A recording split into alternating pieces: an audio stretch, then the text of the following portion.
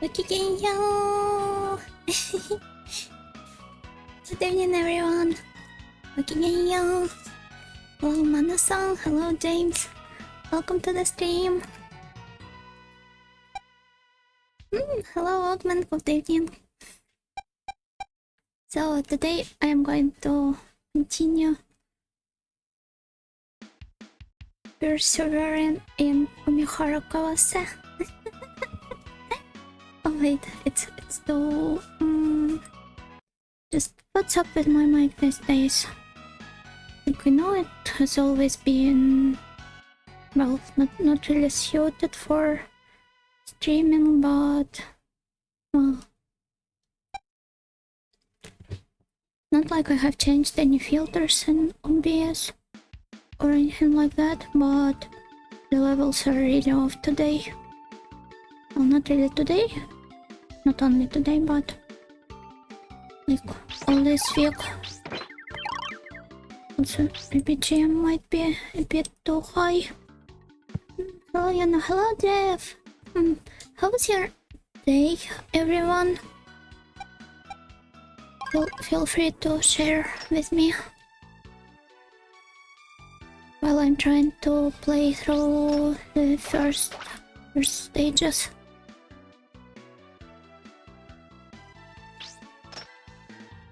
Oh, hello, Svarog. Svarog Star. Welcome to the stream.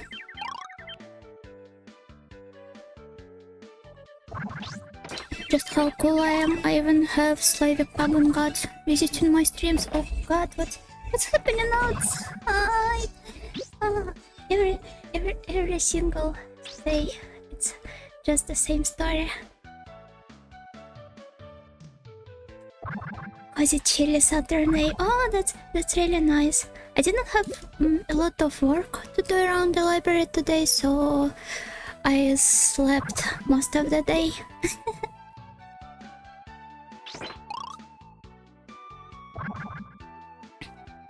Busy day, but I had some time for myself later. Well,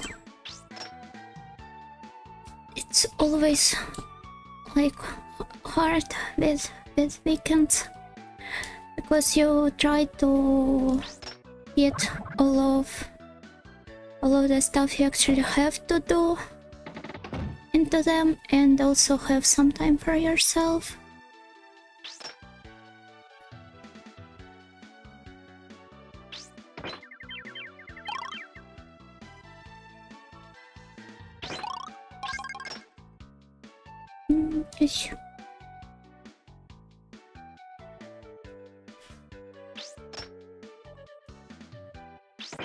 By the way, I had to postpone the stream because I was eating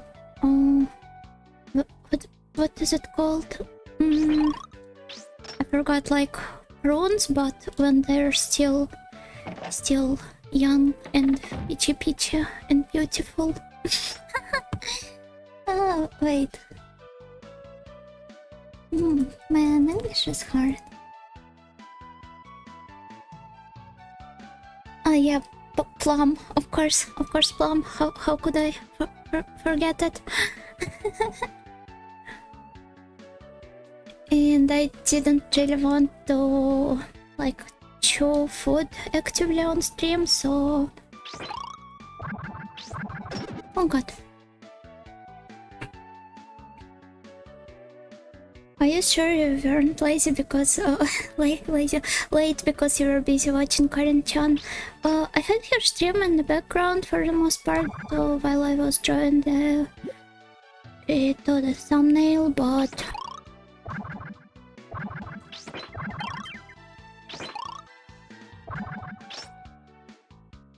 it took me some time, so I didn't get to eat anything, so I decided to make a quick break and delay the start a little.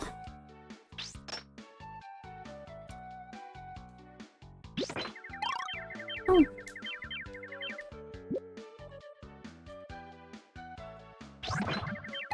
Oh god. The thumbnail snail is especially cute today, Miss Nightingale. Nightingale snail, A+. Ah, thank you.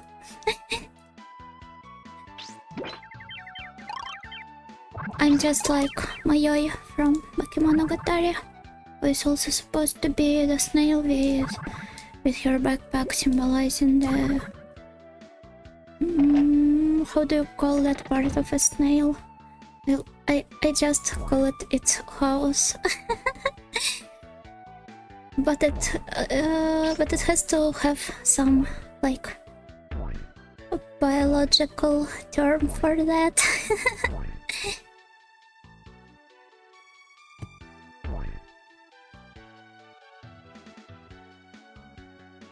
The snail shell. Oh, okay. Yeah, pretty much like with turtles. I kept forgetting the most obvious words today, and I only started streaming.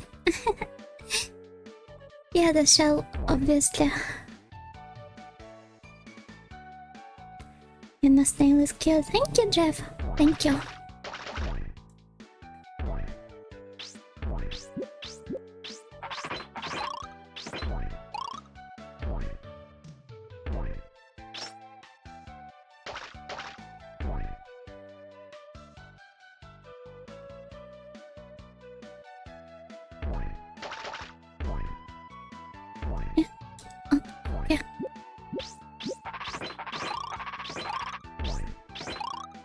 But I was still there for a moment.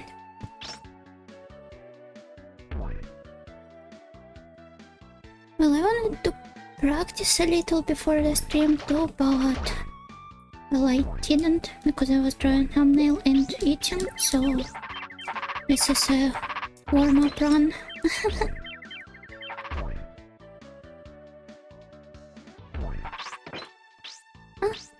Oh god.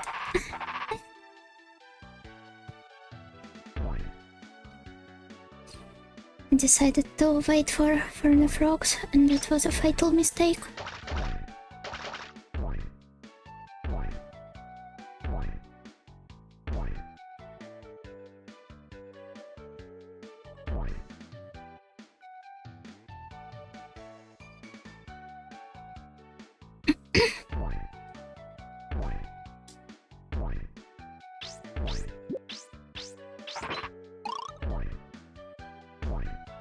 The first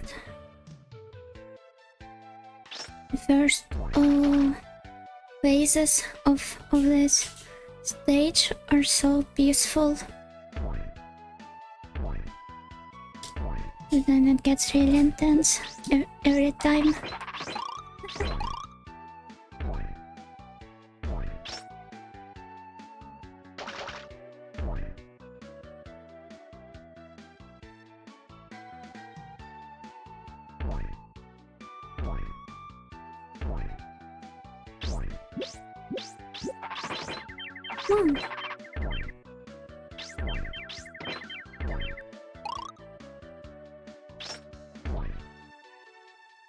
Snail!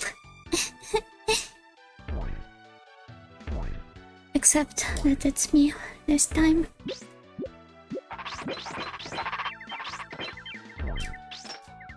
Oh my! Oh my!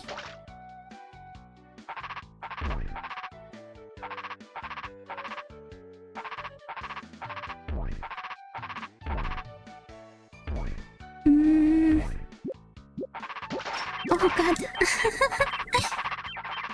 Yeah, as I mentioned before, consider this a trial run. Not a trial one, but a warm-up run. Mama.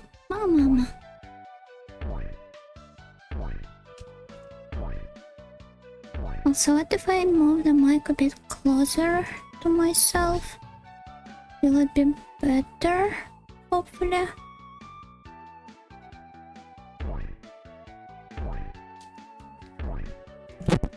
Oh god, I just almost dropped it instead.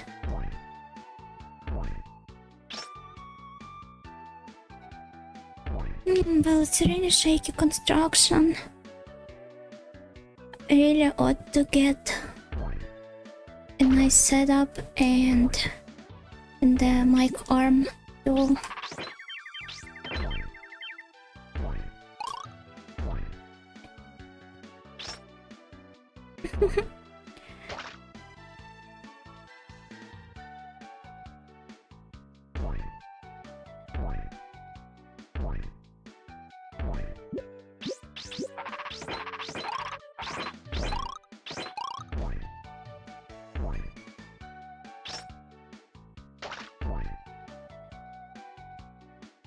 Mic punch count 1. Yeah, except that it's mic punching me.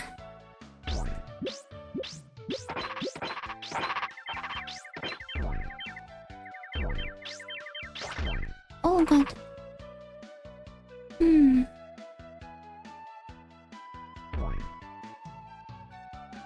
It's like I'm back to square one.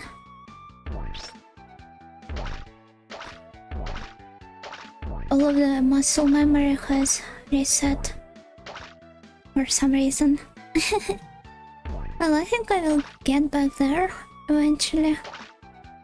Especially considering that it's Saturday, so it's going to be a longer stream, I suppose.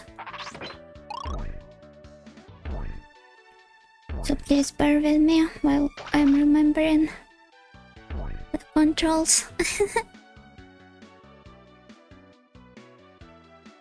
And the precise positioning for each stage and each part.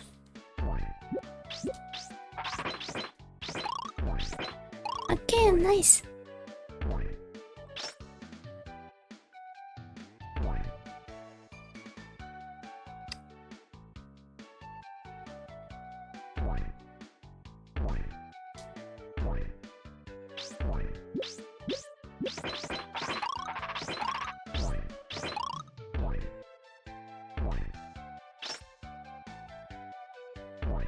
I had so much fun with Yggdra Union today. I think I even had a dream.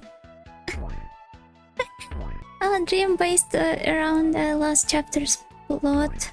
Or rather, not plot, but I just had to replay the battle with Kawase endlessly in that dream.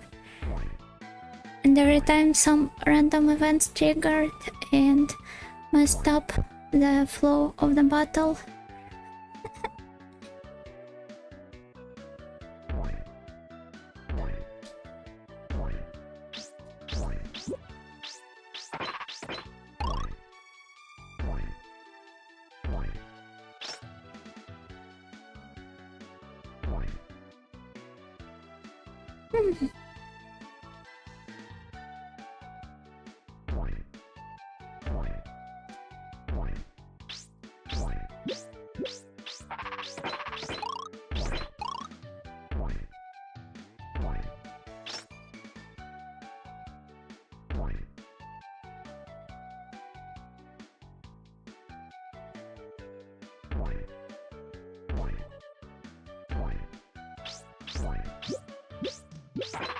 Will I be able to do it correctly this time?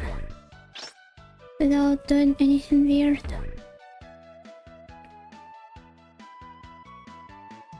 Hopefully.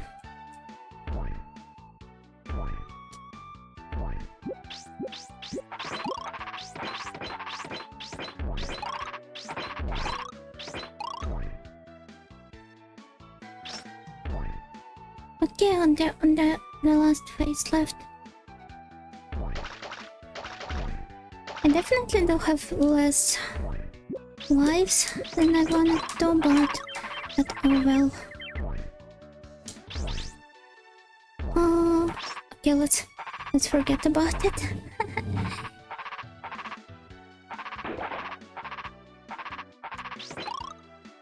Oh, nice. They even didn't get to jump down there and mess my plans in completing this stage. Yeah. Mama.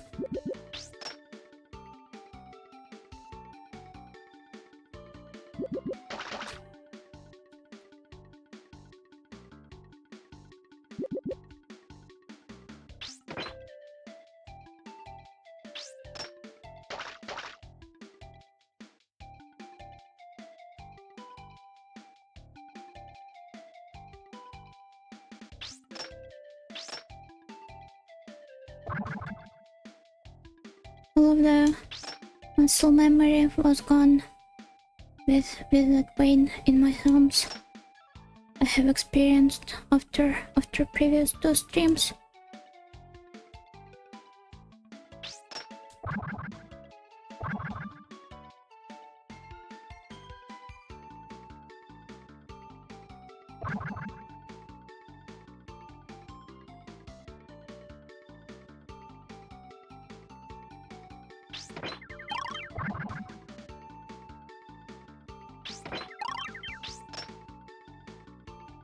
Yeah.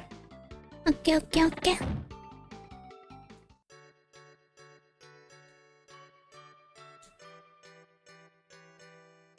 It was close.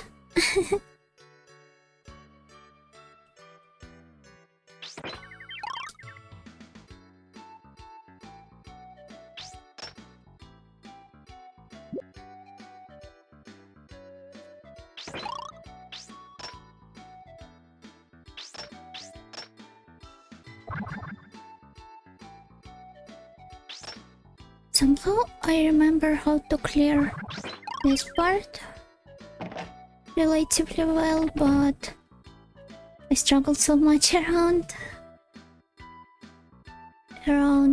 Mr. Deadball once again.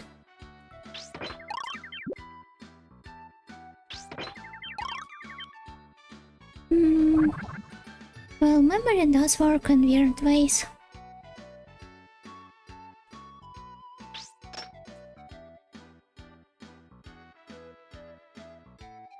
No, let me see.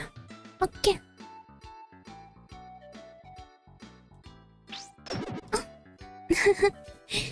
Well, maybe that was a bit reckless.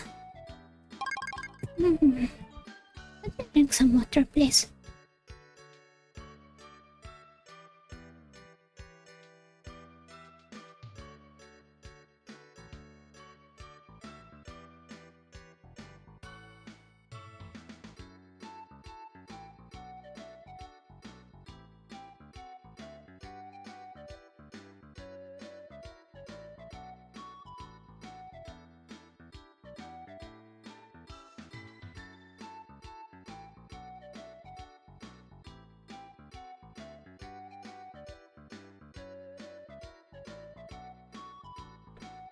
I made a nice sip.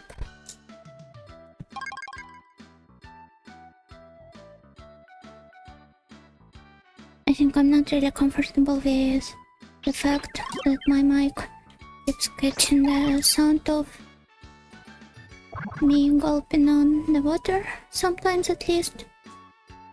So I will try to remember to mute myself.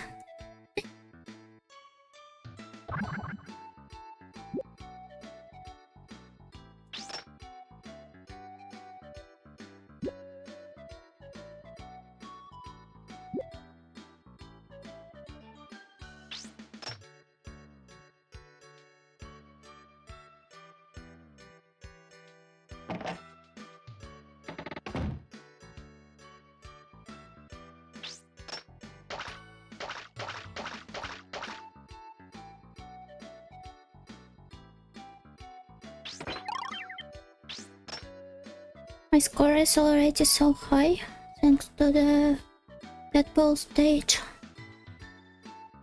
No monster today? Maybe I will go and grab it later, but not sure. It's not really good to drink that stuff all the time, so I should probably stop researching to it every single time.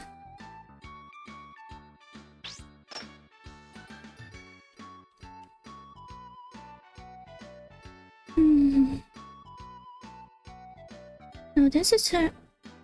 well... this part is rather tricky. Oh, wait, I did it. Somehow.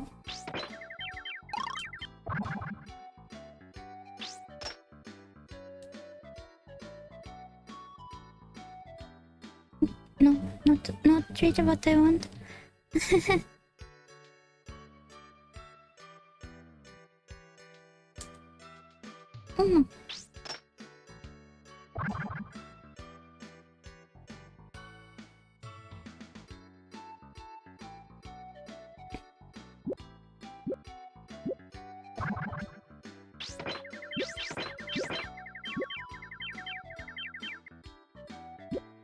Nice jumps, you're getting really good. Thank you. Thank you, thank you. I'm still not quite there, but I will eventually reach the perfection. I need to stop drinking Red Bull, it's part of my morning routine.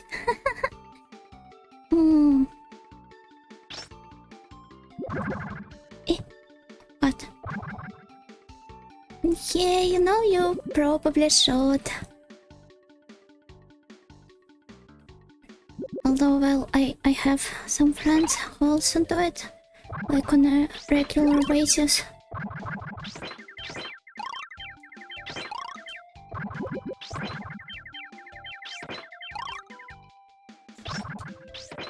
So let me remember how the diagonal swings work. Not really like this, but maybe.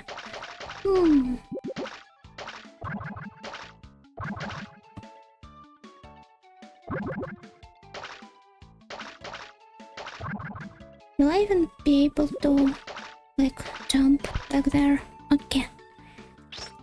Not that bad. Nice.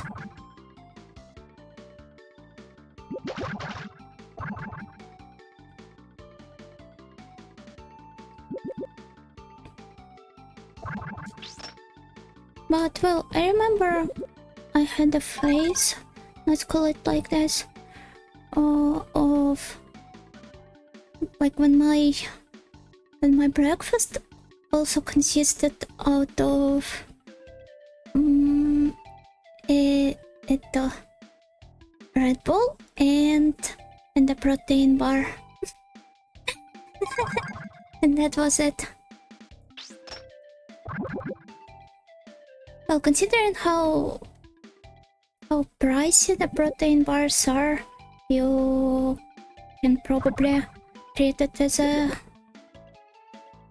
I don't know, a luxury breakfast. Hello, Katsuki, welcome to the stream. It could be worse, it could be cereal with Red Bull instead of milk. Yeah, sure, it would even work like a proper food. What happens to Red Bull when you try to cook on it? Like instead of water or milk? Oh yeah, by the way, I ate cereal with water instead of milk. Not cereal, but I make oatmeal on it.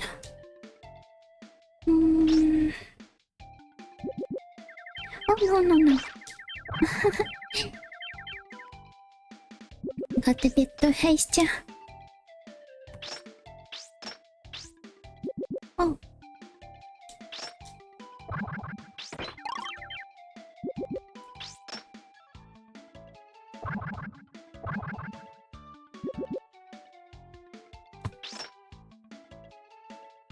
But well, your message reminded me that there are probably some people who reuse the water they cooked, for example, spaghetti in, or I don't know, brewing the tea or stuff like that.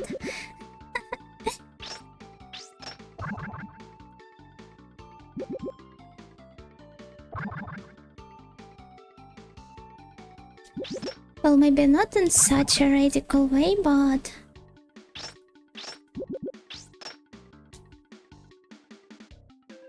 tea oatmeal, how scary.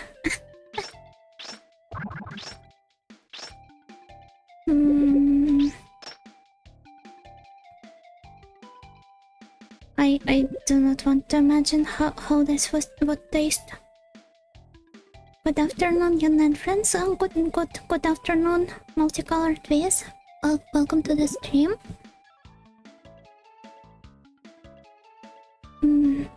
Yeah. Now how do I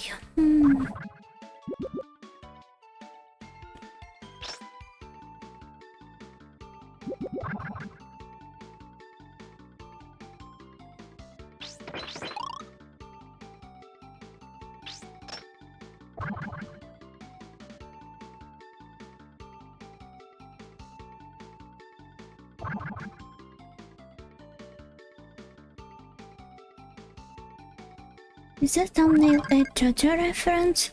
Why? Was there a character with a giant backpack in JoJo?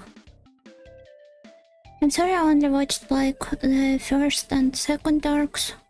Well, basically what the first season of the anime covered.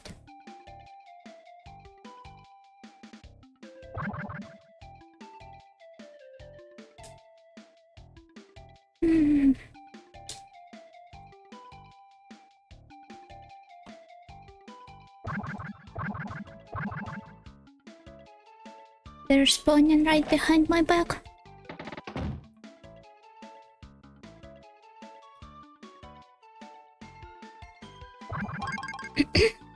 Is Miss Yuna thinking about making tea with sausage water? Oh no, not really. It's quite a sad concept when you think about why people do this.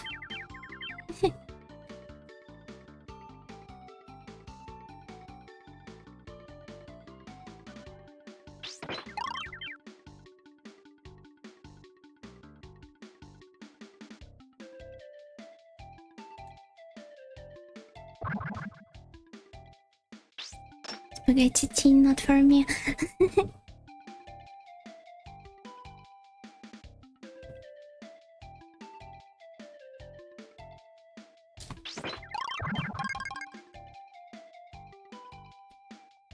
People do that? Yes, apparently they do. I also remember Karin's story about her parents making her drink onion milk as a means against the flu. Sausage water would have some fat. I don't think drinking tea with sausage fat is a good idea. Yeah, it probably isn't.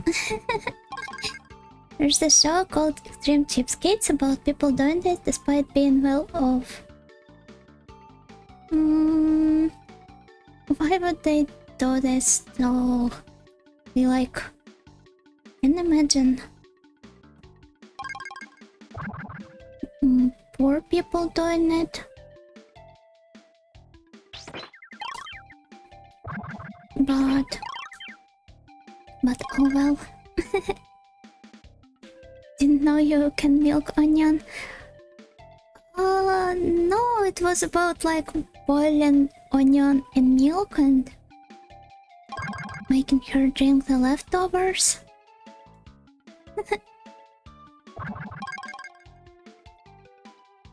But I see Miss Yuna got through the Hello Field 20 years. I somewhat mastered the diagonal jumps. To save money? Well, this is probably the only reason why they're well off.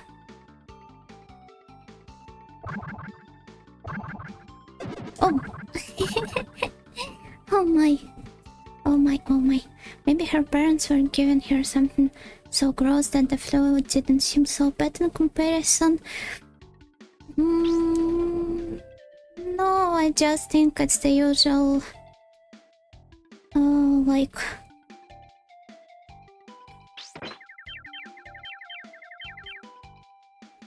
How do I even call it? Oh, nice timing.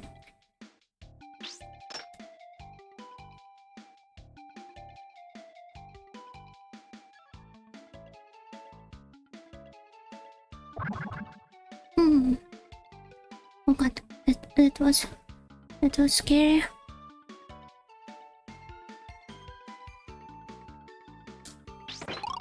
I think it's just folk medicine kind of stuff.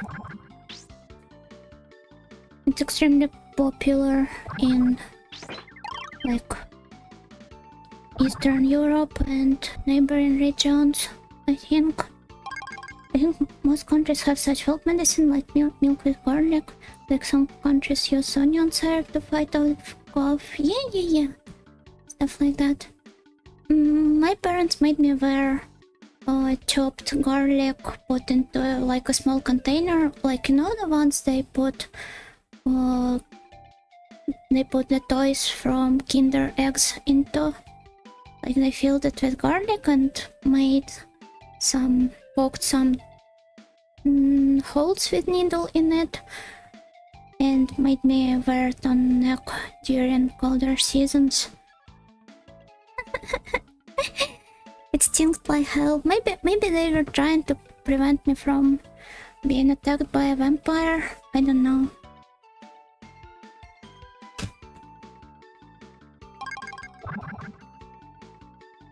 A Kinder Egg filled with garlic instead of toys, that would be a mean surprise. Thankfully the toys were already taken out. So it was just leftovers.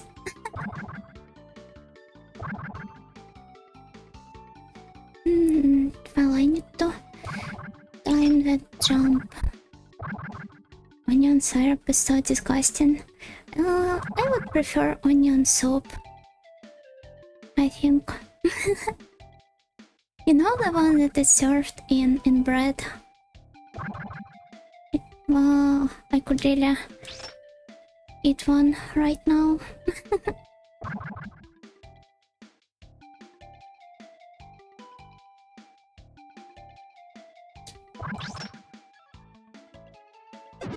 Mom! Oh, Mama. Oh, this is my last life for this run.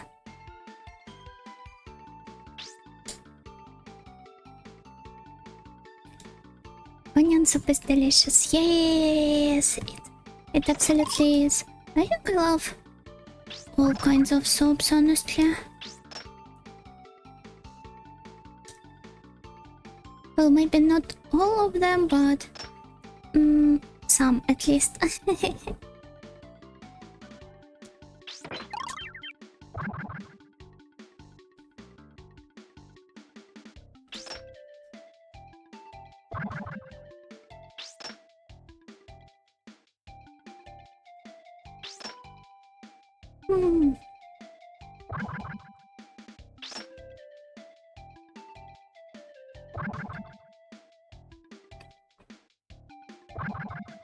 Okay, how do I do it now?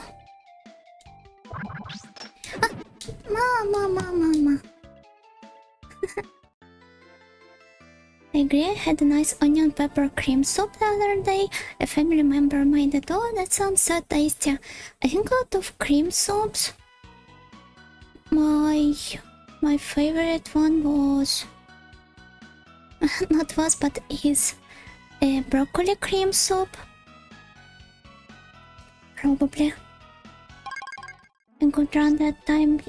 Yes, it was. And in fact, I think because it lasted for more than 30 minutes, the next stage would have been the final one. I still want to reach it the fair way.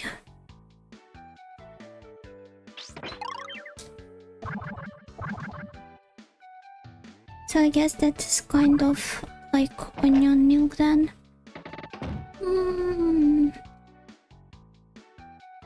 I think onion milk would have to be spiced up and to use not only milk but broth as a base to taste actually good. And when it's just onion boiled in the milk, I don't think that works like a cream soup.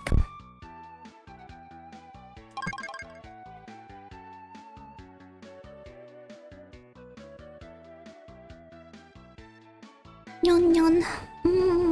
I could just start it, so it's not really nyon moment.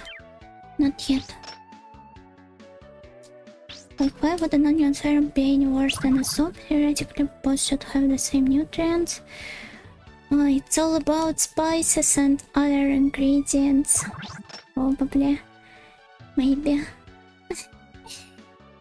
I'm not a cook, so I do not really know, but these are probably the main thing that makes difference.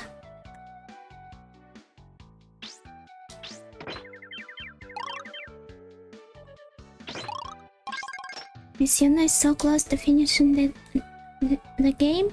Am I? I'm not really sure. It felt like I was maybe in the middle of the game last time. And I struggled quite a lot. Well, not in the middle of the game, but rather in the middle of the route I have chosen to take. But yeah, it would be fun if Universe could stop me from finishing the game. Intensity of the onion taste though, I think. Some people love onion taste. But oh well, it is an acquired taste.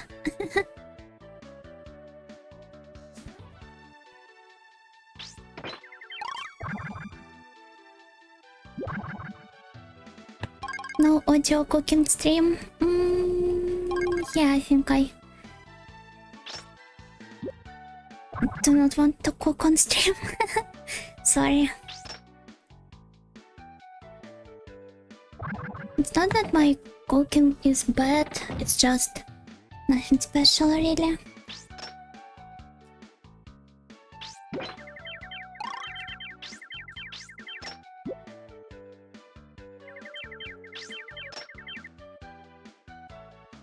Not being able to cook is an audio trait. A proper young lady has to be proficient in everything, so I can cook. Well, I wouldn't say I'm a good cook, but I can cook for myself at least. Oh, that was fun.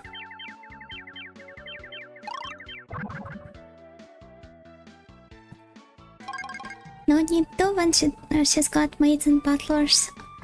I do at home, but I am in a boarding school right now, so I do not have anything like that here.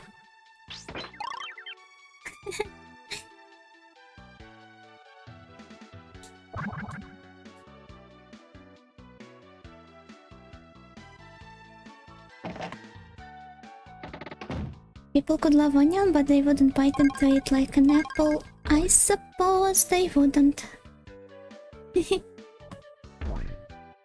I remember my uncle trying to... I don't know, he probably tried to prove something to someone, to my mom. Probably. And he... like...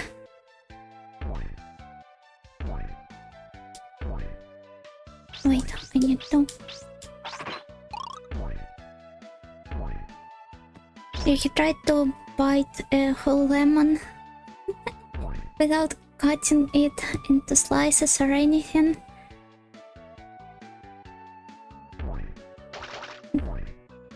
He just bit into it aggressively and made that face, you know, like the face Popoko from Pop Team Epic did. And she did the same thing. It was really weird. But this memory is stuck with me. Or for some reason.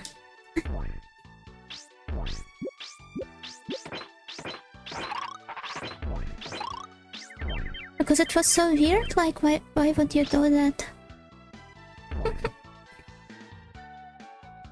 It's a gap mod trait rather more than an audio trait, but so many have it that the gap has vanished. Oh, I got a bit too distracted. Yes, it's more like a straightforward audio trait nowadays.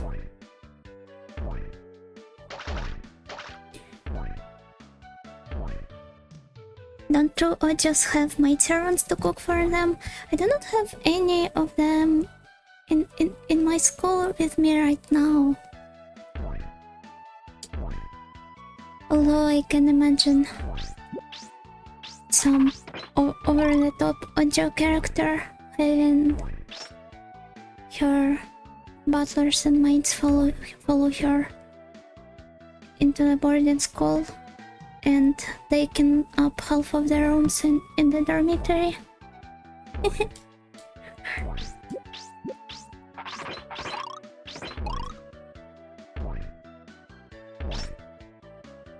My servants that know the taste of your ojo so well that they try to make a twist on the recipe so that she likes the meal more. That's Yurito. Hopefully it won't end up like in the menu 2022 movie.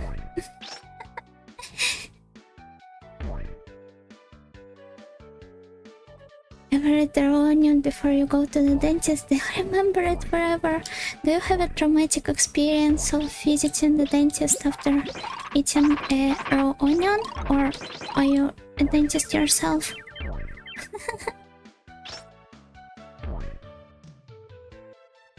I was thinking of Optimapic too when you started talking about eating the lemon like that. Papuko's face in that scene is too iconic. Like many of Optimapic faces, to be honest.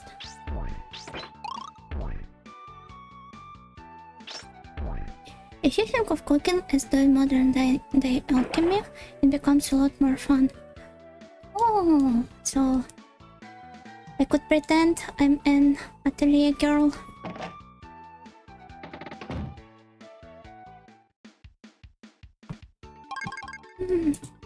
Wait, I want to drink a bit more.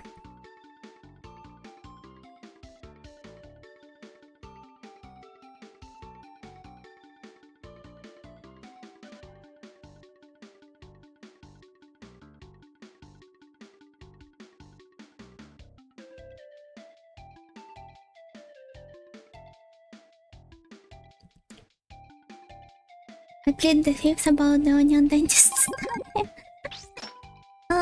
Sure, it's your right.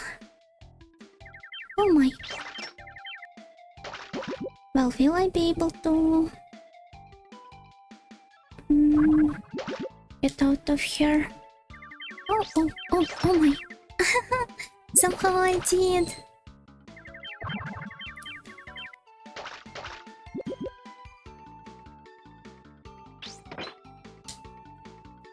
There's also a job of servant enrolled into the same boarding school as the Ojo, so she can service her even at school. Right, there is. Oh. But I think it would be more like... it would have more comedic value if it was like a huge group of servants.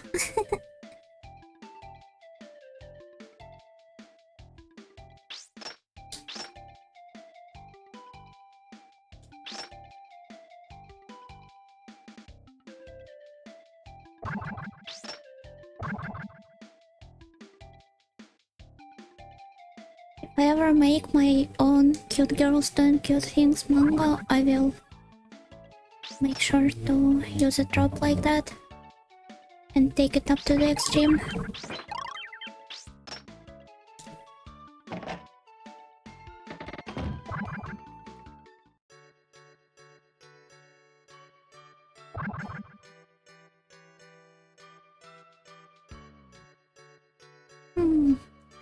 Let's wait a bit more.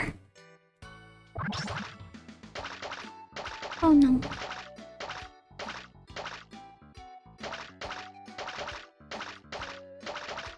Well, let's see now. It's all about timing.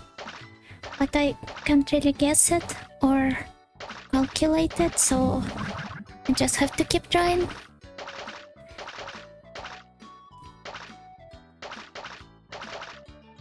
Okay.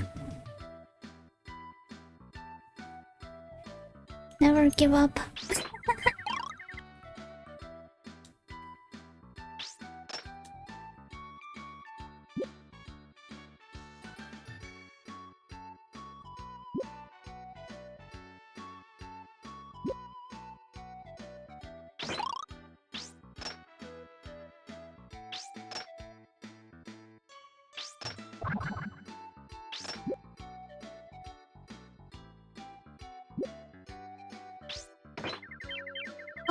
Nice.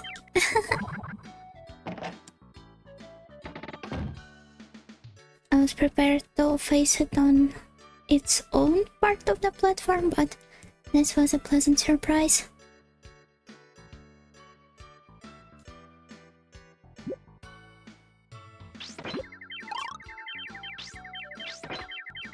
My brain is going into overload because of that trope.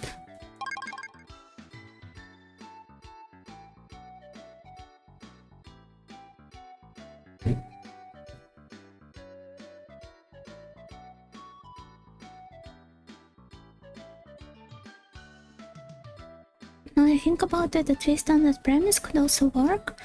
The maid tries to enroll into the same school as the Ojo, gets in, but the Ojo doesn't, and asks to settle with your second choice. This is a tragic story, if anything.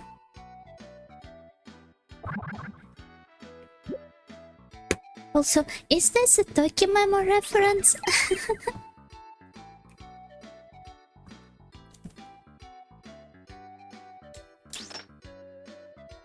I'm really loud today.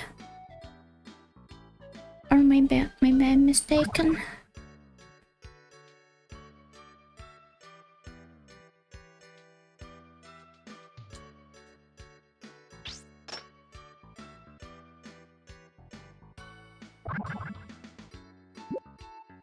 Maybe it's because I got to sleep finally.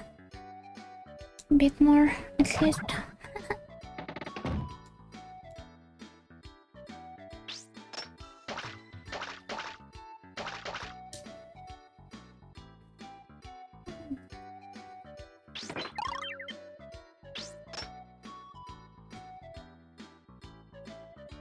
Room.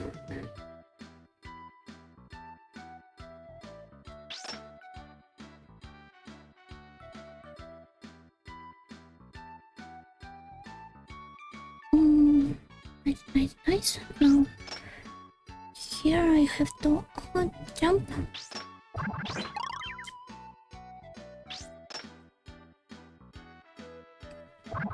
No, everything is a Tokimemo reference. I'm just like those people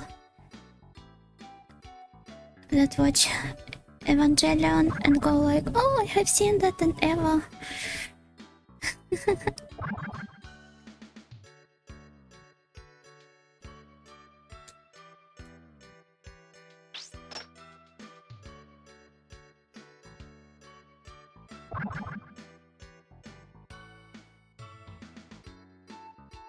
High schools in real life are a Tokimemo reference.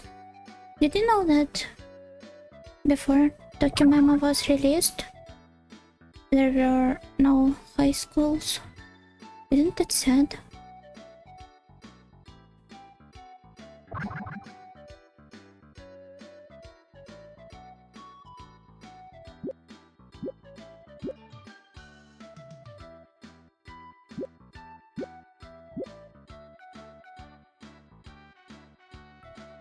Can confirm I attended the law school.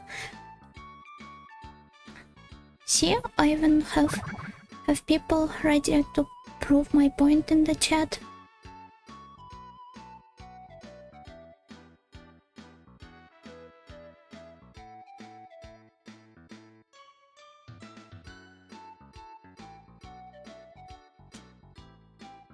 But think about it, it could be a good comedy of misunderstandings. Everyone in the high-end school thinks the maid is the highborn Ojo.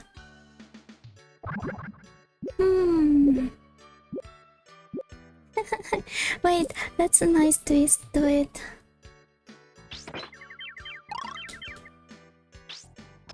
And she's like so effortlessly perfect and diligent in whatever she does that nobody believes her, and she tries to explain that she's just a maid.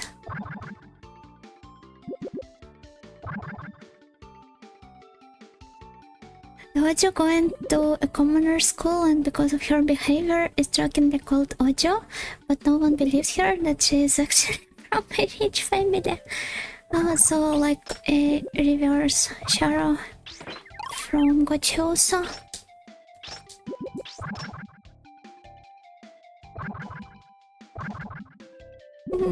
Yeah, that could be. That could be really a fun idea for cute girls doing cute things anime.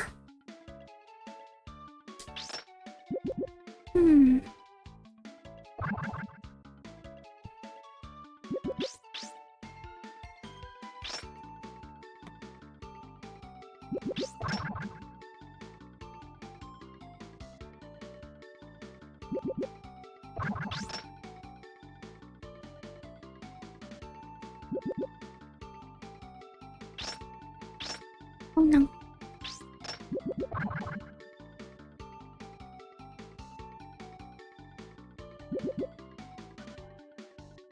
Oh no, I have to check if there are snails here. Thankfully no, but there's still a lot of other friends and I do not really feel like facing them. Oh no, it's not time yet. Yeah? Yeah? Okay. I think I need to pay more attention to how hitboxes work in this game sometimes. But I feel like we were on the same surface. Why couldn't I grab it?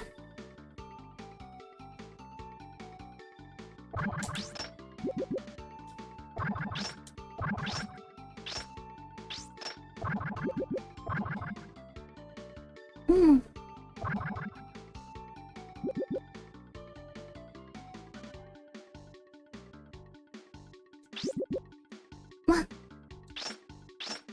It was a really close one. My nose is itchy. Arama.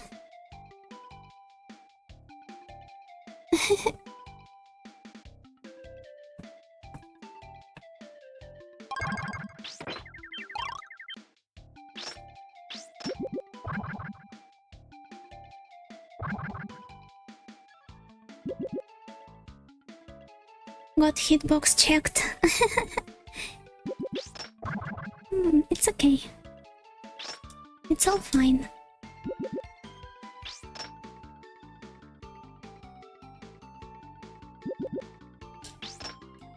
I will just remember to avoid Mr. Snail. And I don't know, maybe just jump up there.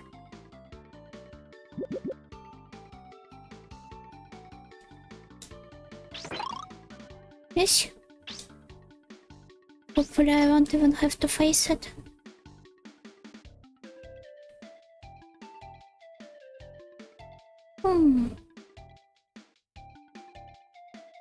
Now how do I reach this part? Oh my. The easiest way would be just with a diagonal jump, but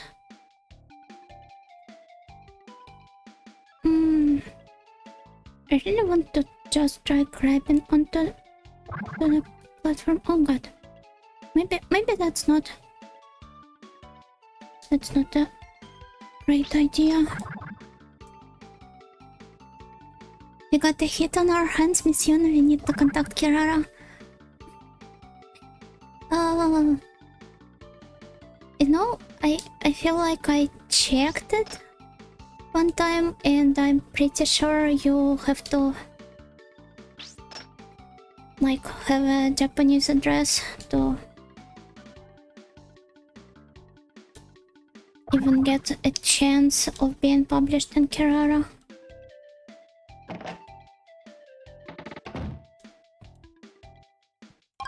And well, unfortunately, I do not have one.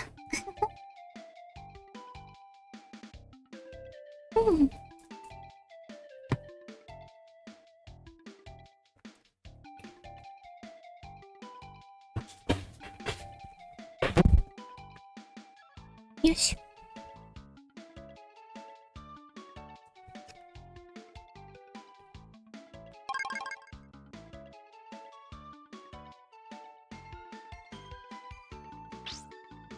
This time I will get through this stage. Hopefully.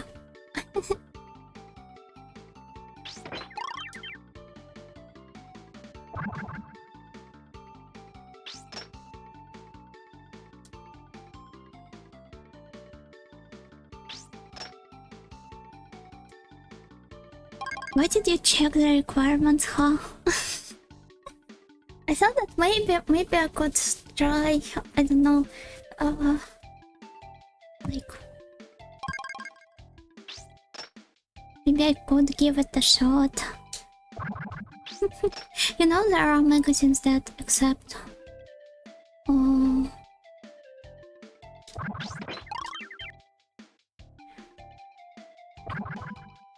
accept foreign artists as mangakas, but apparently they're really rare and it's hard to make it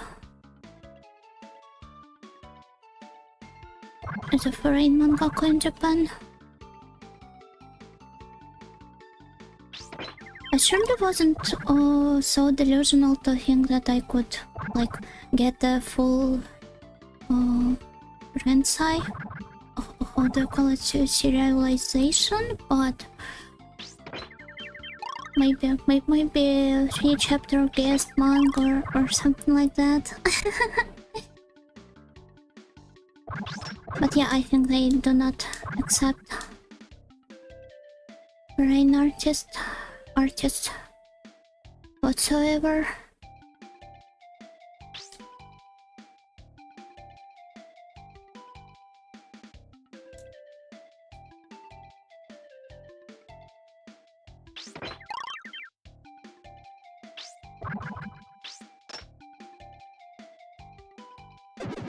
Mama. I should have waited a bit more.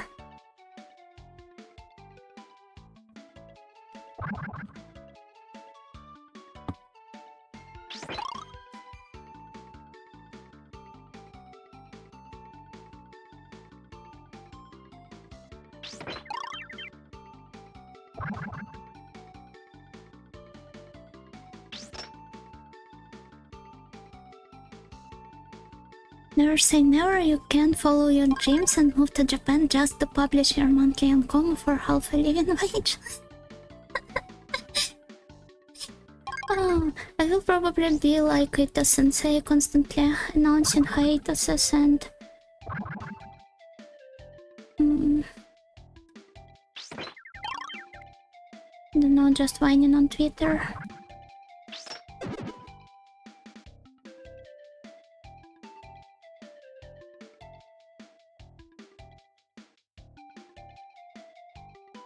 Mama. For some reason I really like the funniest sounds starting with the M.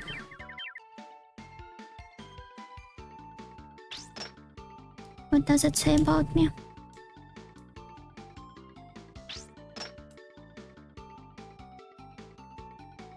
Mother also starts with M, so maybe Miss Yuno, you have an Oedipus complex. Oh. Like when girls have like this kind of Freudian feelings towards their mothers, do you still call it Oedipus complex because it is directed to the mother, or is it an Electra complex because it's the daughter experiencing it? Huh? And well, same with the sons who want to like get closer with their fathers. Let's put it this way. Oh my. I should put more attention to how I perform this jump. With all those sweet Pixiv manga these days, you could just publish there and wait to get scouted. Oh, true. But if I use this premise now, I will get doxed. I would have to do it on my Vtuber account. And then the manga gets so popular that I have to continue it forever. And like I can never graduate from VTubing because I have to continue publishing my manga. Arama. According to Freudian theories, females don't have thoughts this deep. What a shame. I think he should reconsider it. There are lots of VTuber mangaka, right? But it's mostly like artists just debuting as VTubers. And also types like Miss Hocho Marin, who had publications in Kirara, by the way, in her past life, but who doesn't really do anything now. They only have one complex. Let's do that. I hope his followers expanded on the unlimited possibilities of women.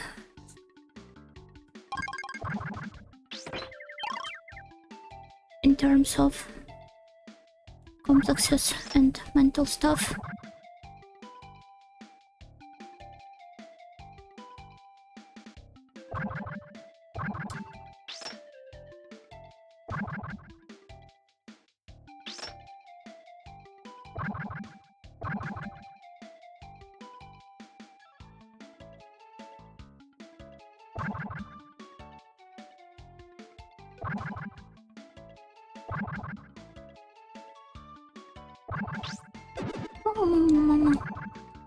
Wait, she did? Yes, but it was only a guest manga.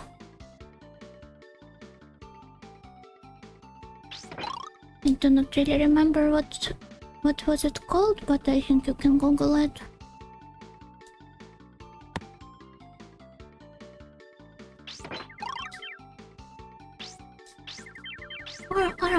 Mama. Wakame Combo, Pochi, Inuyama Tamaki, and Haruka Hano are all some VTuber mangaka. Yes, but only... okay, I do not really know who Haruka Hano is, but... by the way, Pochi's author also has a VTuber persona, and Ito-sensei, the author of Mochimaza, does too, although I'm not sure if she's been VTubing recently. But, well, Tamaki-kun is a separate persona from Norio Mama, and like, when their work as a mangaka is discussed,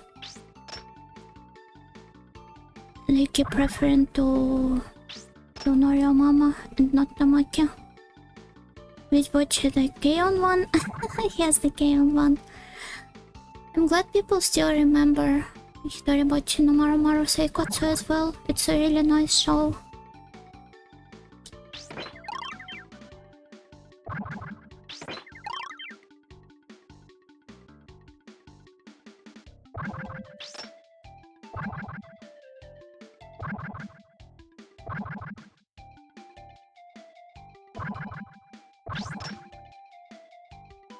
Hitoribochi said not to forget her. I'm glad you follow her. Your last wish.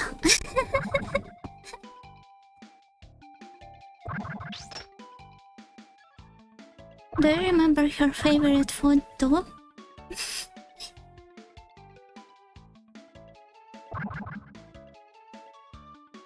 Also, you love Hitoribochi. Name your favorite food now.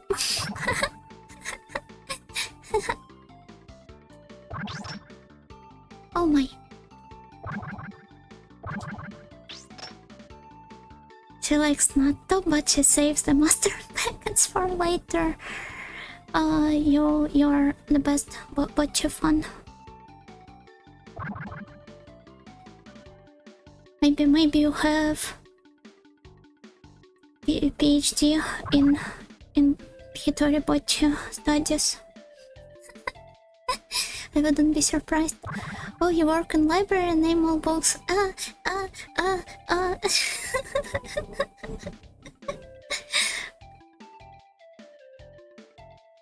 I was trying to come up with a meme answer, but I can't think of anything. Which memes books are there? Like, I don't know, House of Leaves, maybe? Harry Potter.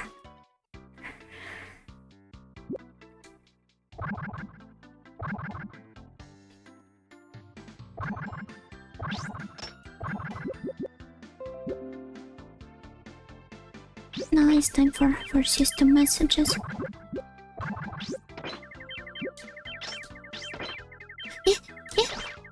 Oh my.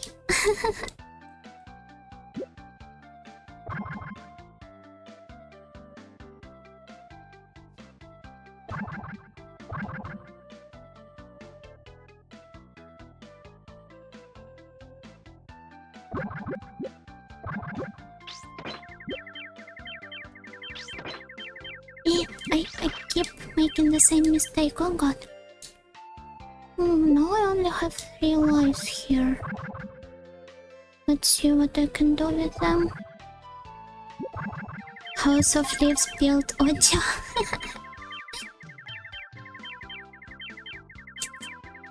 English as she spoke was an old meme book. Not sure I know about this one. English is she spoke.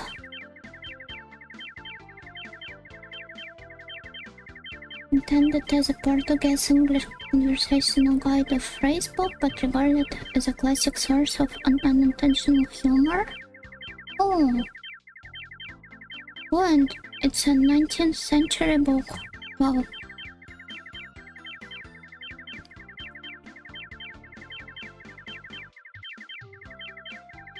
Aramo. Desktop audio using audio. I'm sorry.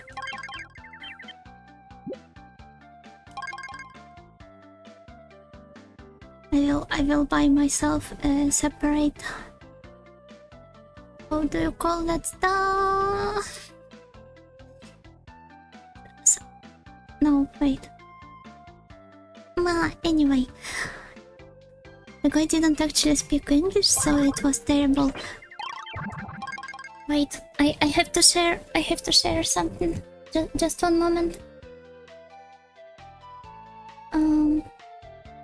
Mama, where was it?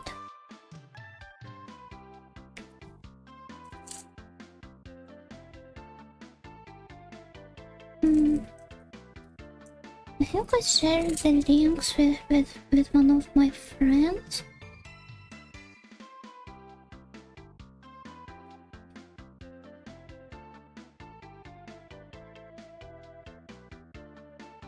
Let me see.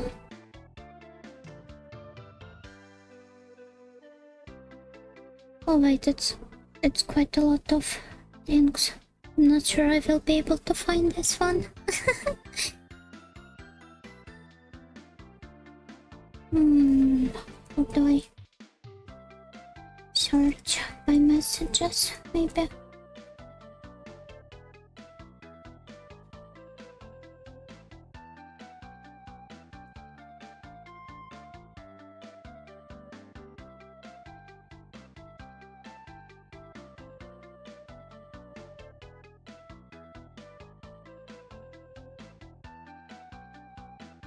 Okay, I won't share the link to the Sci-Hub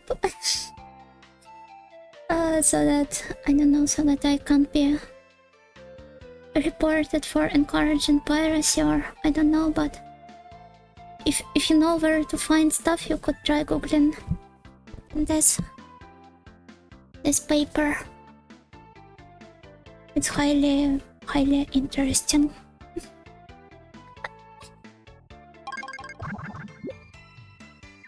Oh my. No, they keep attacking me from all sides.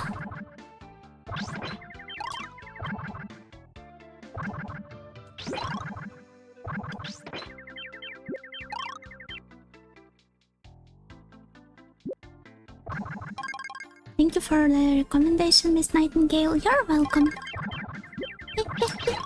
Oh god. Oh, sorry for sounding so agitated. Perhaps this is not what people looking for a comfy stream want.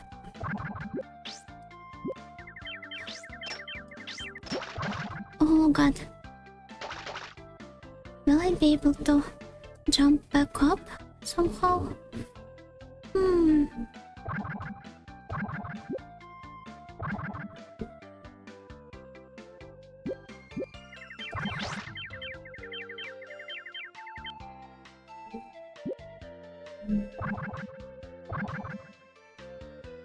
Speaking about libraries, librarians, and books, I know I have mentioned the Book of Hours game on one of the previous streams, but I'm still playing it off stream and I'm having quite a lot of fun with it. I think there's one part of it that I really like.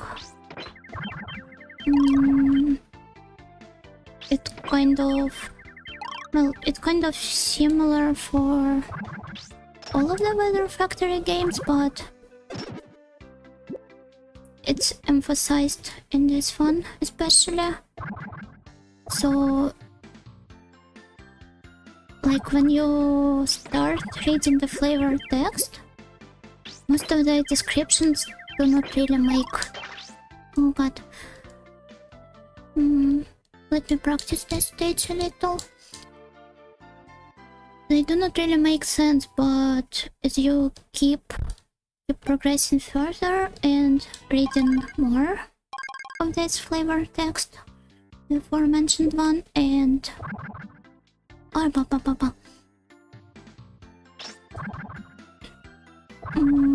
it actually gains some context to like understand it from. And well, in this game you take up the role of the librarian who has to catalog and research different books that are kept in the library, and the game allows you to take like to click on any flavor text and take note by copying it into by copying this piece of text. And you can like paste all of them into a Google Doc or into a Word document, whatever you prefer, or into a notebook app file and organize them to get a full picture of the lore. I don't know, I love how it encourages you to basically make your own game wiki. Why did I do it so relatively well in the practice mode, but wouldn't in the game? Okay, maybe I didn't. There are also various recipes you can use in the game by combining different cards. The game uses a card system, and I think people asked the developer to add some kind of the book of recipes into the game, for which they just replied no.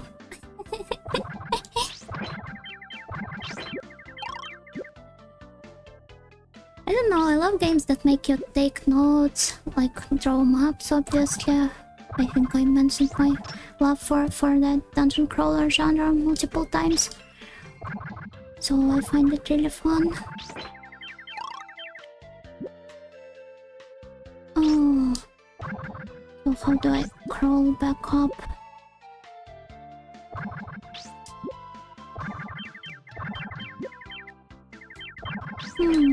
Shouldn't I go all the way back or... Okay, let's just redo it.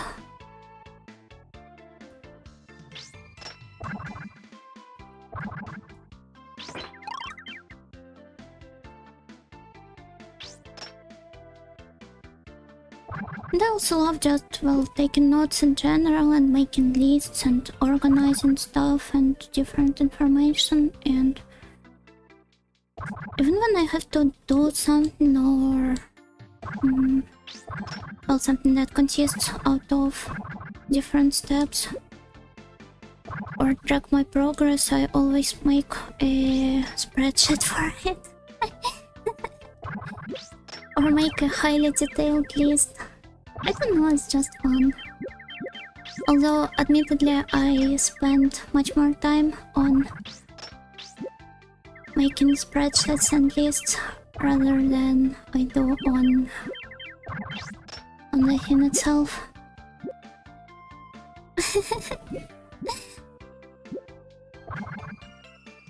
A bit embarrassing, but I always have monthly goals and highlights of the month tabs. I don't know what's so embarrassing about that. Like, if it helps you to stay on track and motivate yourself, then it's perfectly fine. Although I find it really fun how with that obsession with making lists and everything, I never got into planning.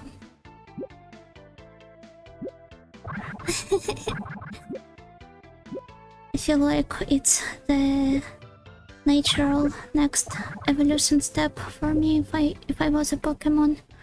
The bullet journal girl, you know. But for some reason I didn't.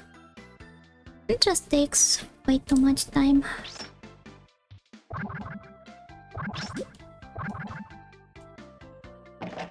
Okay, not that as well this time, but I still did it.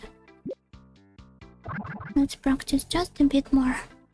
I think it's working quite well. Then it's great. No reasons to get embarrassed over it.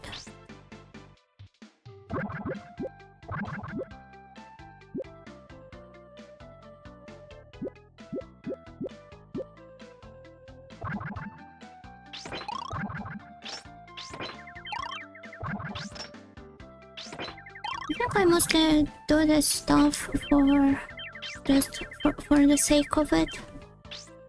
I just have a lot of fun. Oh god. Composing and stuff like that. And I never even finish them. Most of them are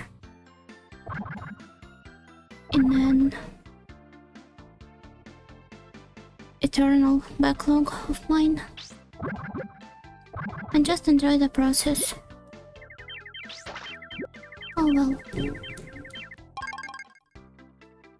I know someone that writes a few little notes every day on the calendar and keeps the old calendars. Okay, it works so like a small journal of their life. This is a really cute idea. I have a notebook with... how do I call it?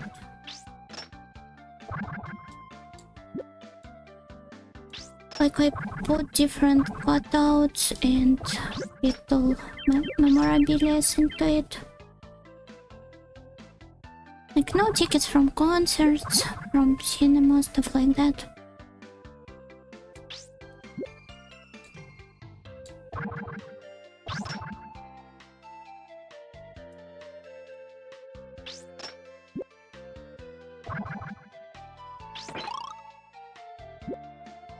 But well, as you might have noticed on the previous stream, I am quite sentimental.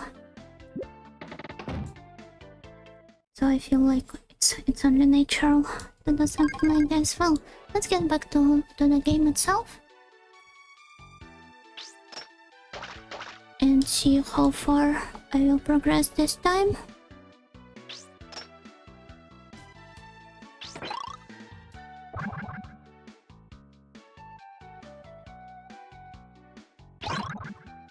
drama.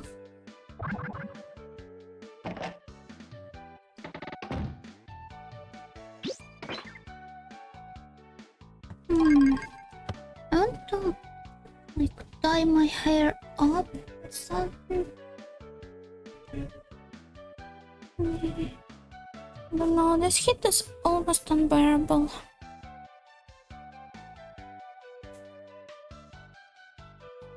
Really annoys the hell out of me.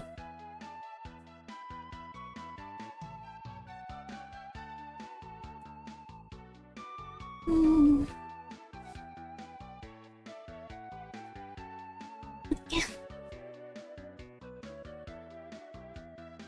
So a quick sip of water and I will continue.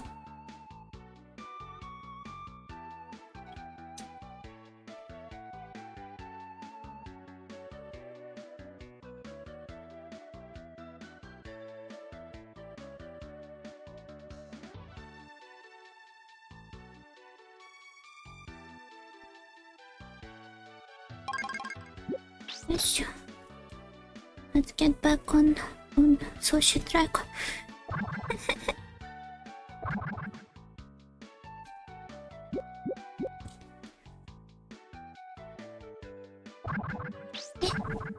Oh,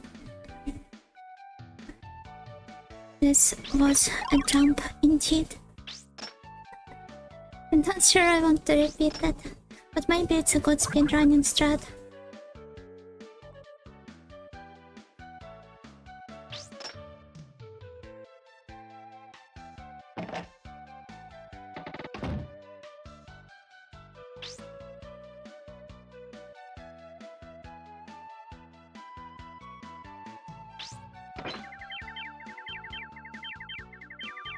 Orpheus didn't even understand what happened.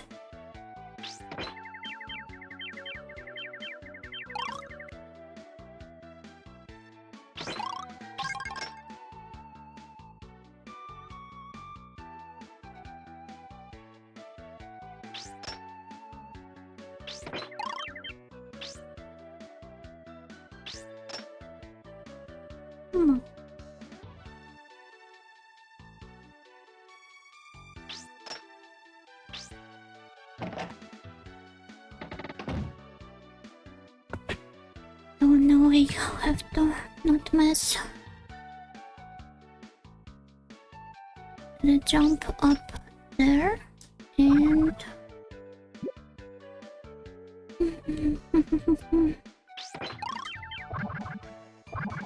okay, nice.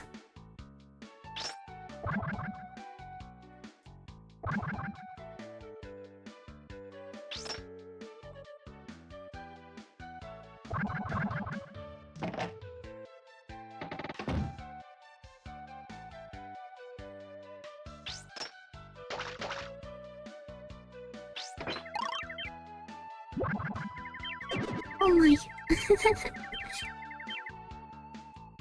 By the way, for some reason I thought that I have been doing Umihara streams for over a month already, but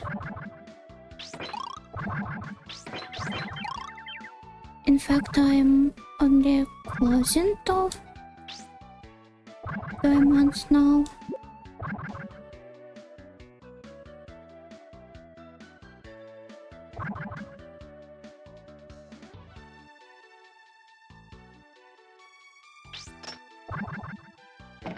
And perception is an interesting thing.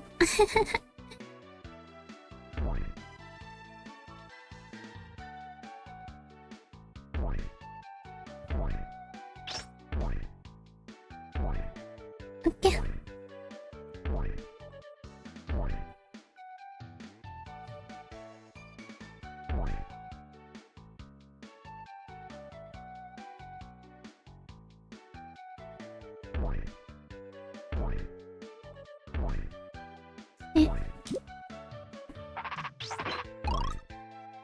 I might have overhanged there for a bit, but thankfully it's the early phases, so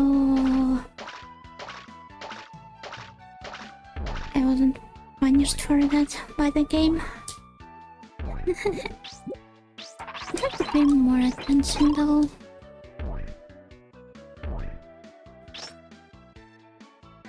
Yes.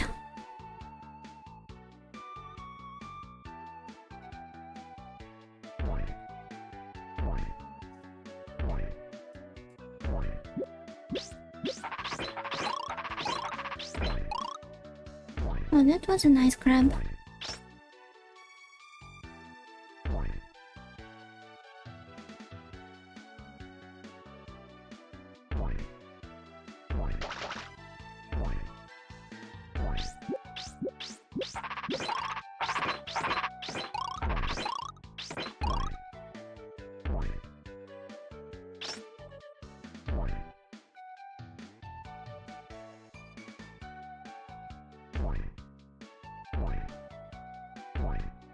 Love how Miss Umihara just has a usual sized backpack, but I for some reason had to draw it as a comically large one in the thumbnail. But well, I used the chibi style, so I should probably also take this into consideration.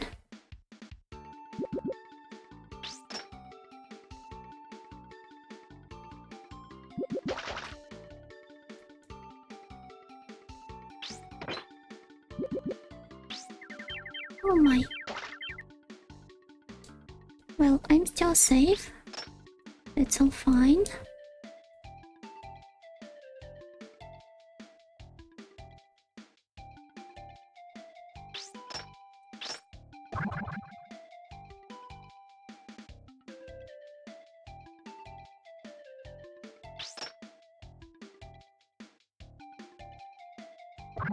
Maybe Miss Yuna is just very small. I'm average. I don't know. Chibi Yuna is small. Although I love to imagine her as a kaiju sized girl too sometimes.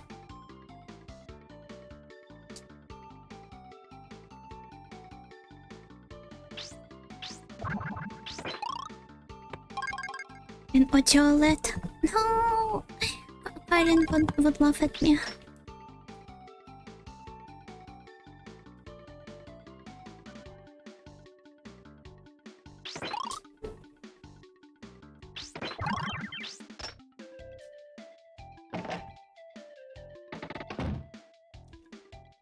Yeah, I mean, have you seen Chibi Yuna next to a normal person, like the one that is supposed to have 8 heads in its full height?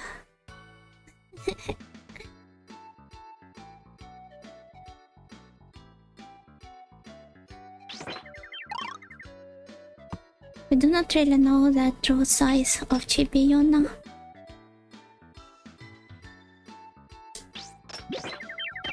No! Yes, it was funny to see how Karen reacted to that sharp businessman today.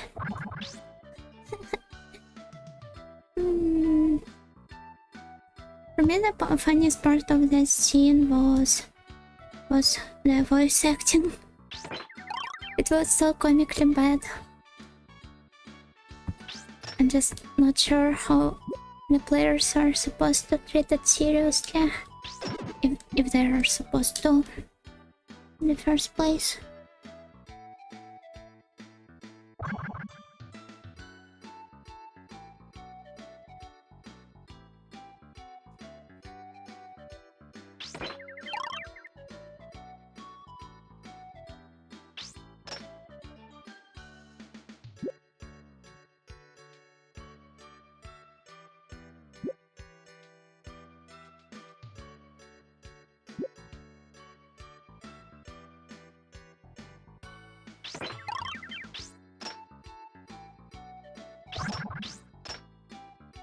No, I like, how do I put it so that it doesn't sound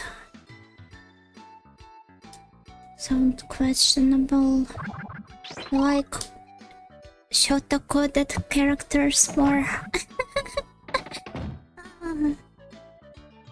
So I don't know. At least with male characters in fiction, I think it's cuter when they're small and fragile.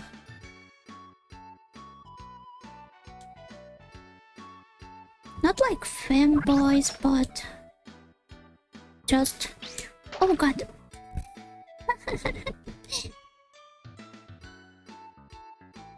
Just small and pure.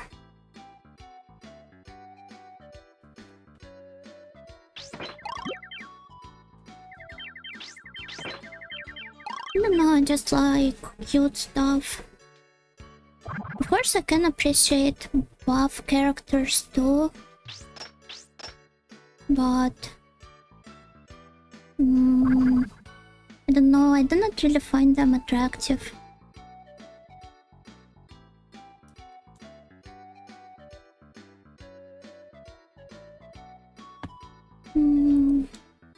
Like for example, I like Golden Kamuy, but half of the cast here is... well, they're not really someone I would consider an attractive person. People... well, you get it.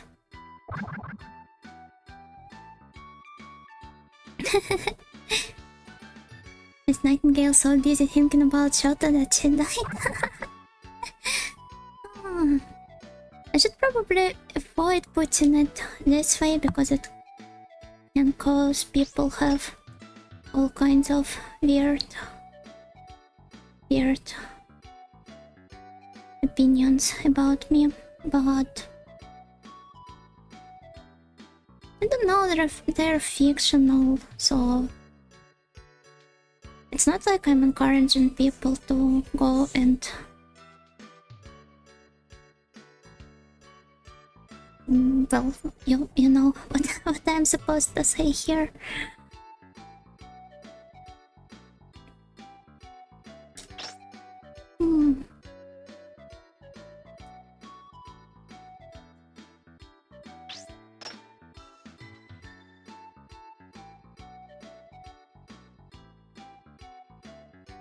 There seem to be lots of Shotacon VTubers. Oh my god. Why did you have to start with her? Oh my god, it's one of the reasons I do not really feel safe. Oh god. Shotacon are killing me. It's the game trying to punish me for preferring Shotas. Marin, I feel like Marin has a really broad range of types she likes. Pochi, yes.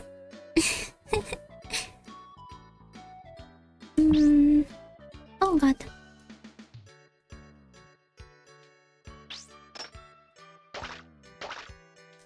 Pochi is indeed the Shotacon VTuber. Mori, I don't know, I haven't watched her that much. I thought she just likes, I don't know, small guys. Well, you could consider it as loving Shotas too.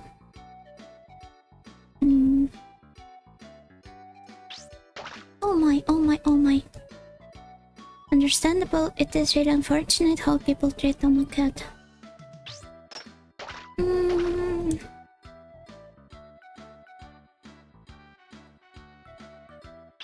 I would make a bigger rant on it, like the one Karin did on her Baroque stream.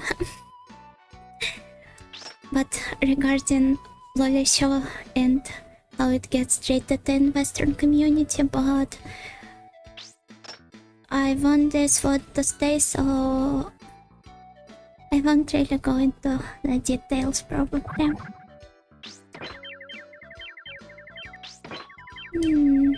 But I think you more or less get what I have to say on this matter.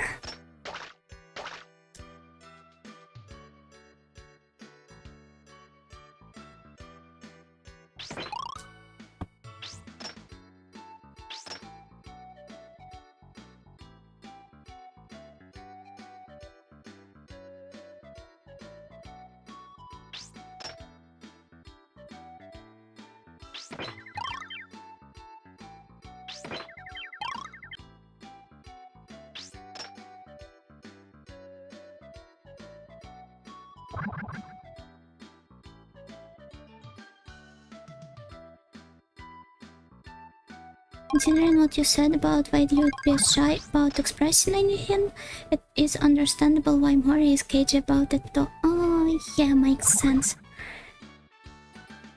Especially since she is an established artist and a musical artist. With a like huge contract. I think she signed up with Universal, if I recall correctly. Like, sorry, I do not really follow Life in for the most part. I only watch Kirinukyu's, clips of Fauna sometimes. And well, the dog girls are really cute too. I also watched Ina a bit when Mif just debuted, but then stopped for no particular reason. I still think she's great. And you do not need to apologize, it's fine.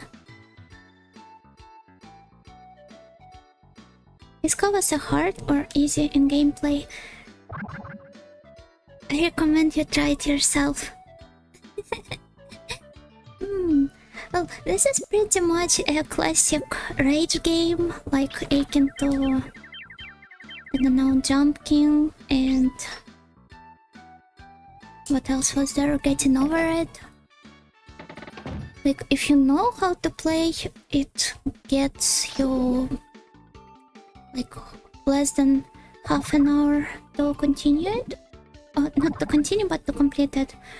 But it takes quite a lot of time to master it because it has a huge learning curve, I think. And yeah, welcome to the stream, Miles. Welcome. I saw Fauna 3D yesterday, it looked good. Yes, I love how they adapted their designs to 3D.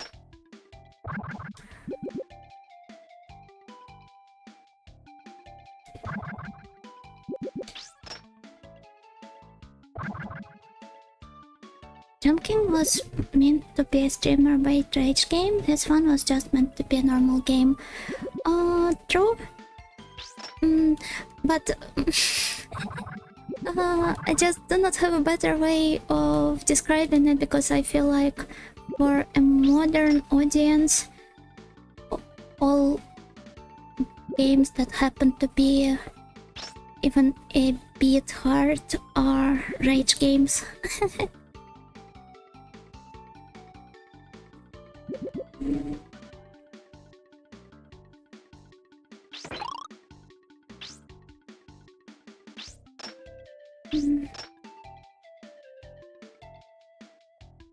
Of course, it doesn't mean that I have to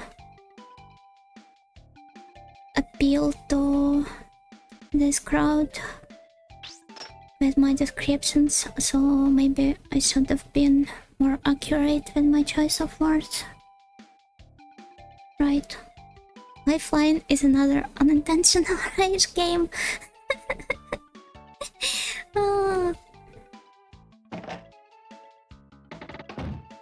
I think I would suffer a lot in this one.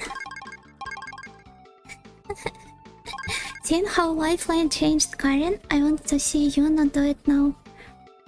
You sure you want me to? I feel like with my accent, I won't even get out of the first room. Like, I saw people in chat call Karin's accent thick, but I'm nowhere near her level.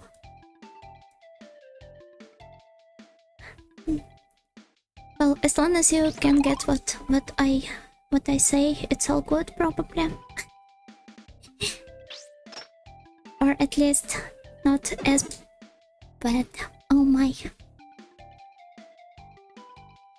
I'm surprised how little accent Karen has.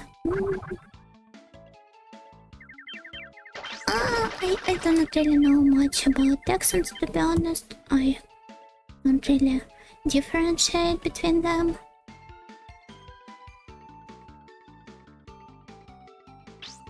So it's just, well, I don't know. Although it could be a pronunciation practice. Yeah, maybe the game has you use like a limited set of commands, so you could just master the pronunciation of these particular words.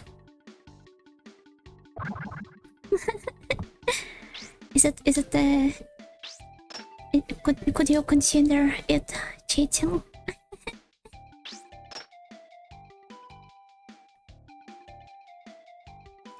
It's just my survival strategy as an ESL Vtuber.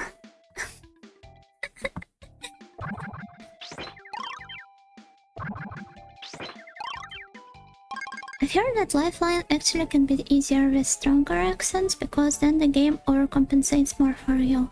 Oh, so I could do great in this game then.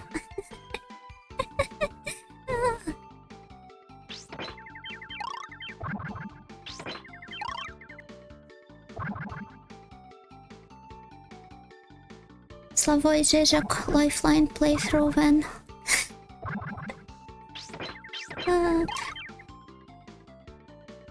Sorry, it's just the first person that comes to my mind when I think of people with strong accents who still have like a... I wouldn't call his reputation good because, well, because of his views, but at least people consider them to be smart, not them, him. It's my copium pill for the days when I like struggle a lot. Oh wow, Zizek mentioned and miss you on stream. I mean, he is a prominent cultural figure. So you kind of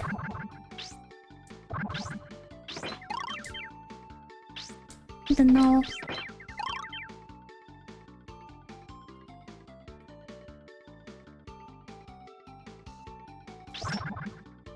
Just in case, I do not really follow his content and I haven't read any of his books. Although one of my friends happens to be a big fan of his and he links me, I don't know, can I call it clips? Sometimes when it like he uses them as people use the reaction pics.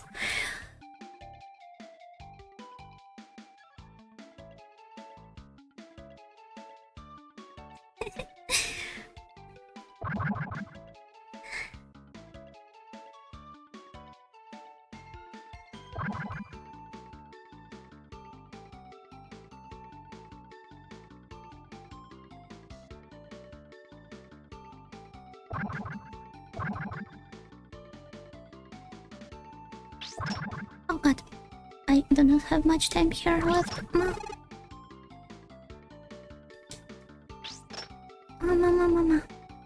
So will I... Yeah, nice. Alexa plays Ajax Kinder Surprise. It does have one. My friend from work would send me a pic of Zizek every time I sniffed in a cold. Have you seen Usada Pekora from 2020 and Slavoj Žižek in one room? I remember she had to snort like this too, quite a lot. I'm not sure if she still does or not, but this was hilarious.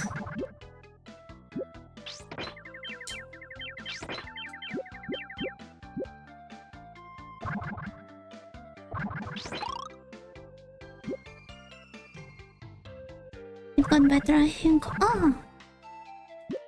That's great to hear.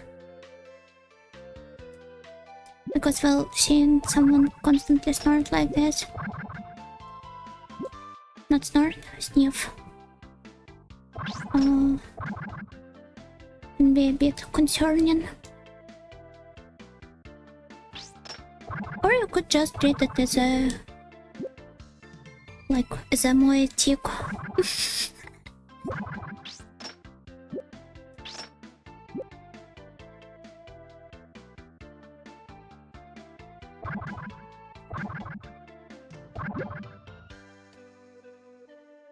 In case someone wants to praise me for how cultured I am, or I don't know, for knowing Žižek, or I don't know, to like decide to unfollow me instead because you do not, because you think I share his views, or just know that I am too dumb to get the stuff he says.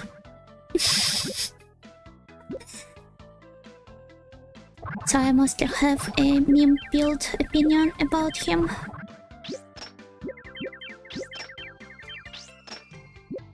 For better or worse.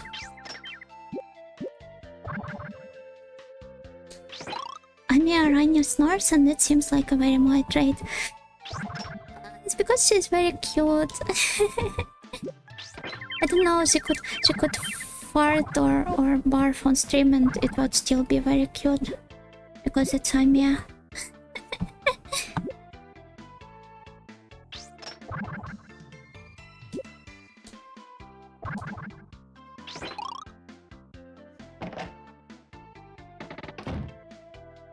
I probably sounded like an Kimoy Oji-san right now.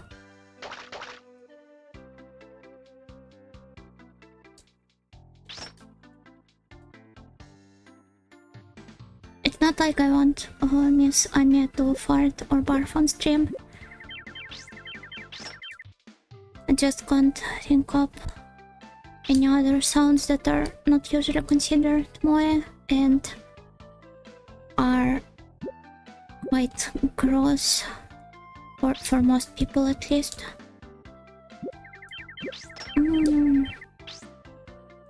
I should work on my timing.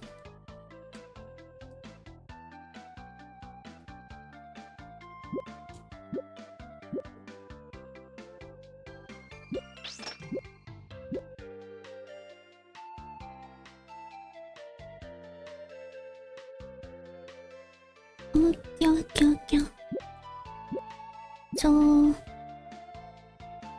I get it, like how Mio famous. Oh no! Do not mention this story. At least Damia is proud of her snorts and Mio is clearly embarrassed.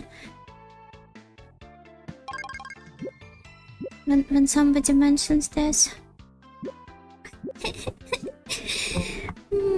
I think there was a girl in Animare, I forgot her name, but like she used to barf. Not barf, but eat.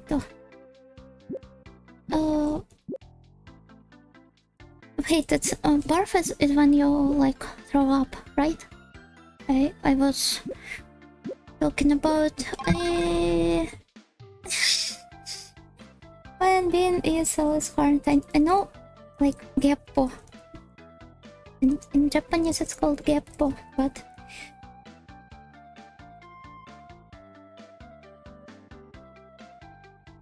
geppo is a cute name, by the way.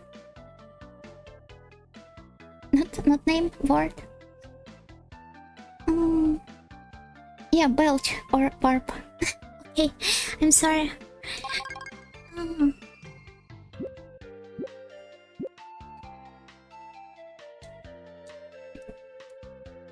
mm,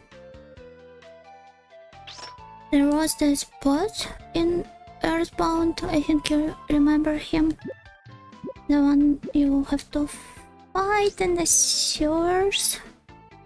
He was called Geppo in Japanese.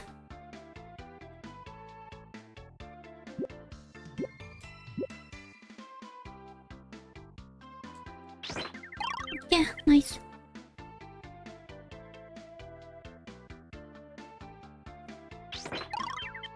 Master Belch in the West. Oh, I see.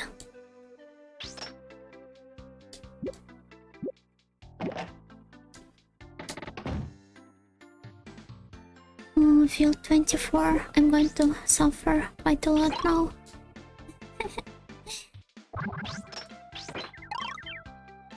Maybe I should have practiced this stage as well, just in case. Oh my. Oh god. Oh, I have 2 more lives still.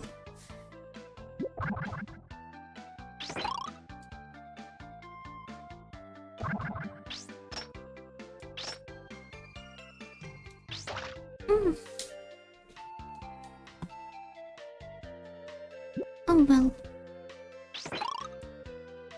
Last one.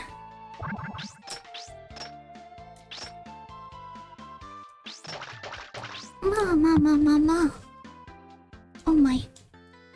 So let's process this stage too. Just a little bit. I think let's go for 3 successful tries though. Just like we did with stage 22.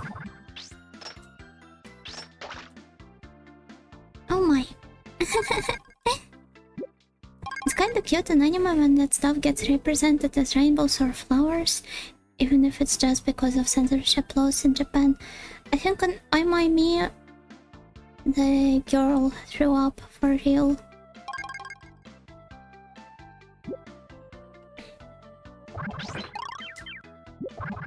This game feels like it gets exponentially difficult instead of slowly getting difficult. You just probably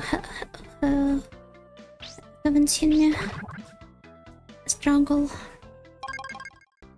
through the first several streams.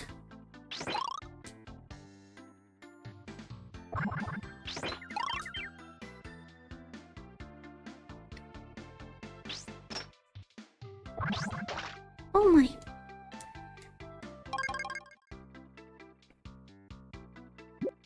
Actually, anime girls, when they expel rainbows and flowers from their body, they're just that cute.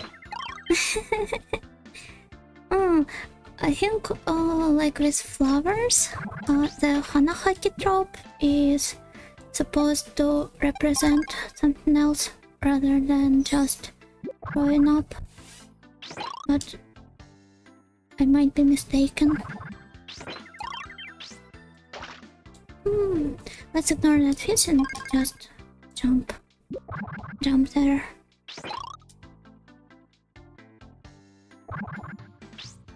Oh my.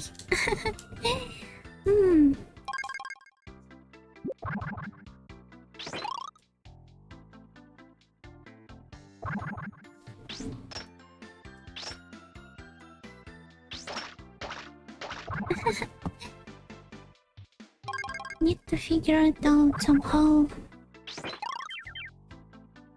Because for now it's just a matter of luck mostly.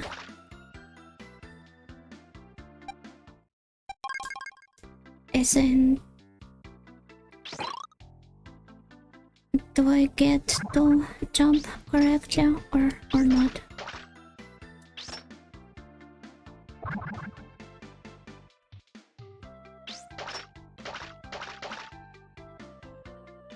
Well, now I did it somehow.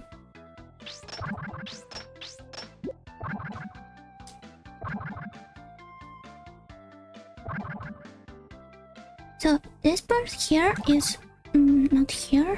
Is a bit funny because well you can just go for this door.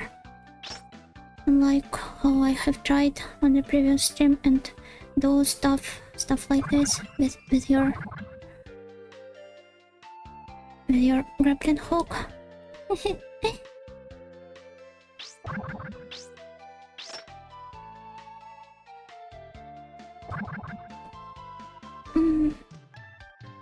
Classic representation of femininity after all. Yeah, it is.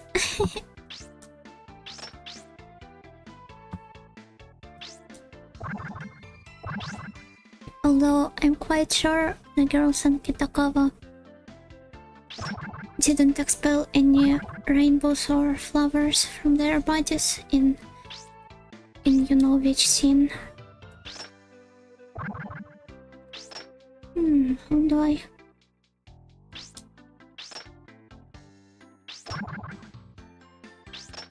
Oh my...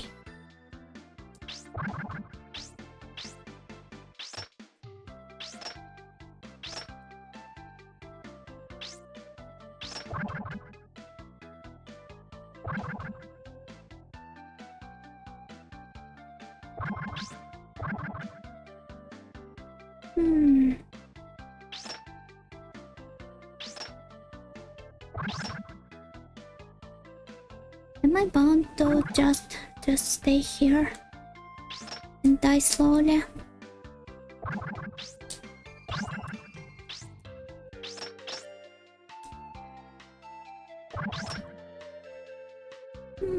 I feel like I will have to spend a bit more time in this stage.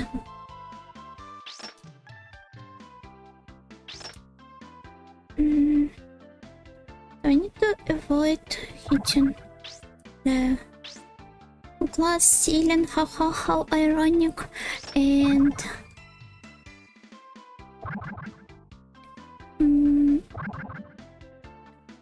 it's so deep, just like in real life. What is the game trying to say? Funny joke, thank you. But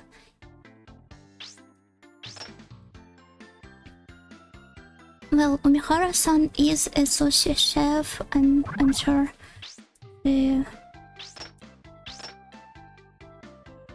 like I'm pretty sure this is a primarily male-dominated field. So surely she did experience a struggle or two in her professional way.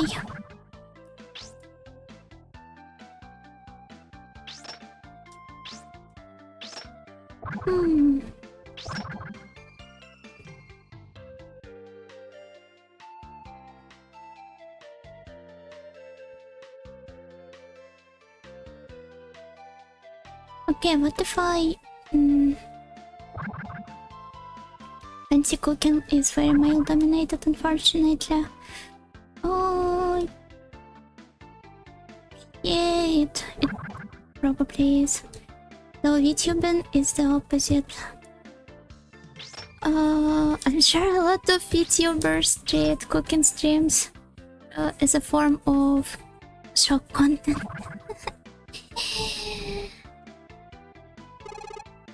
I think some people could consider it.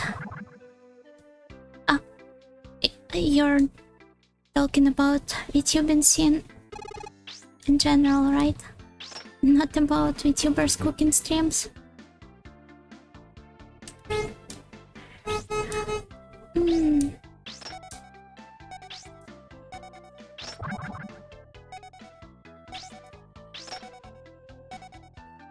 Yeah, sorry for being confusing. You do not need to apologize.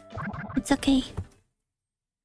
But yeah, VTubing is quite the opposite when it comes to like the male-female ratio.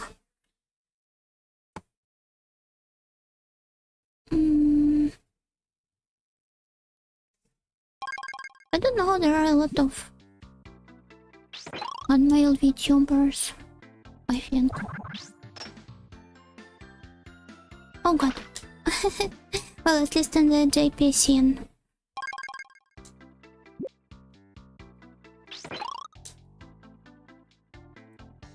Not sure about the Ian ones. Never really followed them except for, well, I don't know about the corporate VTubers, the male ones, but oh, that was a nice jump. Surely I will be able to perform it once again. And well, there clearly is a market for that. Not a market, but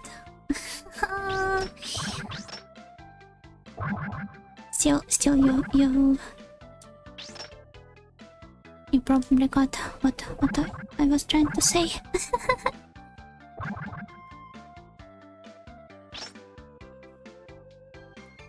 Like there are a lot of Yuma choices, but I don't know.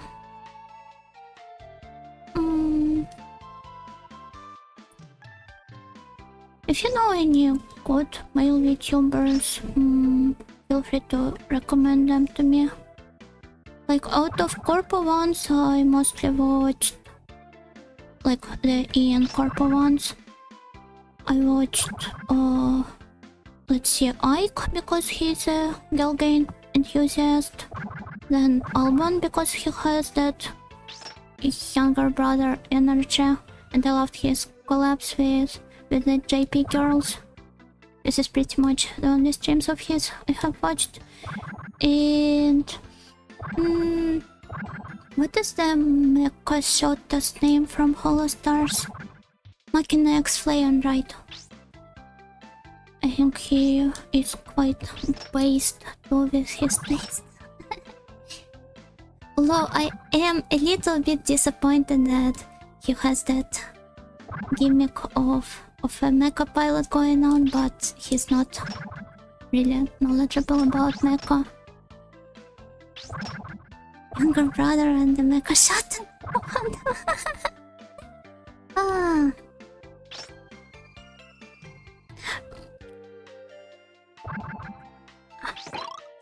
Bulgur's good if you like Western nerd stuff. Oh, right, of course. He is quite questionable about knowledgeable. Questionable, oh god. Knowledgeable about quite a lot of stuff. But yeah, I think you could consider him questionable too, considering how he mostly shares my opinion on lolly show stuff. Probably not all people in Western audience can stomach that. And well, about younger brother and the Mecha Shoto, it's mostly like how do I say it? They still go for quite a strong gachikoi appeal. So I try to like pick the types that do not annoy me as much. Because otherwise, like I don't know, people like Hex Highwire with his voice, I just don't know, I wouldn't be able to handle it even if his content was good, and apparently it isn't. Wow, that's a lot of hot takes for one stream. I'm learning from Miss Corin's bad example.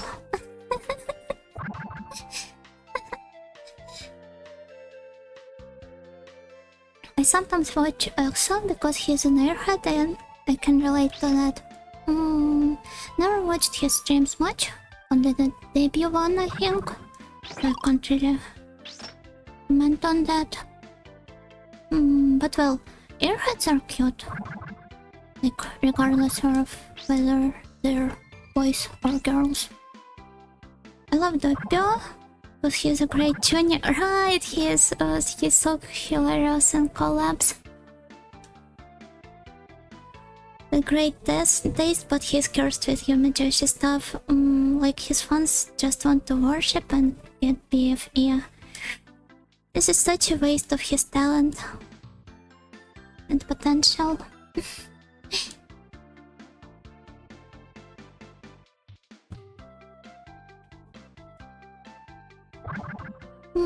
In the JP, oh god, in the JP scene, I really like. Well, I already mentioned Yoshikizo, who, like, as you can see, doesn't really fall under any of the types I like. And I don't know, I just enjoy his streams because he is based. And also, who else? Well, Mashiro too, of course. Leos Vincent is extremely based and he has a great game choice. I really recommend him to you. He is kinda like Salome-sama, except that he's got that mad scientist stick going to him instead of well, Ojo-sama.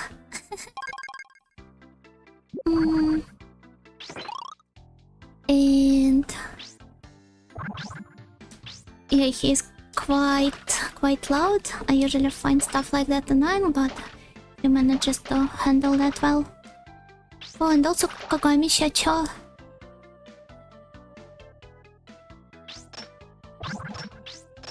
I like his chill attitude and the gap with his heavy metal screams during the karaoke streams.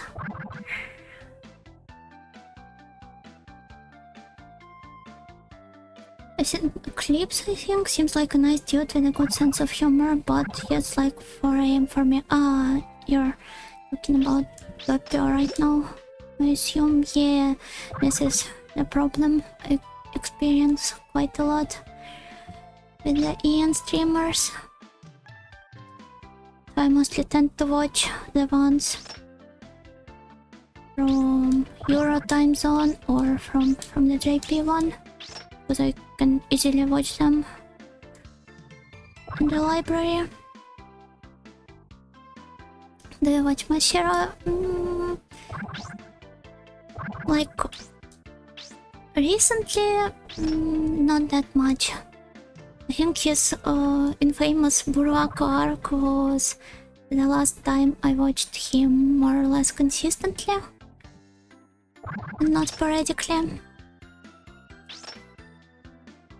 But well, speaking about Mashiro and Leos, they had a collab just today where they were playing, like, I think Ozukiko was with them as well. I really like their combo with Ririmo-chan.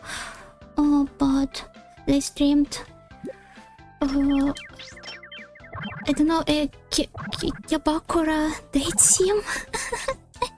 At least it looked like one. Such a weird game. I think it's called Dream Club or something like that.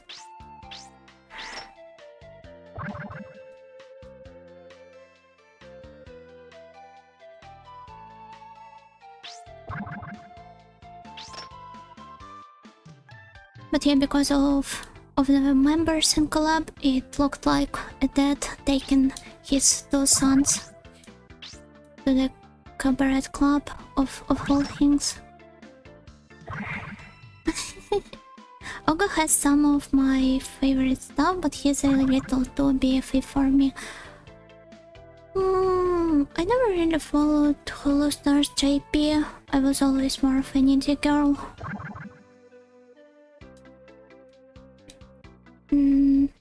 Like, it's mostly because of how they separate the audience. Like, if you watch if you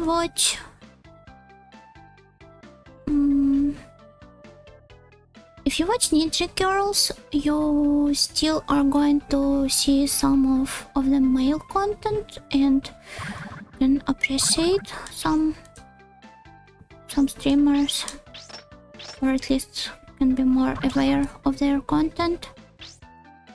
and find someone good as well, but in real life this mostly isn't the case.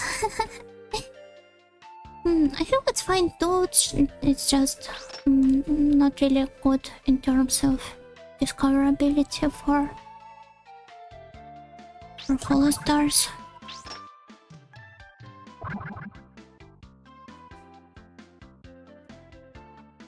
I really liked Belleroa. They were a nice combo.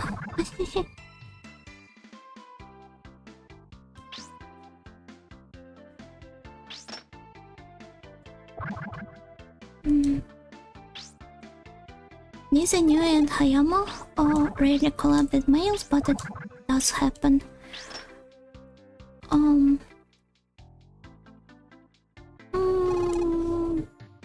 Yeah, they do sometimes, and well, there are still bigger events, which you mostly watch to appreciate your Oshi and still end up seeing male livers as well. So I think it works like a promotion tool too. Don't know.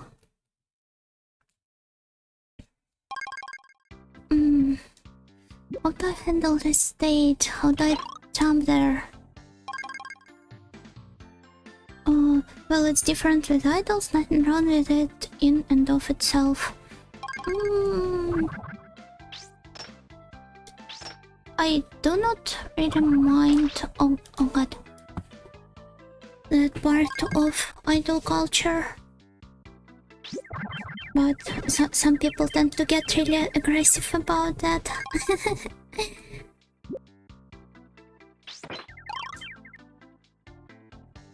For obvious reasons. But, like, idol culture, these words tend to get demonized a lot in the Western community. So, like, it's hard to speak on that topic seriously.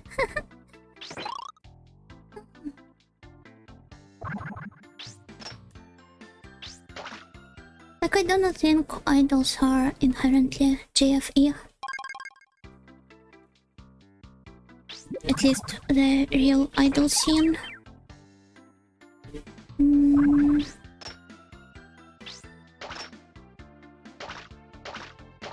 It's true that some of them are, and they have, like, most of their contracts include relationship bonds because they still, oh god, it's so loud, they still thrive on that for obvious reasons.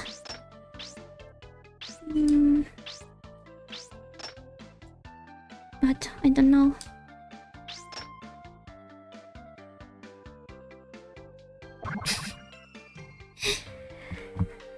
I think you know what, like, Ohayama, she's great. She's such a sweet little psycho. I watched some of her streams and it was like really fun. Her Metal Gear streams, for example, when she just tried killing everyone in the most cruel ways, honestly. Like punching dead bodies with a shocker when they're already dead. Why would she do this?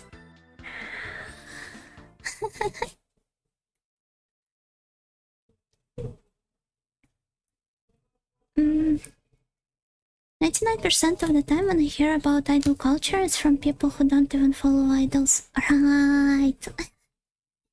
So it's really hard to, like, speak about that topic seriously with quite a lot of people in the Anglosphere. Like, they aren't upset about stuff like teen girls being exploited or much of anything. I think the funniest part is that... oh god. Is that some idols, like, do not really mind their relationship bond themselves. And, like, on the other hand, some of them like get married and so on. Well, it's mostly in Chico scene, but still, like Omori Seiko, for example, or well, I know she is a bit different from others, or Senanan, she's also married to some guy from the industry, I believe.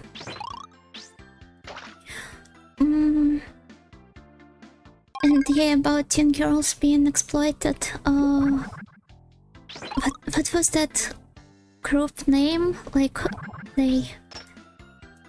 there's a whole niche of Chico idol groups that hire literal preschoolers. I don't know, if I was a parent, I probably wouldn't let my child this young to be an idol.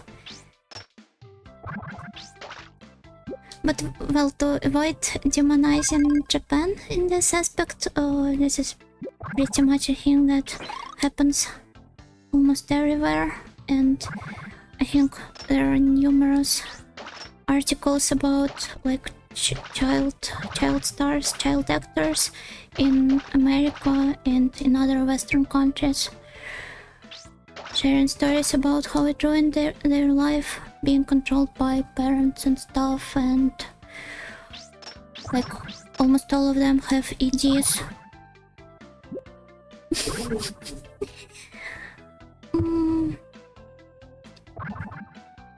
IMOS isn't quite idols, I mean it kind of is, but being idols it's different. But in the Idol Master song they even sing like Karashimo Dekinai.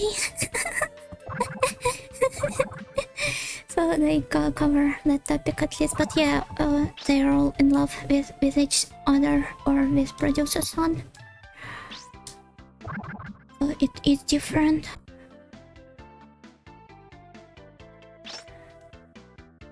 U149 is only cute and cool because it's an anime. Yeah, but it really is cute and cool. Like, I appreciate fiction for being able to treat the so-called problematic stuff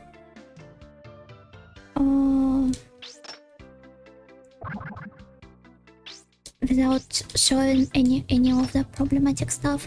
Like, I'm sure it's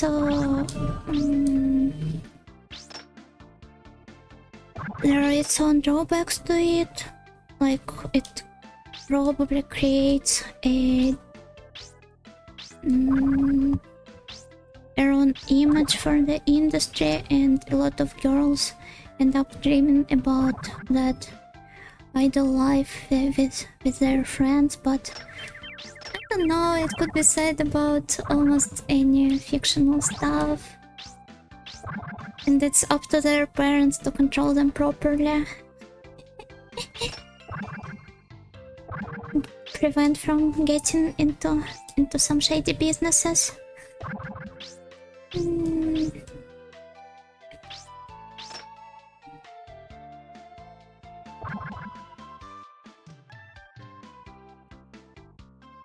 Humanity really needs to learn to separate fiction from reality. Like, it urgently needs to do so.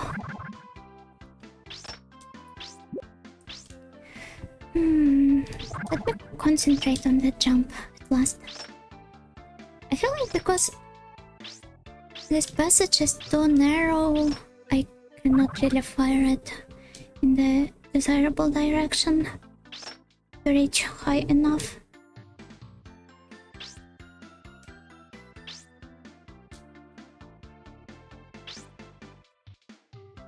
Oh my.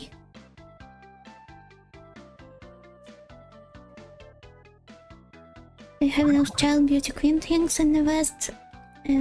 Yeah, toddlers and tiaras too. I think all of these children should sue their parents for compensation. I'm producer son, by the way. Oh, no, nice to meet you, producer son.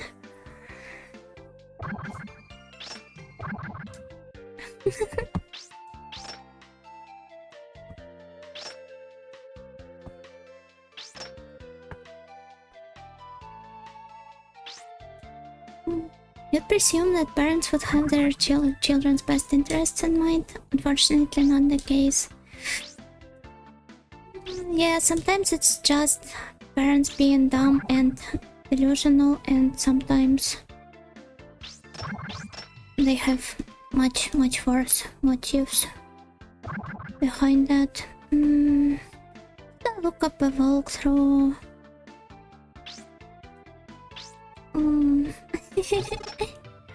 Just really do not know how am I supposed to handle this particular part. Let's try maybe, I don't know, going around here.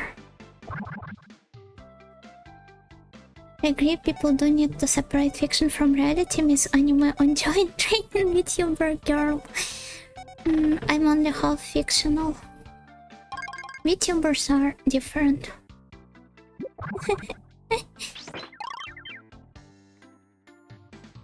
She's not an anime role player, how dare you, sir? I am a real Ojo. 2.5D. Yes, we call it Life 2D.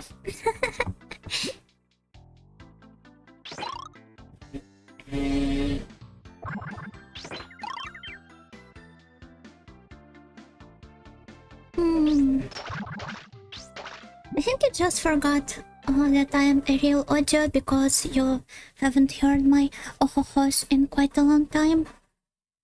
Shall I remind you? I hope it didn't peak or anything. But hope you're convinced now that I am a real Ojo. I have been reminded. That's great.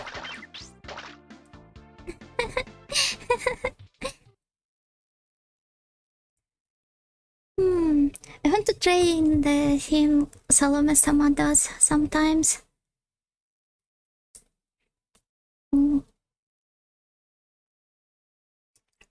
Like when she starts laughing naturally, but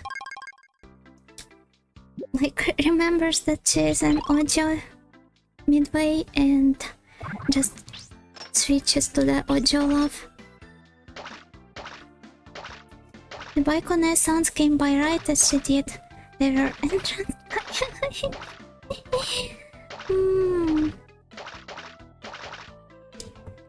So did it get cut out or not?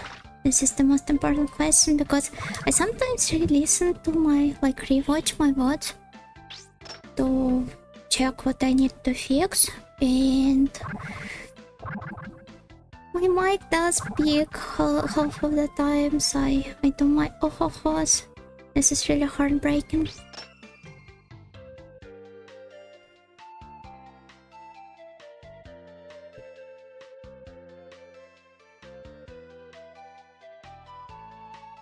But if I do not use that noise reduction filter, even like there's going to be a lot of other noise. And I wouldn't want that either.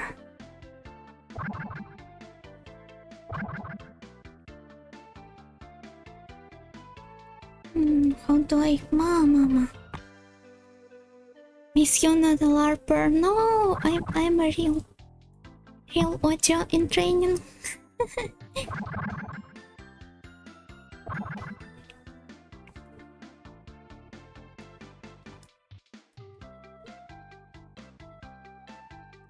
And also a schoolgirl, of course. The library stuff is just the club work.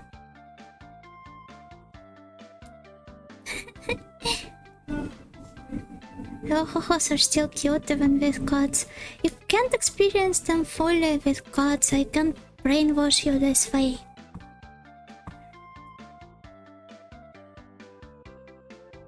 So I heavily object.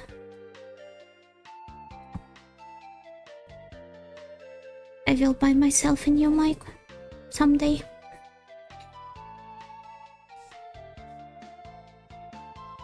Neil is working against you. Oh, Neil? I'm sorry, this is probably yet another like common knowledge meme that I am supposed to know, but I can't quite parse it right now.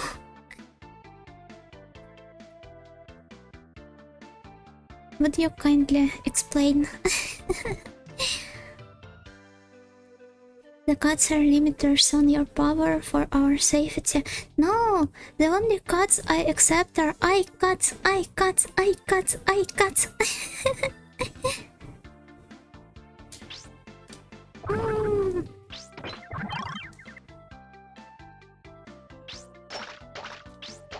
Oh god.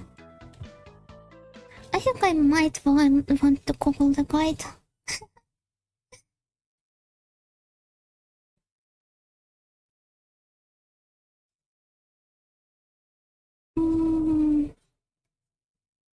Wait.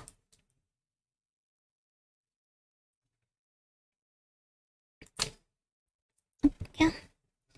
How do I... Which stage is it? F2024. Let me return to the menu so that it has some BGM still going on. And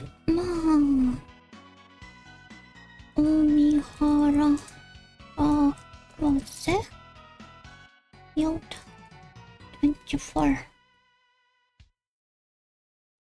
I think I need this one.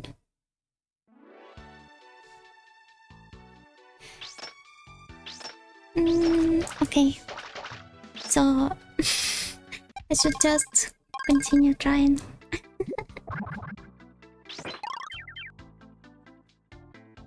I did master one stage with oh god, with diagonal jumps, so surely I will be able to do it here as well.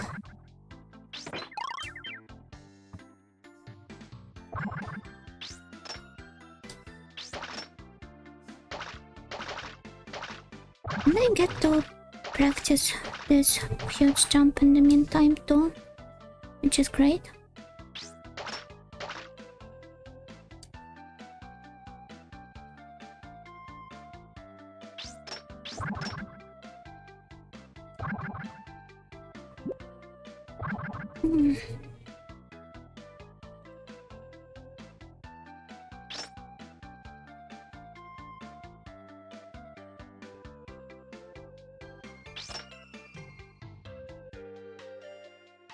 So now I have to somehow... No.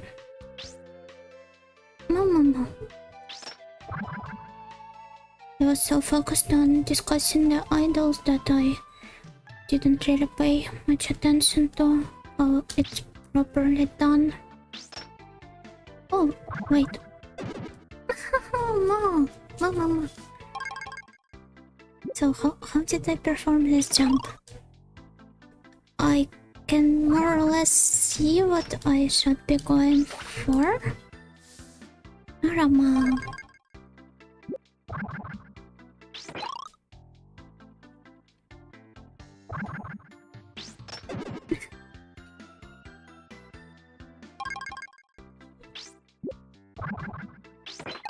One more try. Well.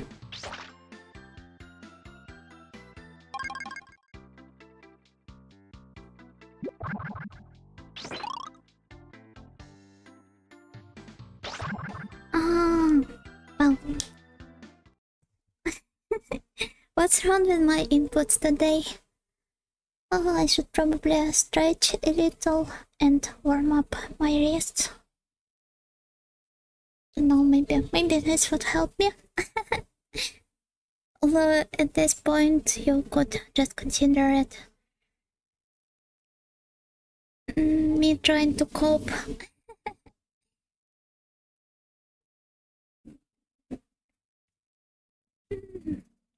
Moving around even if just a little feels really nice. Also, am I stuck? Why am I stuck? Have I been stuck for how long? I don't know. Mom.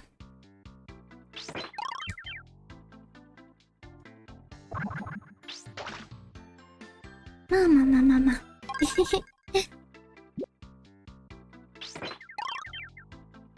No copium, only hopium.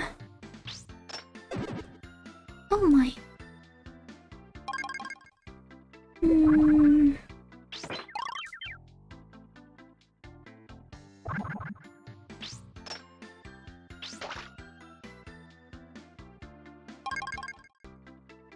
I am, Nightingale, the bringer of hope. Oh, does that make me the protagonist of Danganronpa?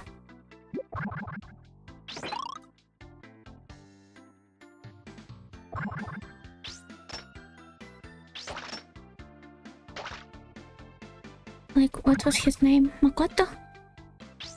I do not really remember.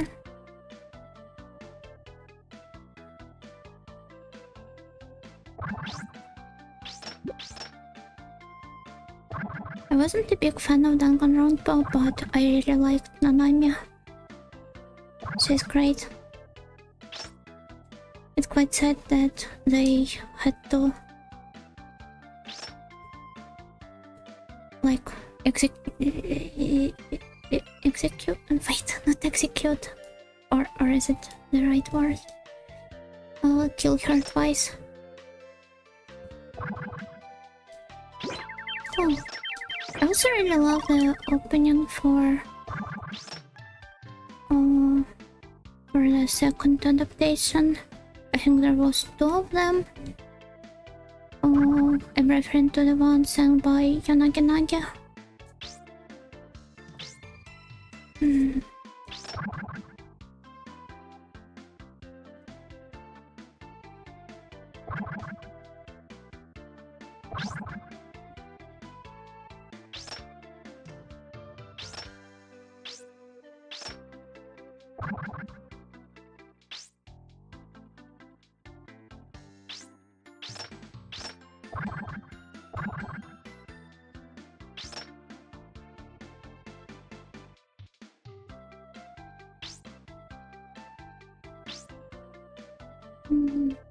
Mama.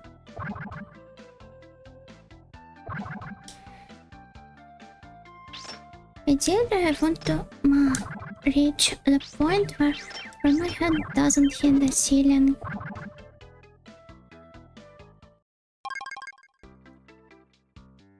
It's I apologize for forgetting the name, but what's that Dragon Quest chibi anime you liked? Mahojin Goro Goro. I really recommend you watching that one. I remember seeing some of it, but I need to go back and watch the whole thing. Please do. It's a great. Let me write it in the chat in case I like pronounced it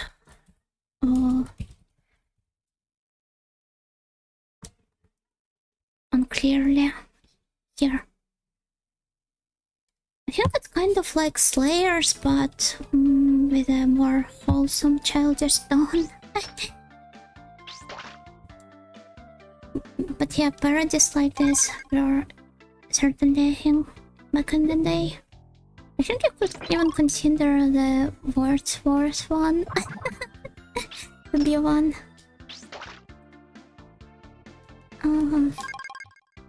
Or is it like more of a straightforward fantasy stuff? I was going to like play the actual game one day. I only know it because of the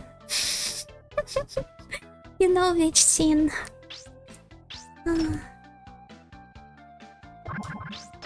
Oh my.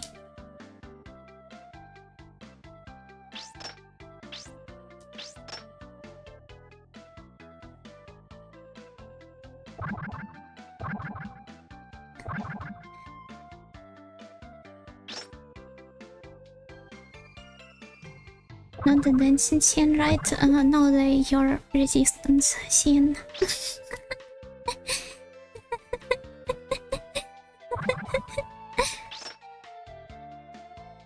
Because this screenshot is quite meme-worthy in itself.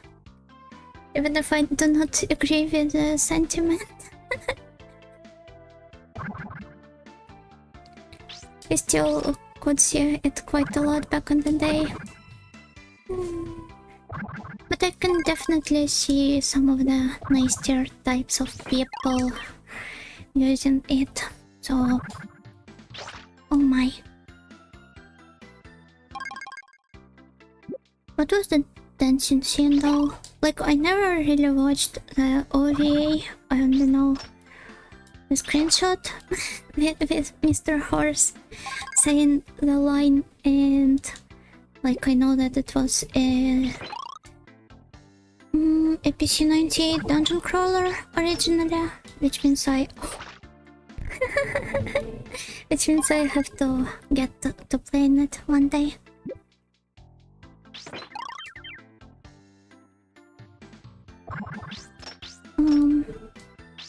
But I assume some overtly NSFW stuff happens in the dancing scene. If you're talking about it like that.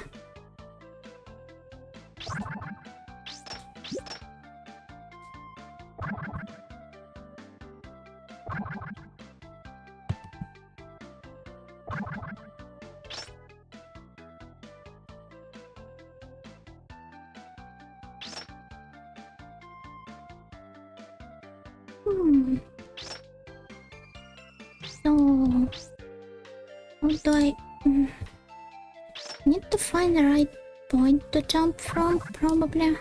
And oh my, let me take one more look at how Mr. or Miss Kawase fun on YouTube does that. I was talking about Mahojin Gorogoro where Kokoro got confused. Ah, yeah. No, if you're talking about Gorogoro, I remember quite a lot of stuff about it. But yeah, okay, I know, understand which dancing scene you're referring to.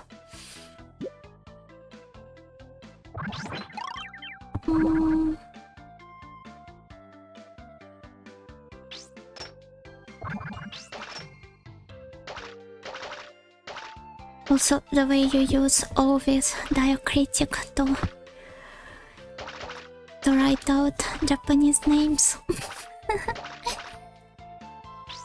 I don't know, it's cute when people do that. It's just a more trait of the highly educated academic types. Or at least people who want to look like one. You do seem highly educated and smart though. So you're allowed to use diacritics in Japanese words.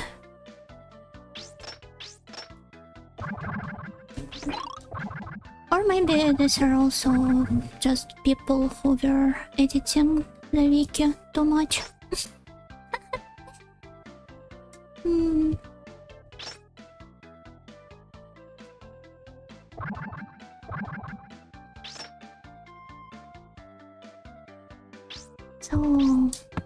So.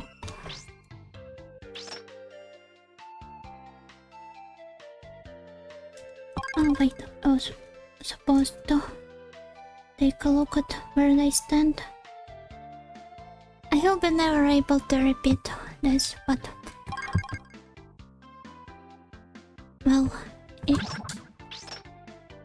as famous Vtuber Yuna Nightingale said, never give up. Do you happen to know her?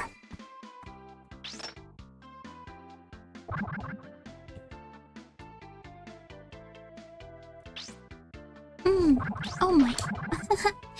Keep falling down there. Words to live by. Draw.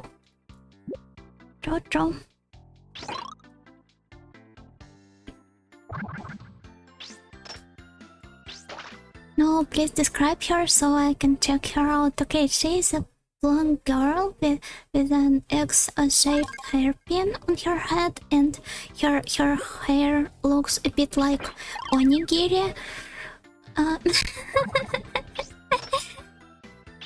But please make sure not to eat her because she doesn't respawn like a certain hololive shape.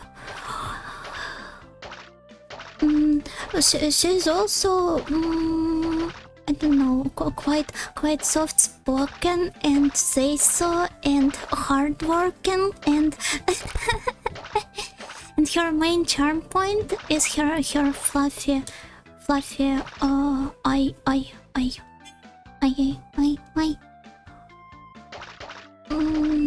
eyelashes. I really got stuck here. I never thought it was a nigiri shape, but now that you mention it, one of my friends memed about it to the point that I considered changing my Oshi marks to like. Let me instead of describing it, I will just. Oh, comment doesn't have onigiri emoji here.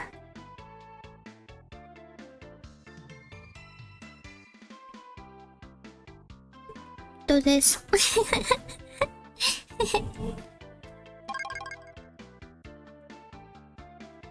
Not to mention, YouTube for some reason doesn't want to. It doesn't happen to have a teapot emoji in its emoji pack, so I only have to use the pile of books one in my community posts. Cute.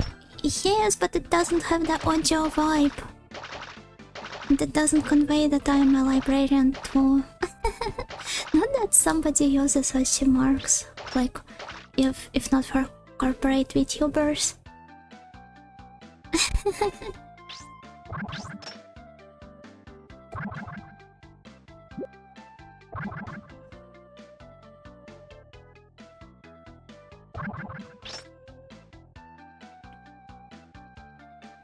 Teapot.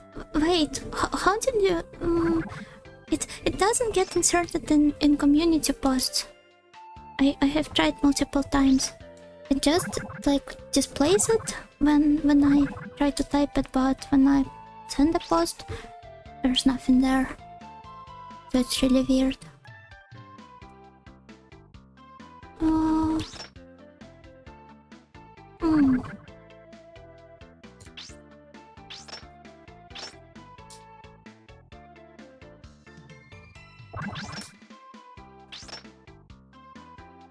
Will this be okay?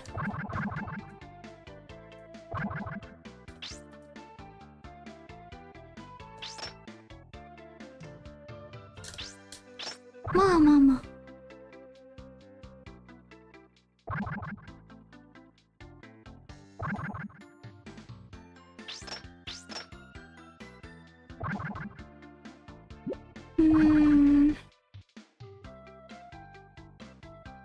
I feel like paths this stage wants us to take are quite hard.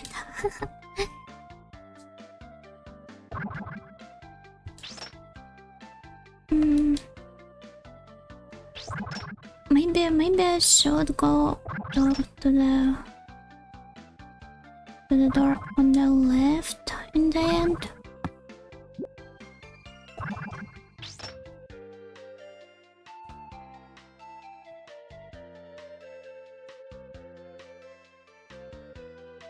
Oh my.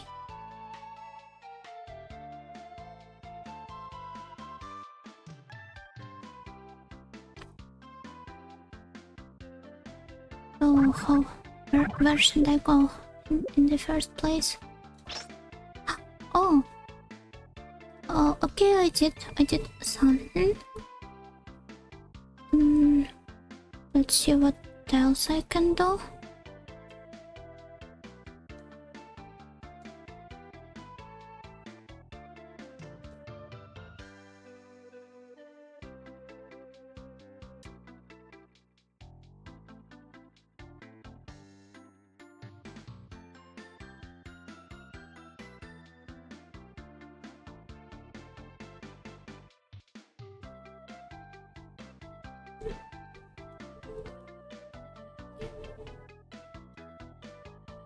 Mama.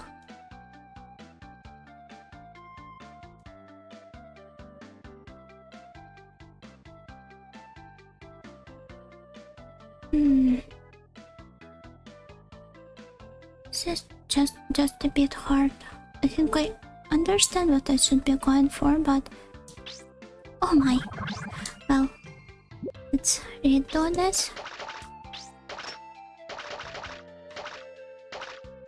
At least I can get through this part somewhat nicely. Not every time, unfortunately, but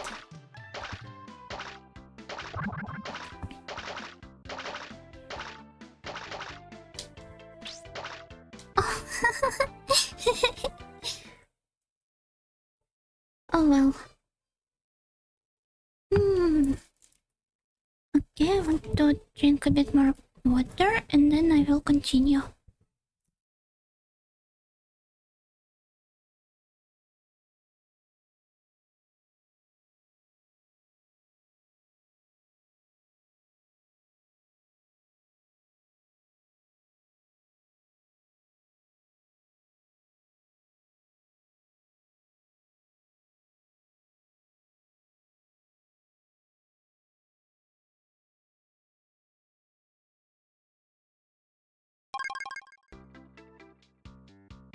But unmute myself.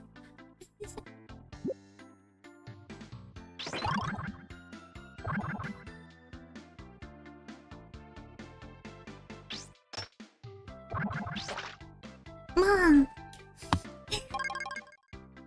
Off to a great start, as always.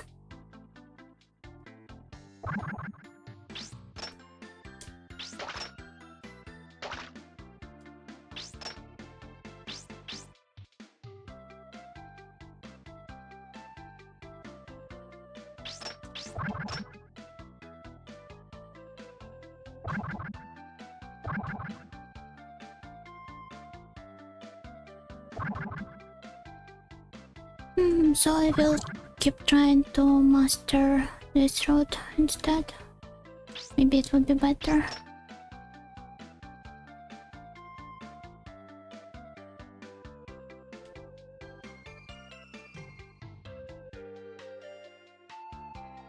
Not quite sure about it, but oh well.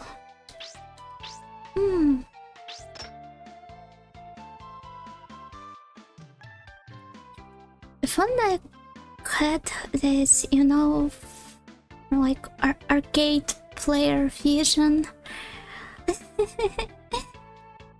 Like I swear these types can see hitboxes even in usual life. Not the hitboxes only, but like trajectories of all projectiles and stuff like that.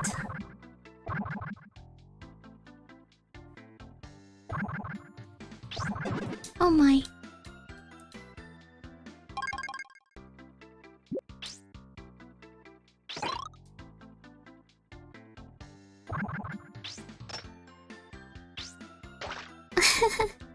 The true underrated ballistic prodigies. The arcade gamers.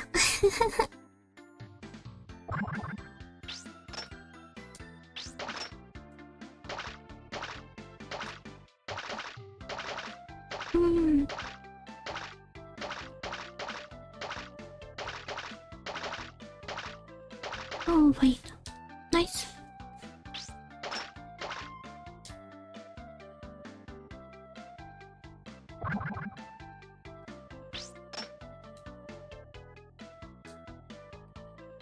Fever audio.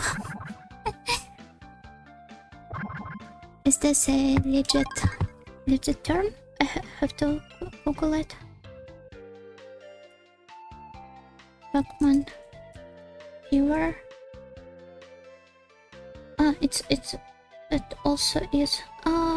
It is one of the Pac-Man series video games. I was never much into it, I'm sorry. So I didn't know.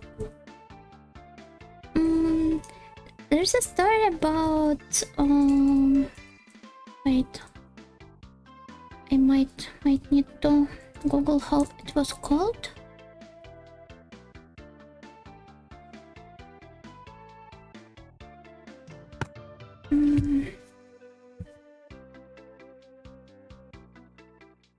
Pac-Man Fever was a song first from back in the day when arcades were popular. Oh, I will have to Google it then later. Like I did see the song, but I for some reason thought that the game came first. Well, sounds like an obvious development. But yeah, the story I wanted to share was about the Korean Pac-Man clone. I did regrab, but not in the place I wanted to. Yeah, there was a Korean Pac-Man clone called Miss Apple, where you had to like play as an apple, as a walking one, and to reach the next stage you had to collect all of the other apples on this one. A cannibalism game. And instead of, I think in Pac-Man it was ghosts chasing you, but in this game these were the apple slices.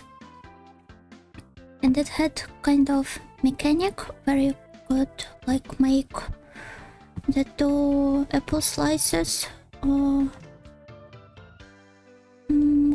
collide into each other and become like a half of an apple, and you could eat it, and like it activated skill that allowed you to go through the walls. Something like that. Sorry. It wasn't yet another clumsy description from Ojo.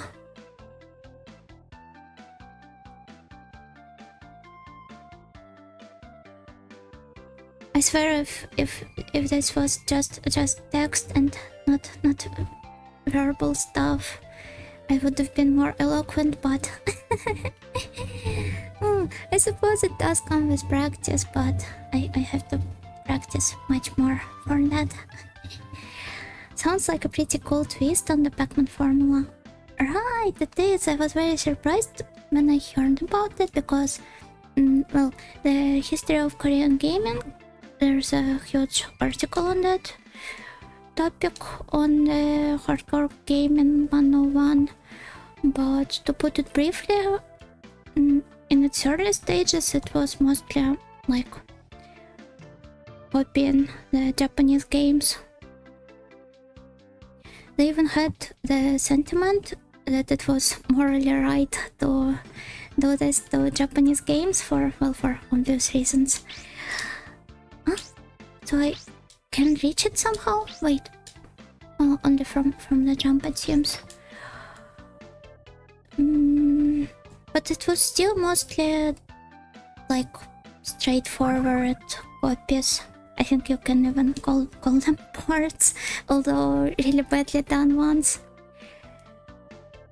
And with worse graphics and like scenarios and stuff like that. So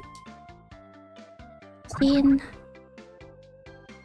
them actually adding some twists to the mechanics back in that time.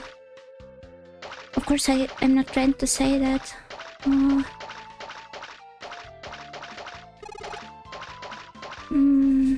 the Korean people are not capable of producing great games, but it was just the main thing going on about its game dev industry back in the day.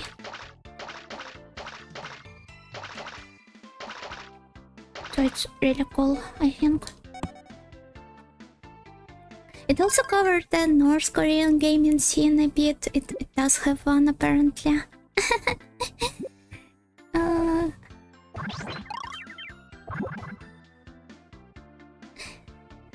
It had some like, I believe I don't know if it was a racing simulator, but a car driving one maybe. Some vehicle driving one, where you had the narrator lady roast you for how poorly you performed. And it had some arcades too, like a couple of cabinets at least.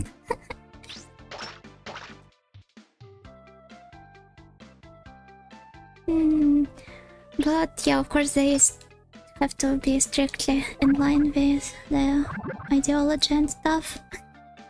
But I still found it to be pretty funny. Yuna, good luck on the stream. Thank you, Werewolf Game. Thank you. Good evening or afternoon or whatever it is to you. Best Korea has best video games. I wouldn't quite agree on the best Korea sentiment, even if it is, like, obviously presented as a joke.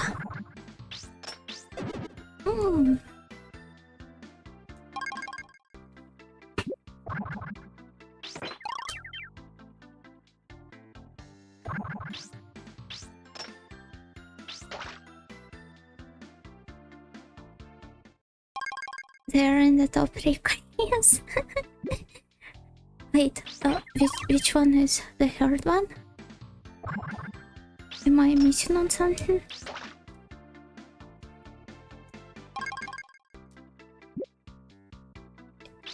Is there a secret character?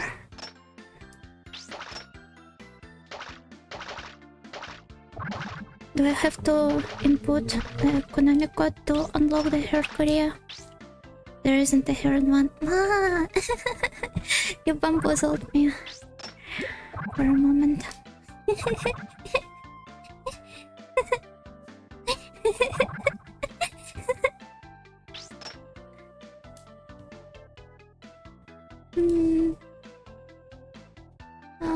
Judging from the words, my love also sounds a bit weird when it gets cut out. So hopefully your ears didn't suffer much.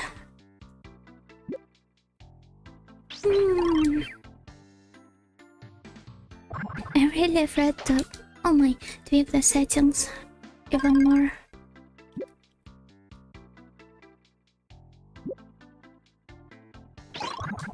I mean, I probably could, but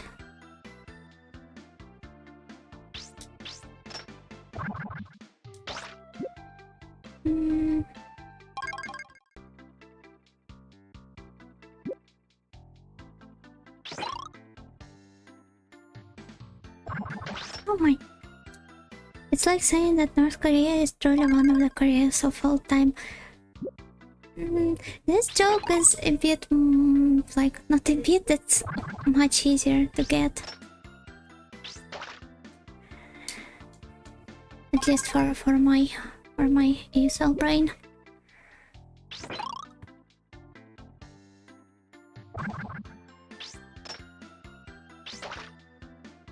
Oh my.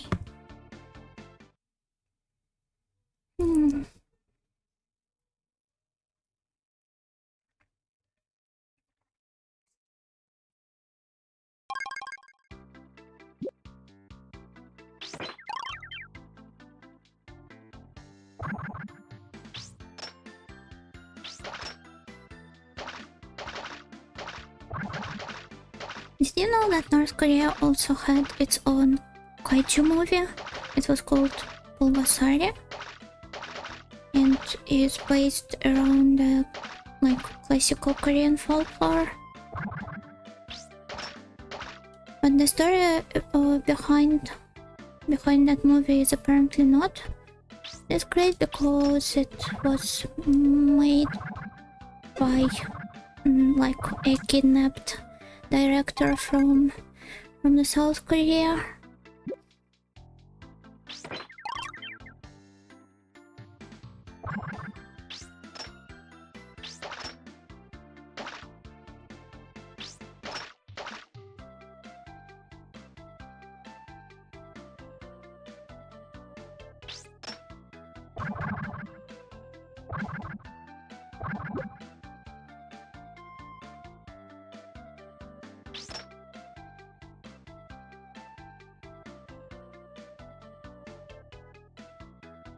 I think if there was a like a bingo for my streams.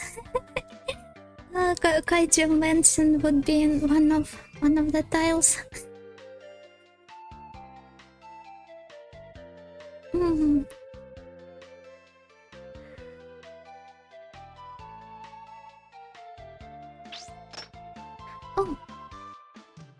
Oh.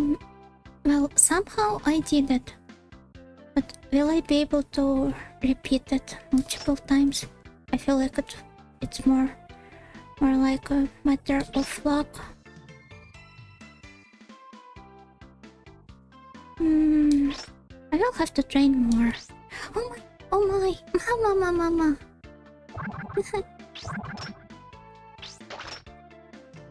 It's not only the glass ceiling being against me, it's glass floor too.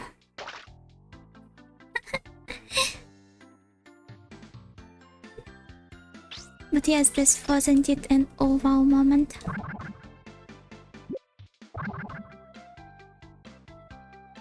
Very stylish platforming.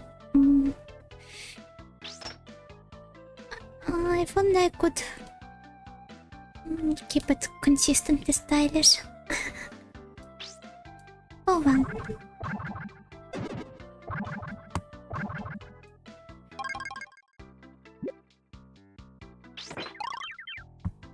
I think my favorite part of the stylish platforming in this game is on stage 13, where you have to avoid the flying fish in the bottom of the screen. And to successfully do it, you have to like jump without stopping for a moment. And it feels really smooth when you manage to perform it. Especially when you do it consistently.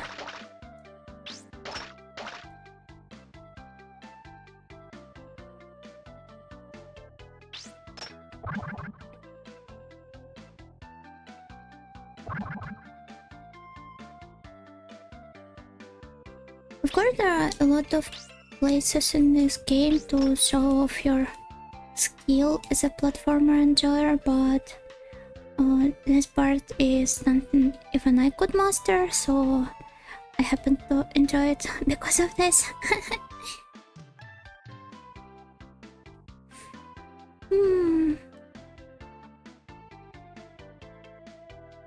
When I watch Pulgasari somehow, I just remembered that now I really want to.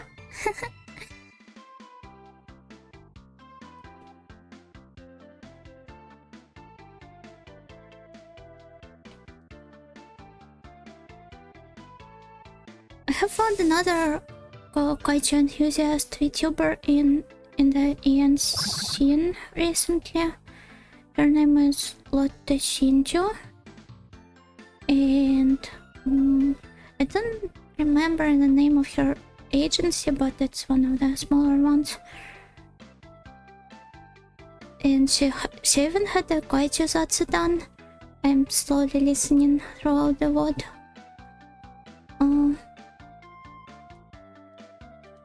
What the Pixelink girl? Yeah, I believe it was called Pixelink.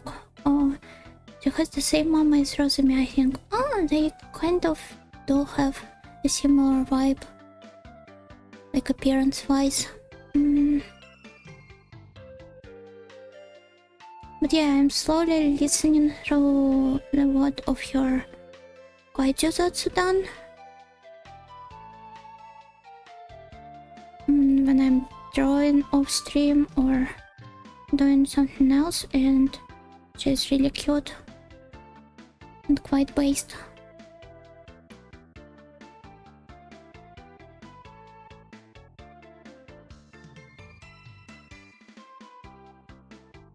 Big fan of Abandoned RNK, so I check out all of VTubers. She's a mama of I think she mostly drew otokonoko pictures. Okay, I won't ask you about that. Everyone is entitled to to their own preferences. Sorry for touching that subject. I think she drew girls too as well. She has a lot of audio images with big cassettes. Ah! I didn't see this. Okay, makes sense. Makes quite a bit more sense now. And yeah, she's an axolotl. This is such a cute theme. I never jumped in the end. But I did have an enjoyable talk about the axolotl Vtuber girl.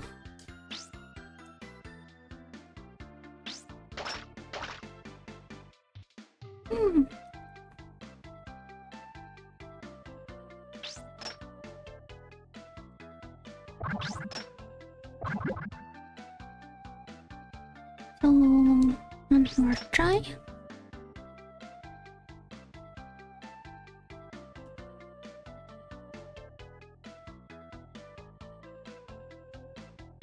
If only I could figure out how to get there every time. Did you know you can tame an axolotl in Minecraft? I remember like corpo VTubers making their Minecraft axolotl streams. Like, I believe every whole live stream back in that time consisted like had Opa in the name. So yes, I happen to know that. That doesn't really make me want to play Minecraft. I think it's a great game, like unironically, but I do not really want to play it.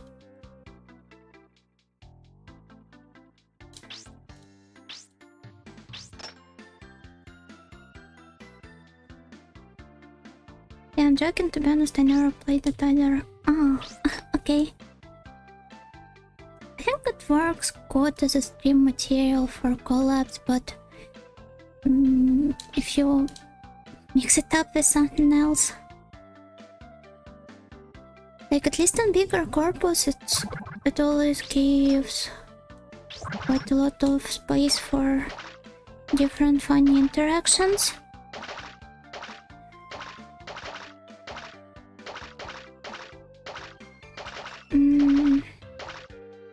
But I don't know. Do not really want to play it solo, and I'm not a big fan of playing games with others for the most time.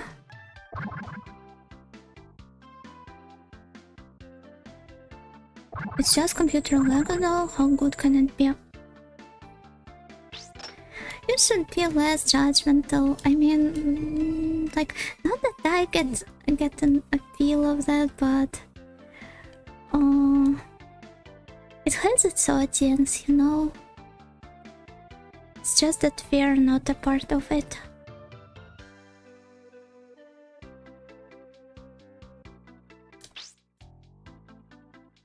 I think it's pretty much an inoffensive game compared to, I don't know.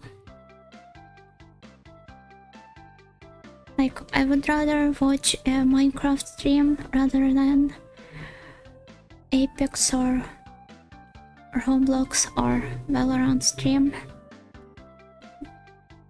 Like, if no other games existed. I think some corpo VTubers think that this is the case. Or at least their management does. And like, the guys giving them permissions are actively trying to make it seem that way.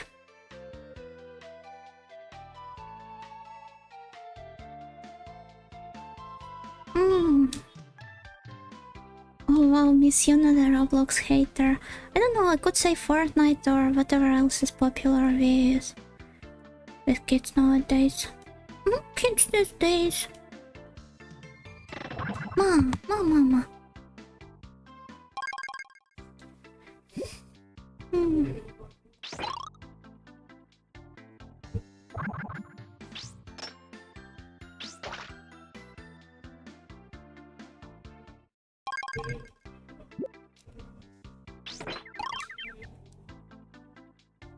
Oh god.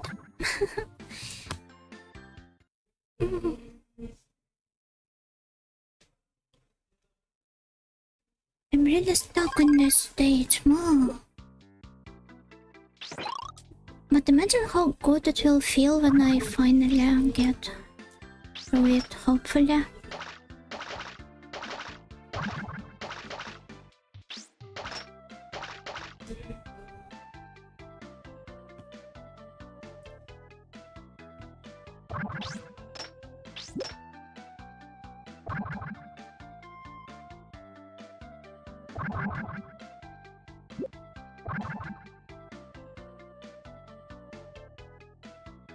Oh.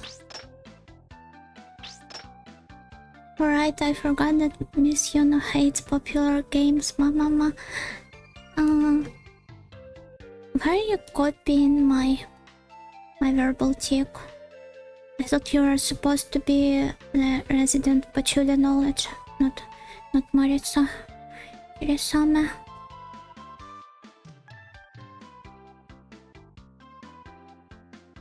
And I do not hate popular games. I already said that, like, they are allowed to exist.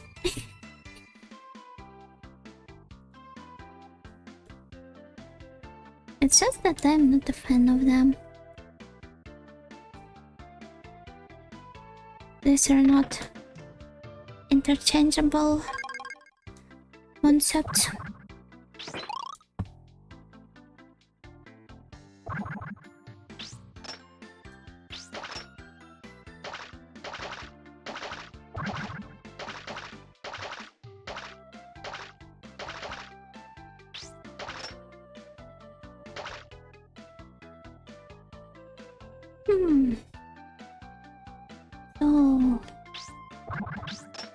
So. Okay, here I jump. I think I should try just jumping more from here instead of trying to guess correct timing and trajectory and amplitude and whatever else there is. I'm stuck though. Mom, what will I do about this?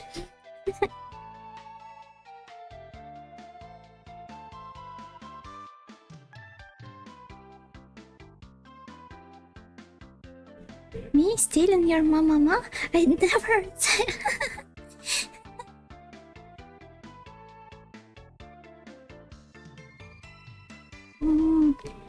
This is exactly what you did.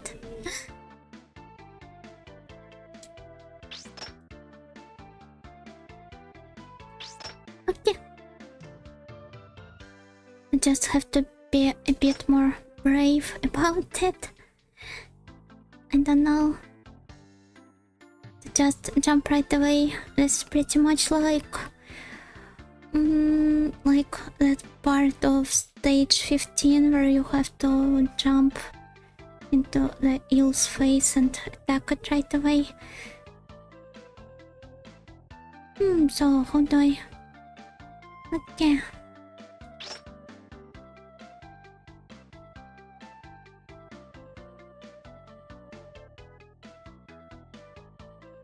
Mama, stop making fake accusations there. No, I'm having an identity crisis. Thank you. What's next? You're going to commission a model where you have an ex-hairpin?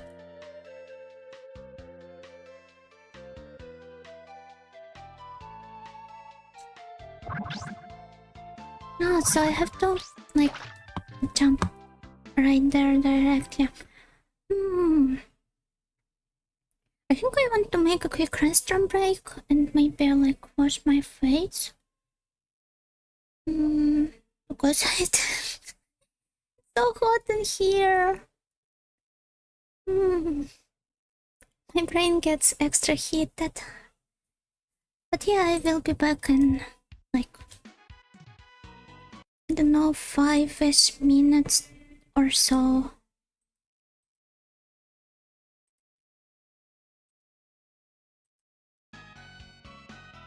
Overcooked onigiri brain. What is inside the oven though? Like, which taste does it have? That would be an interesting question. It's not like I'd be the first one to steal it. Ma! Stop shaming. Stop shaming me. Okay, anyway, I will be back soon.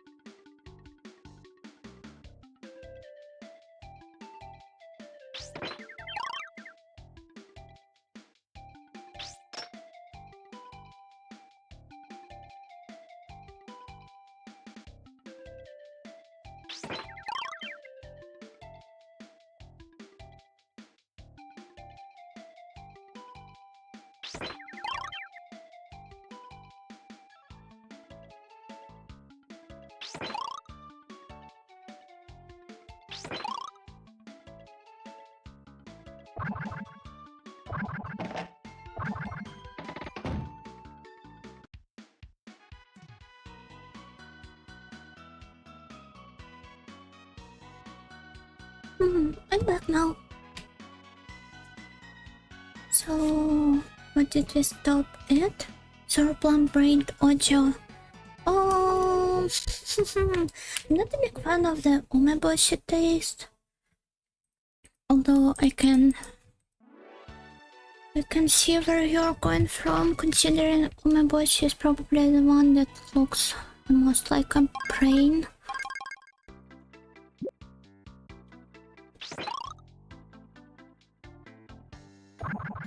I think I love most of the default fish ones. And also...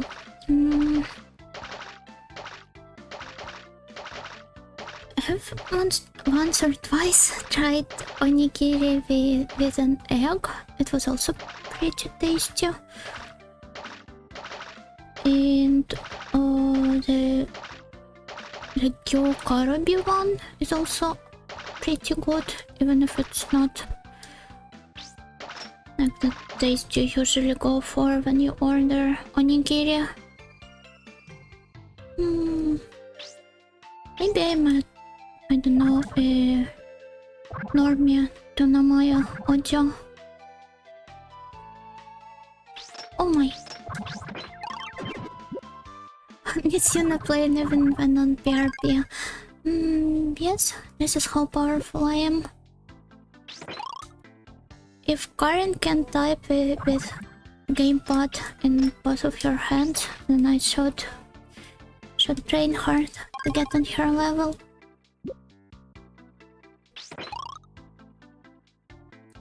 Oh my.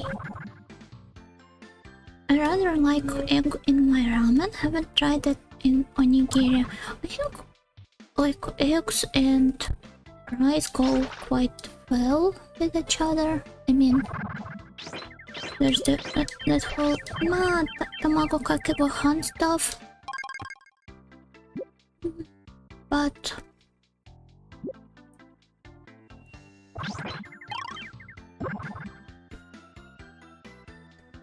and well, having an egg in your ramen is pretty much a classic.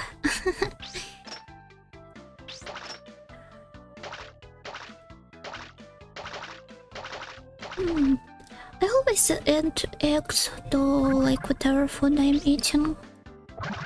Well, maybe not whatever one, but like if we are talking about proper meals, I try to incorporate an egg into it.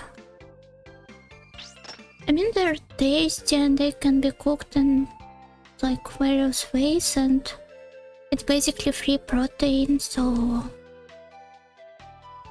basically zero reasons to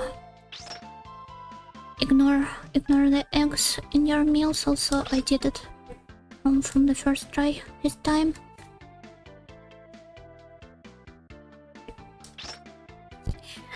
I could go for Fubuki's. Eggs are so like eyeglasses are so versatile, but with eggs. Nice. Now I have to do it 2 more times and I will be ready to continue playing the game. Cakes have egg in them, so that counts. Yeah. I also thought about that, but not as a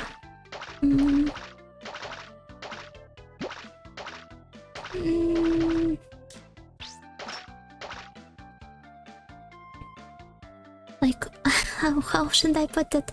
Not as a separate dish, but as an ingredient which is a bit different. But oh well, when you go for an egg coating for something, it is also being used as an ingredient. Also, awesome, good job, Miss Nightingale. Thank you.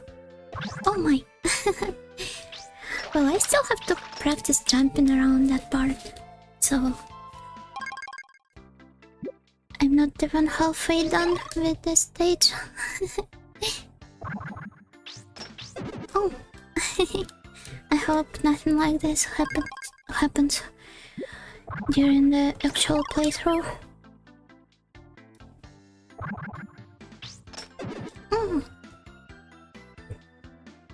Oh well.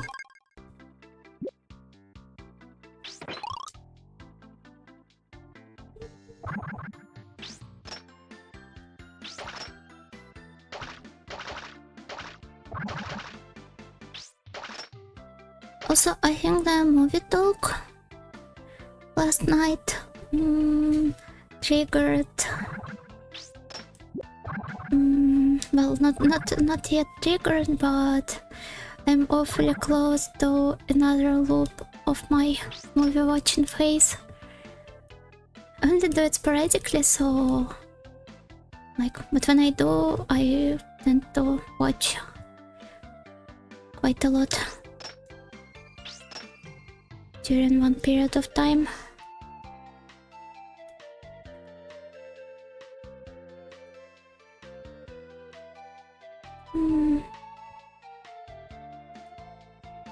So if I watch something interesting, I will make sure to share it on stream. It will probably just be kaiju movies.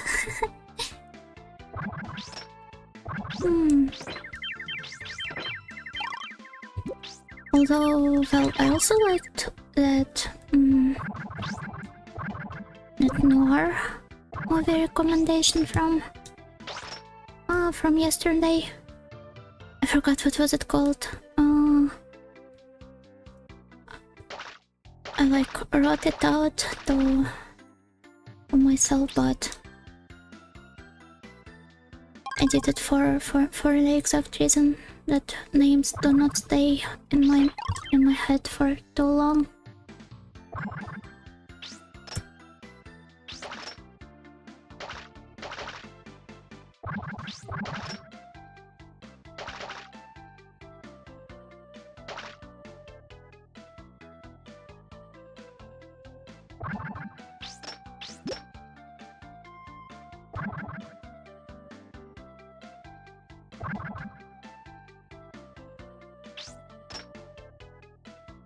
I don't know how I did it, but wait, maybe it's...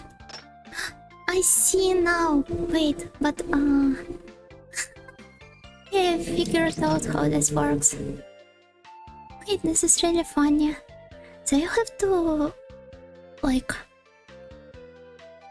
fire it upwards and then jump right after that. I will have to practice it more. I keep forgetting that you cannot grab onto glass platforms. This completely changes the way I should approach them.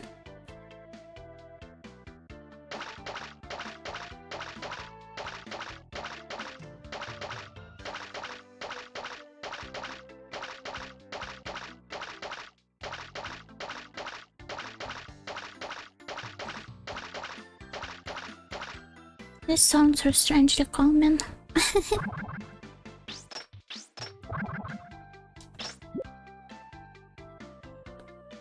Let me see if I will be able to...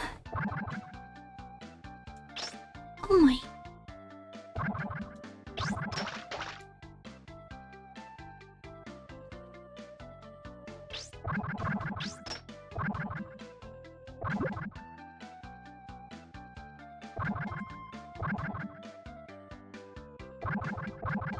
So, one more try. I have to stand up here, yes?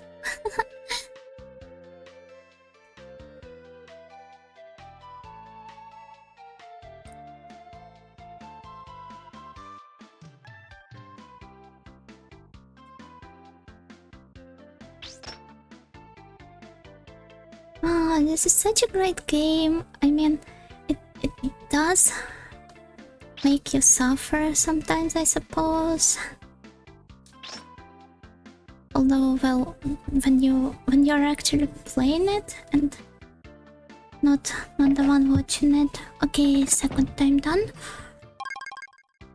It's not as frustrating because I don't know, maybe this is just my approach to everything in general, but I just think that I have progressed so far already, even if the stage list doesn't look exactly like this. So surely I will be I will be able to clear this stage too eventually.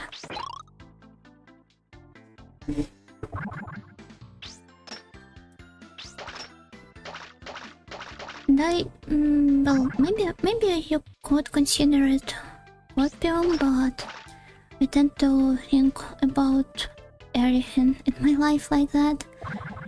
Like, even if something seems to be unmanageable, I just try to think that,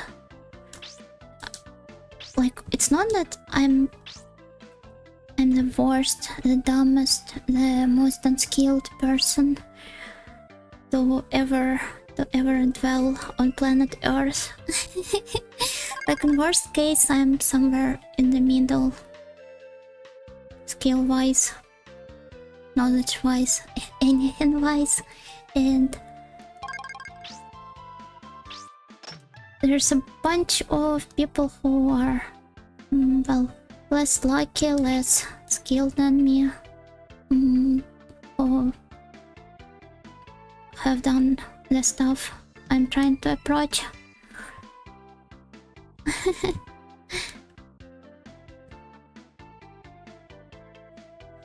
So surely I will be able to top Ocho. The thing is, I'm not the top, and I never really strive to be at the top.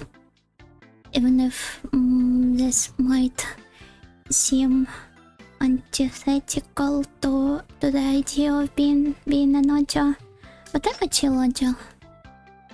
I just want to, like, I don't know, drink my tea, eat my sweets, read my books, practice my arts, and just enjoy the refined atmosphere rather than just being on top.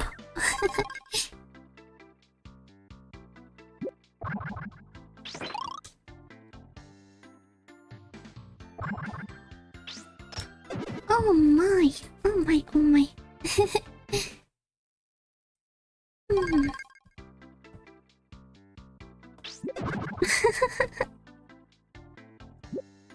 Oh well.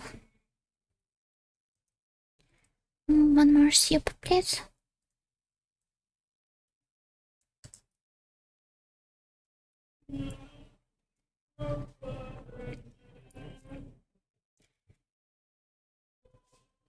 If you aim for the moon, something. Yeah, exactly. The only moon I would love to aim for is the one from the trip to the moon, because it looks funny.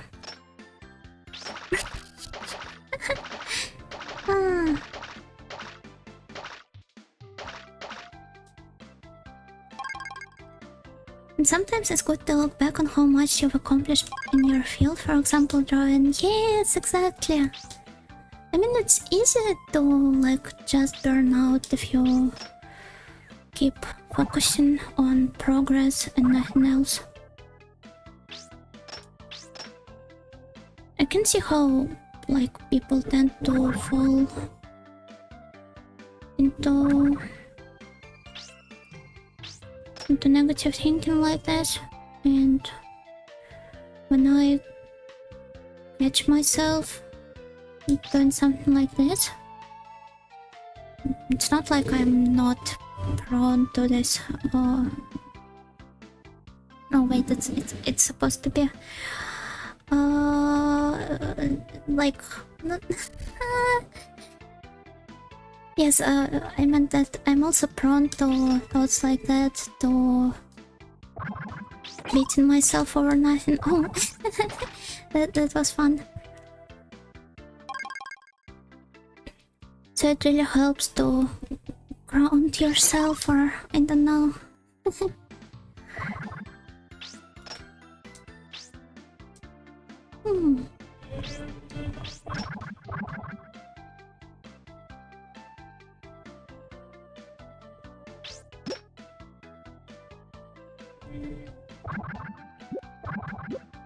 Like, like I definitely do feel bad when I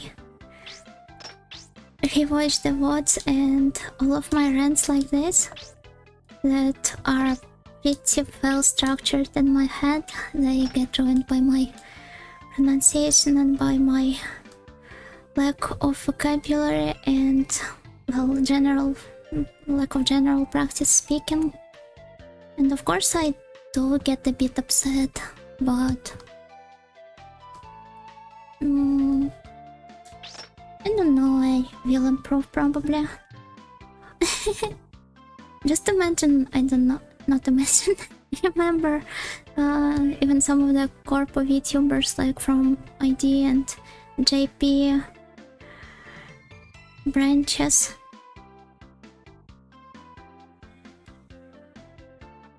who also didn't speak like perfectly understandable English at first, but got better with practice. So I will definitely be able to as well. How is Umihara-Kawase going? Hi Karin. Hi Karin. I'm trying. How was Lifeline? I think you're a bit harsh. You're perfectly okay and easy to follow. Oh, that's great to hear.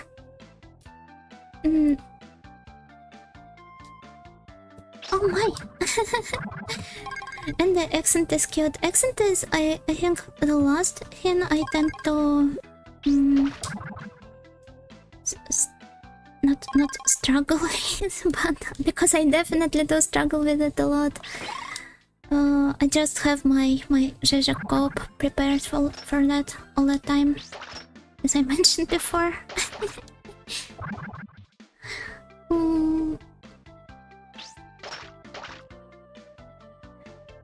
Sometimes when I have burnout with drums, I remember how I almost cried in the beginning because I couldn't keep the tempo, etc.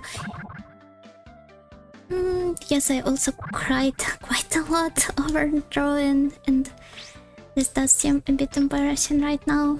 But well, it's natural to get upset. It's just one of the core emotions. And I think if you like cry because of stuff like that, or almost cry, it just means that you're treating it seriously. And it's also a commendable thing on its own. Oh no, that's glass. Yes, it is. You can't grab onto it, and you, well, as with all glass tiles in platformers, you can't really stand in one place.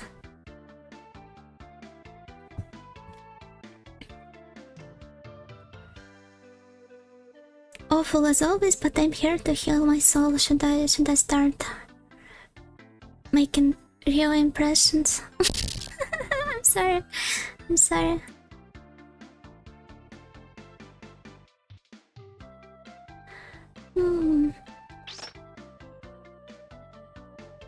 Well, I hope you still did some... oh god. Some satisfying progress.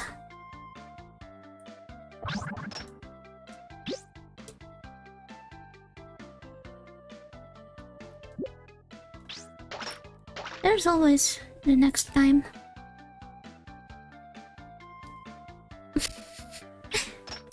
if you want it to be. It's a nice outlook on getting upset. Right. I also think so.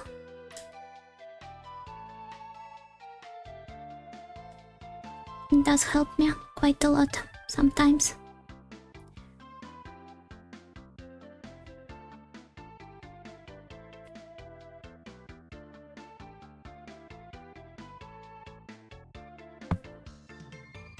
If Yuna starts pretending to be Rio, does that mean we would need to start backseating her and getting upset when she doesn't understand? Oh well. I think it's a fun idea for a collab. Where one person has to backseat another and The second one is like it's being full Rio.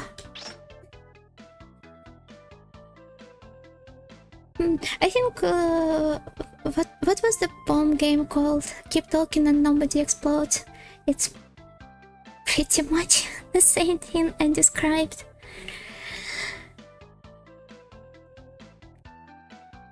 Apparently I didn't get through the worst part of the game,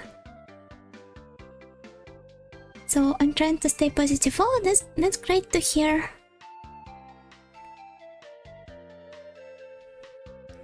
I hope you will beat it on the next stream. Nice, nice, nice. You know, use the panel. Leave the room?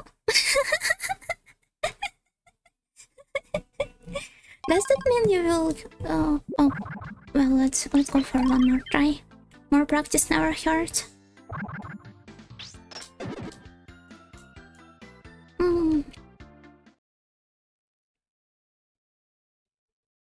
It's kind of like when JP people play, yes, that one. When people that are JP play it in English, or English people play it in Nihongo. I don't know, like Kawase and Kawase's collab was pretty fun. But then again, Kali does speak a bit of Nihongo. Well, maybe not a bit, but I just do not really know how much she's improved nowadays.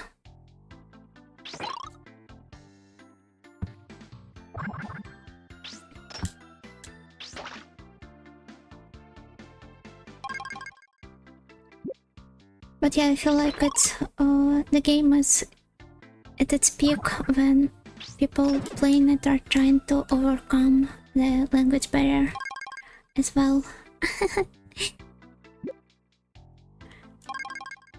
Would Miss Yuno prefer defusing the bomb or giving instructions? I think both are fine with me. I don't know.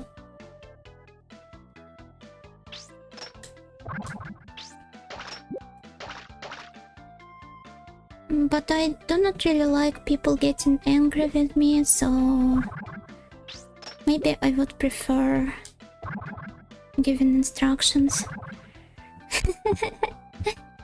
Oh, but well, then the person defusing the bomb can also get angry at the instruction giver because they're not making it perfectly clear or something.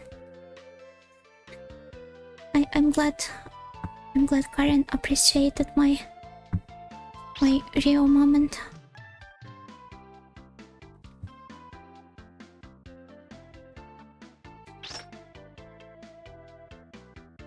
Don't worry, people get angry either way. Oh, that's a shame. But yeah, this is also part of why I do not usually play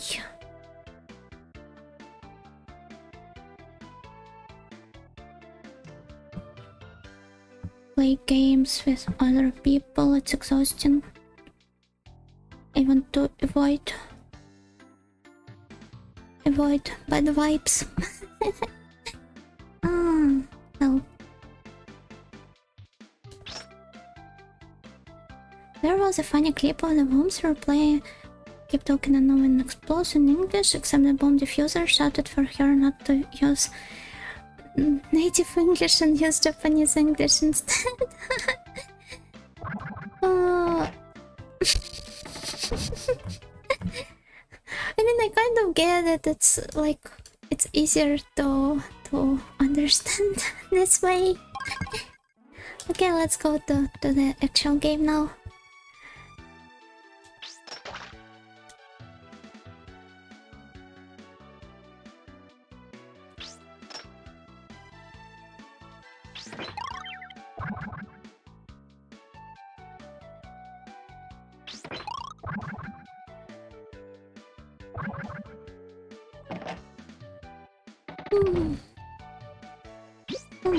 my eyes feel so dry now.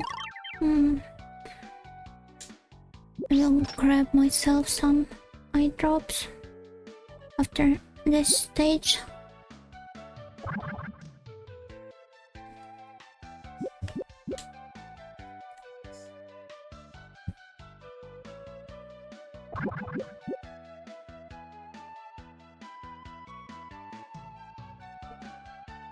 I understand about bad vibes. I tend to be very competitive, so to mitigate that, I try to never play competitive games. You're so like mindful of other people. That's great. Keep it up.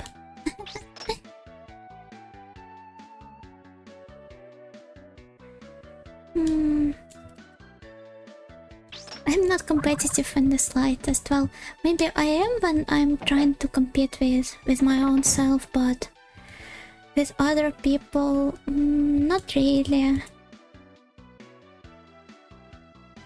And this is also like the reason most of like fear of missing out tactics are like almost never working on me. Because of that, I never can keep up with any gacha game I start playing.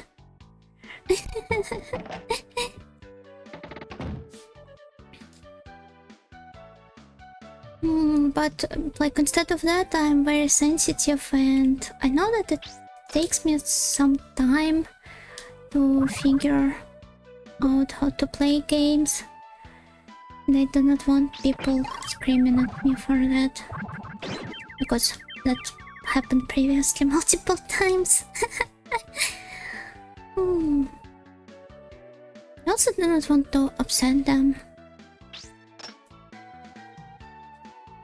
So it works both ways.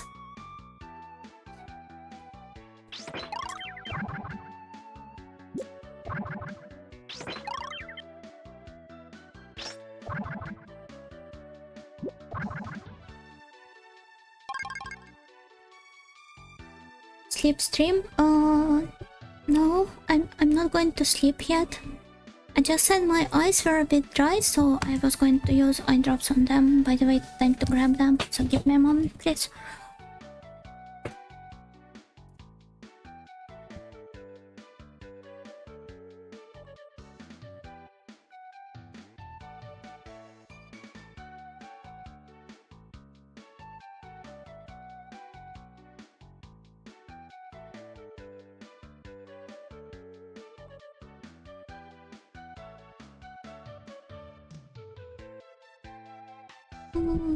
I'm back, but I still need to actually apply the drops, so I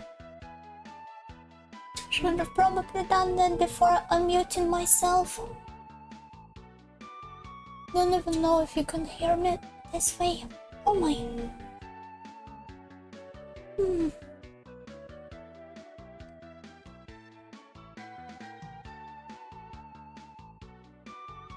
Of course I have spilled half of the drops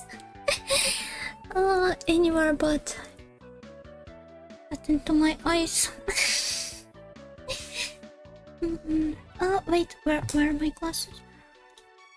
Here we go.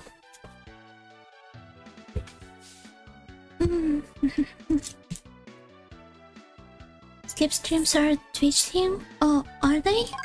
I thought it was like I don't know, the soiness streams where the girl just breathes into the mic to pretend that you're sleeping together, like a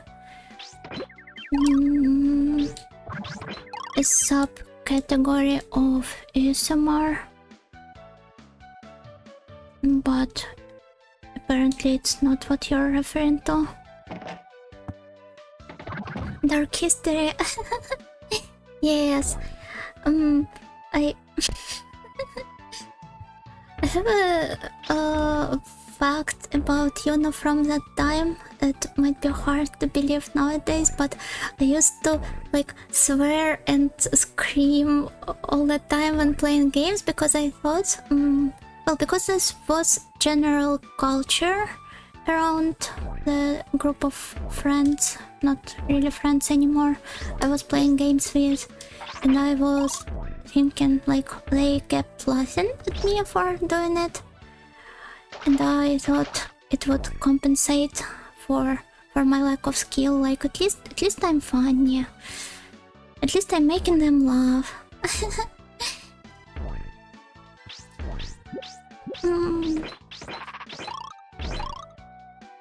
But I don't know, I always felt so miserable because I do not really like getting angry or something.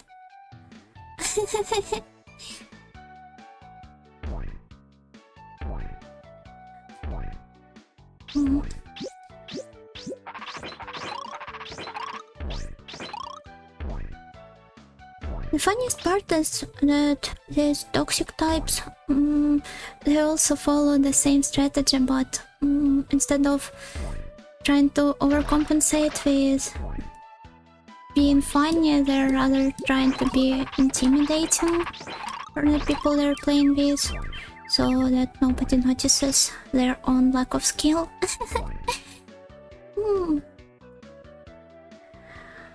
I know Miss Current CH, but CH dot. Wait. Yeah, I read the message, so I will not be reading it aloud. So I assume on Twitch it's rather people just muting them on stream, pretending to be sleeping, and just like gathering views and follows from that, or what?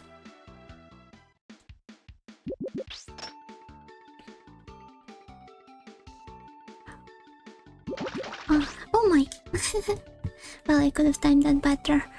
Karen could be pretending to do a sleep stream right now while actually watching Miss Nightingale. She doesn't have to be sneaky about it. Also, I assume our audience or viewership at least partially overlaps, so it wouldn't be a secret to anyone.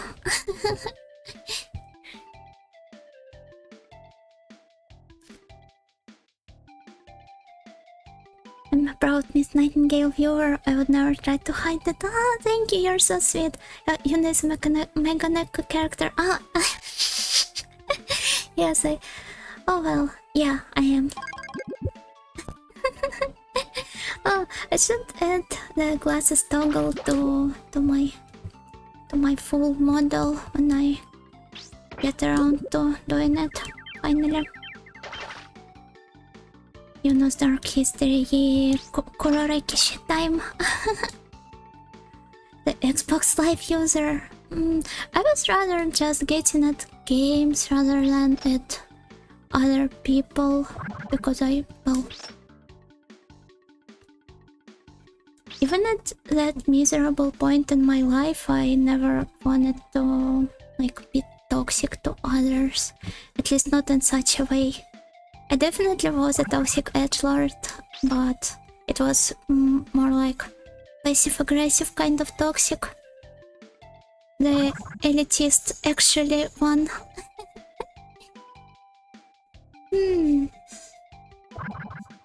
YouTube Studio decided to disconnect, so I'm just smiling now, talking about it.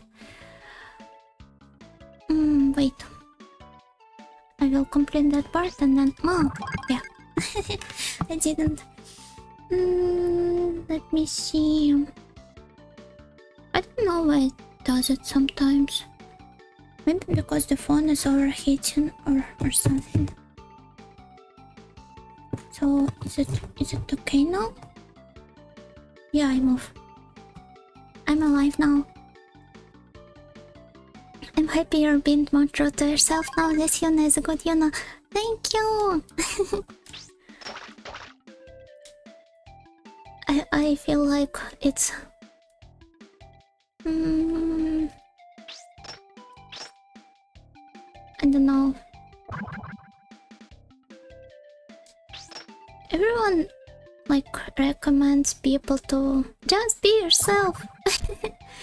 And other falsely positive, stuff like that. But you're depressed? Just don't. No, I don't know. Just don't be sad. But well, even the people giving advice like that, they rarely follow it, if ever.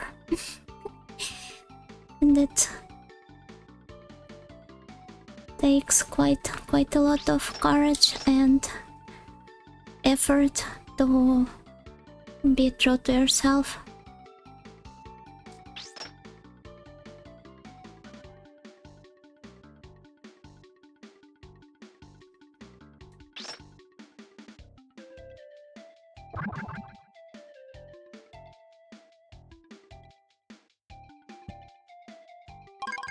Now I'm imagining you not telling someone to say that to my face and not online and see what happens. Yes, I think the Navy SEAL copy pasta. Oh god. I was such a dumb child, honestly.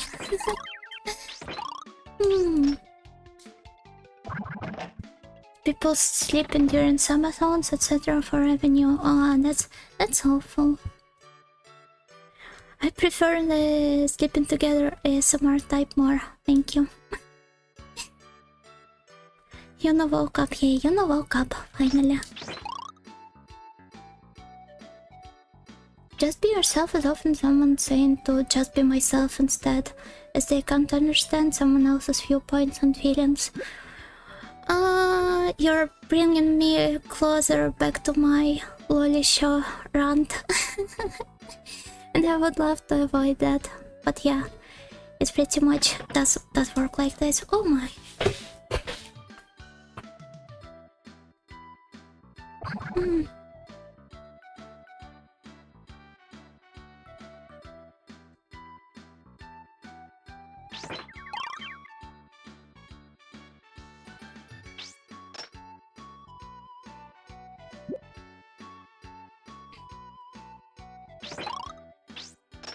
Miss Nightingale, I'll stay more positive. No, it's fine. I just should control myself better. Oh god.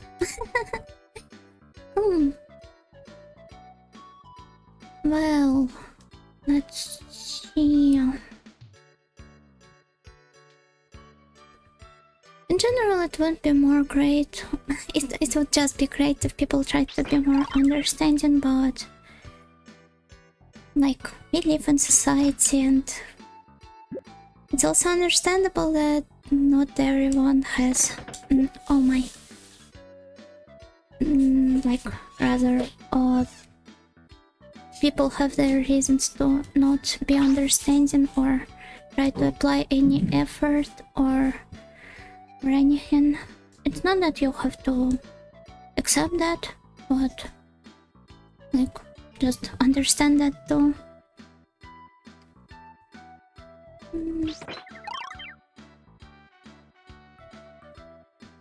I don't know, the only like cure for this is just surrounding yourself with like-minded individuals.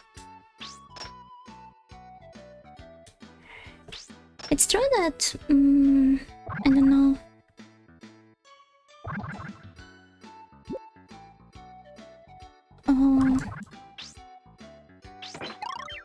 This way you kind of end up being in an echo room of the sort, only surrounding yourself by positive stuff and nothing else.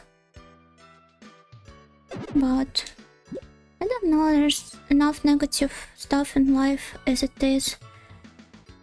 I want at least my friends to be like someone I enjoy spending time with.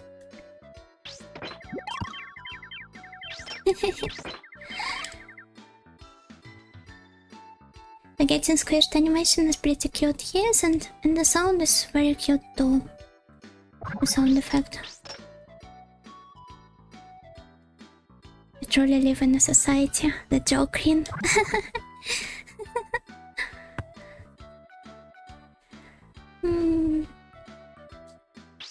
Korean's name has such a great pun potential, you can just make it into anything. With me, well, I'm not so sure.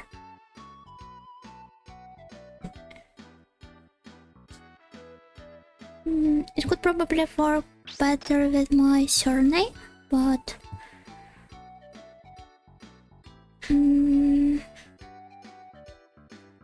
it doesn't sound as effortlessly good as it does with Karin's name. Like we have dark green, edge green, jaw green. Well, wait, why all of them end up describing the same archetype, basically? We have Q-Train first and foremost.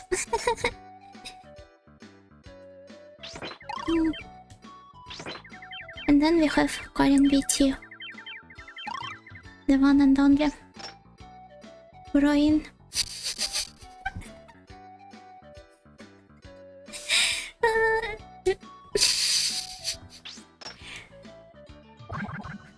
Kuroino has nice soundtrack, by the way. I'm sorry for immediately thinking about this one.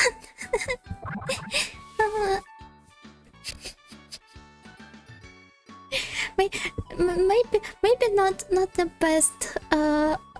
best idea for a pun.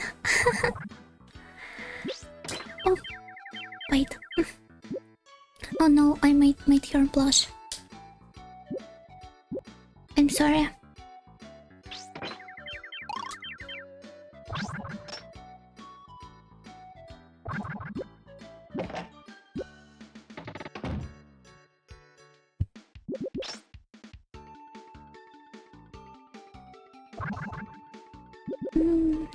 Let's wait until Mr. Snail passes this area.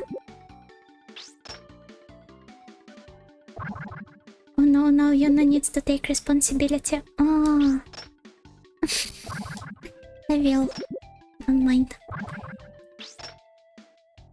In a wholesome way, of course.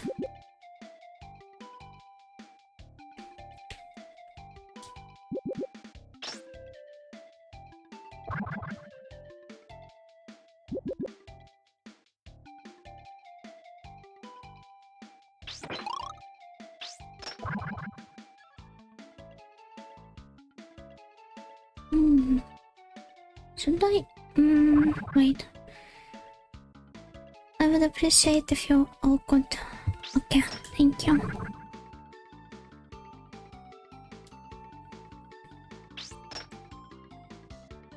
Now here. Yes. I think when I'm done with the stream, like I'm not sure if I will be done with the game or not, but I feel like eating some miso soup, so I will make it, I think.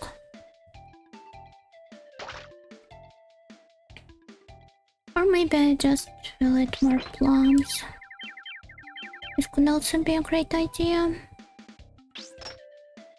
Sorry for Mama for talking about food.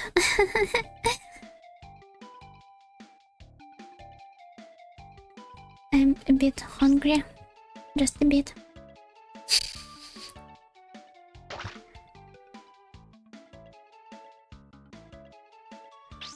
Miso can be tasty. Yes, and it's so easy to cook when you have the paste. It's like one of my go-to soup choices. I also love the, I don't know, I think it was just called egg soup by everyone. Like it's basically just egg thrown into the broth and looks like this, and you eat it as a soup.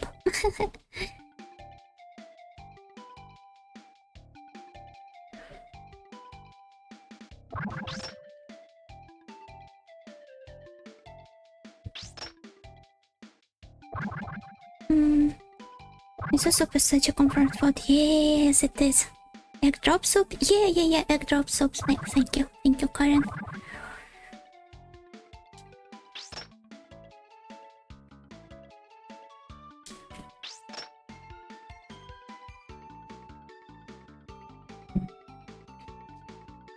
I love making that with tomatoes. Oh, I'm not a big fan of tomatoes. If anything, it's probably my least favorite food in the whole world. I don't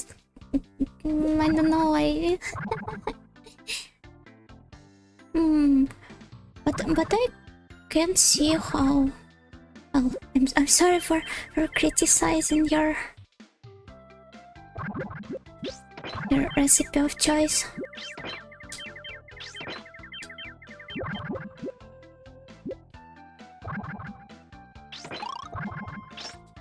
I'm even not like people who like Tommy,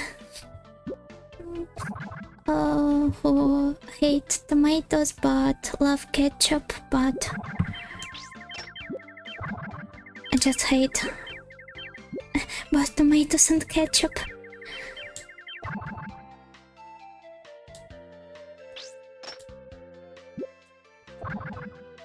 No, I can't handle the taste.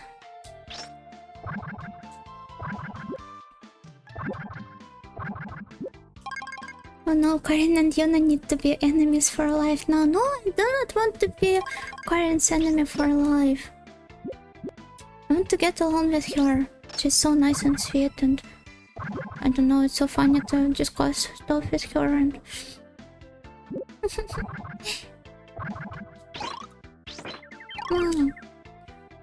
I hope Tommy is doing well too. Right. It always, like... I find it really hard to... Oh, nice. Reach out to people. Like, not drawing them fan arts and just talking to them on Twitter, but to actually slide into their DMs. Oh no.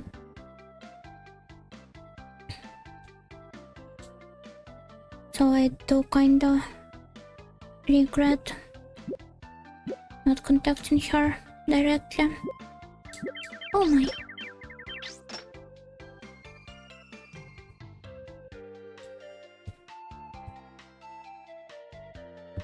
I can't believe Miss Karen and Miss Yuna will have to have a fight to death now. I do not want to. Maybe in some game, but I do not want to fight Karen herself. Oh my. Karen is nice and sweet like a tomato. Excuse me, but tomatoes aren't nice. There's this horrible mistake in your message.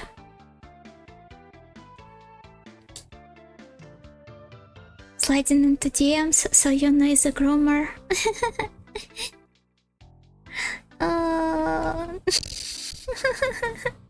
Oh god.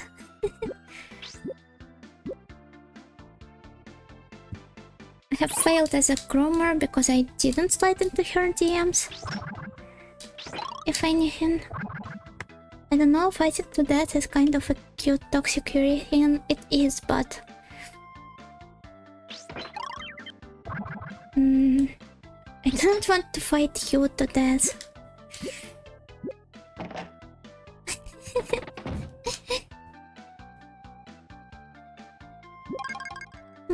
Miss Karen understands. I also do understand, but I just do not want to apply the same... Oh no! The same attitude to our friendship with Karen.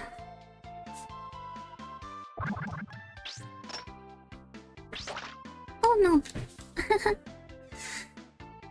I'm sure you'll get another chance, Yuna. Oh, it would be great if I could.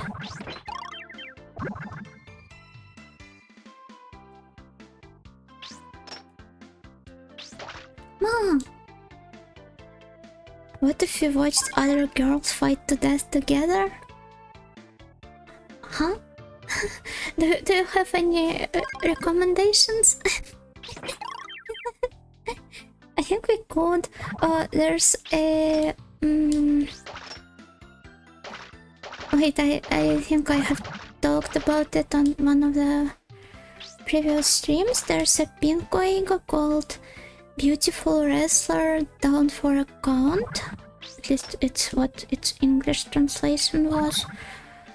And it's, well, as you might have figured out already, it's a movie about women wrestling, and it has a weird twist to it that heroine acquires superpowers and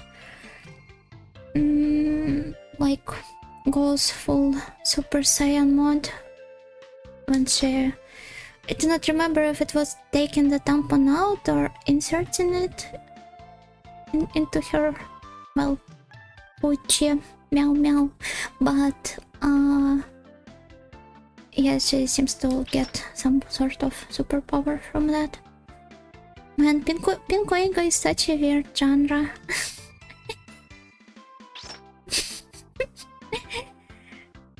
Oh my, this looks sort of lewd. I mean, it is Pinko Eiga. It's what it's supposed to be. It's like porn with plot, basically. But like, it has. It's not just porn. It has artistic value to it because it was just a huge scene with a lot of creators who, well, some of them stayed there and continued producing Pinko films, and some of them grew into established and well-renowned creators too. It's kind of like eroge scene, like people like Orobuchi Gen, for example, who get work in mainstream projects nowadays but started out as eroge writers. And with eroge Seiyo and eroge anyone. Oh, I need to watch more Pinko Eiga. You probably need to, yes. Not that I have watched that many myself. True, that happens sometimes. Yes, it's just really hard to discuss stuff like that, and well, my love to age games as well, because for most people it can easily brushed off as, oh well, I have hung there for so long and all of it was for nothing. One more try. It can be brushed off as, haha, she's so horny, haha, she likes arrogant and Pinko Eiga.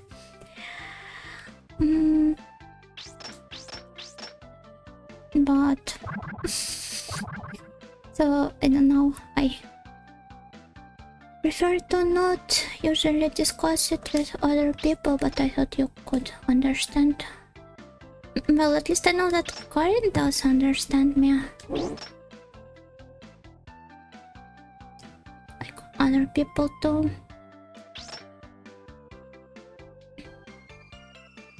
You can even like appreciate the R18 parts without being horny. That's the funniest part about it. Why do people have to be so concentrated on unload stuff? Oh, I did it again. Oh my.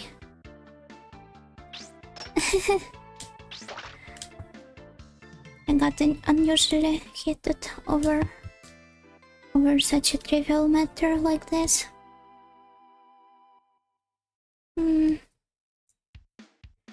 Oh my, let me drink some more water and I will continue ranting about R18 content and how it keeps being mistreated by normies.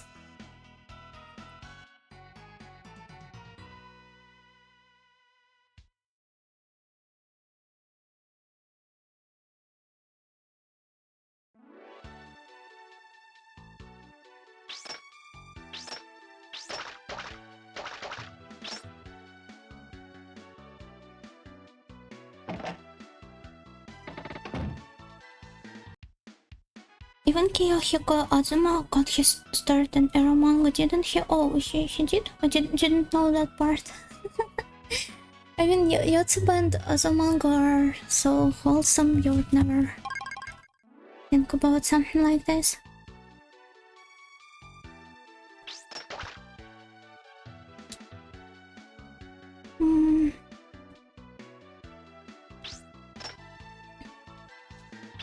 I thought we talked about creators who are good. Why the mention of Furabuchi? I wasn't talking about creators who are necessarily good, rather than about the ones who are considered to be good.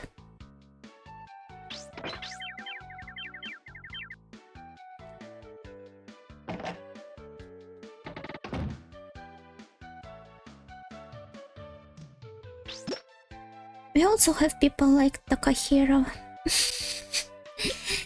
who also came out of eroge scene and get to write scenario for Atelier Gacha now.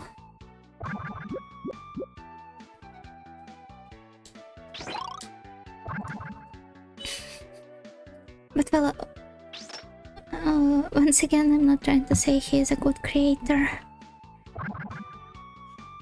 Although, well, I guess he creates nice characters and settings. It's just that, oh, I cannot really stomach his ideas and how he pushes them into his narratives.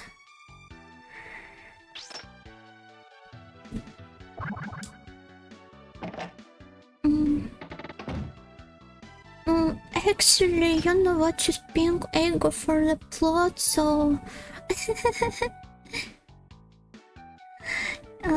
yes. I do sound like an actually kind of person when I talk about that. But I mean, it really is this way. Atelier Gacha, wow, what a concept, it sure suck. Would suck if it happened.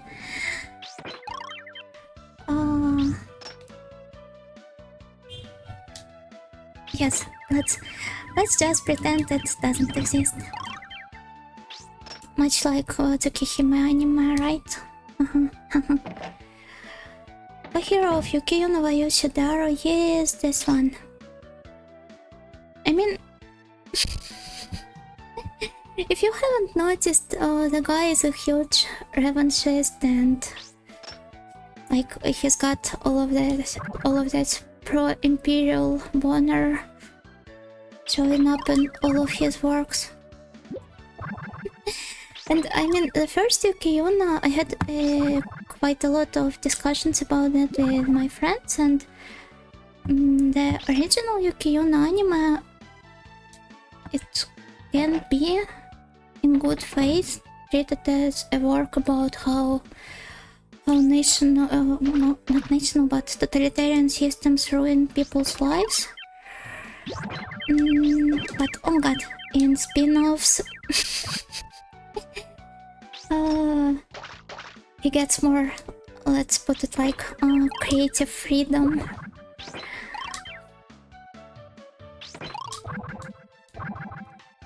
But yeah, I do love the Yukiyuna anime, at least the original one, and then the Washiosumi and Nagisonoko, and what was their spin-offs. This is why I said that he's good at thinking up really interesting settings and likable characters, but the stuff he translates through the characters he creates, I can't quite agree with that.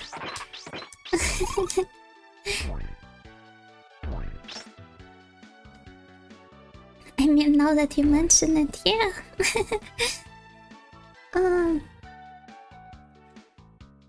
Unfortunately. But oh man, Yukiyuna looked beautiful. I mean, this designs, and the soundtrack, it was so good, and like it didn't end up being just a mindless suffering porn.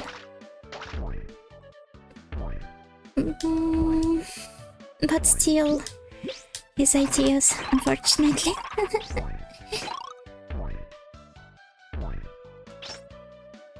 Oh, he wrote the plot of Samurai Flamenco too? That makes a lot of sense. I didn't watch Flamenco actually, so I can't really comment on that.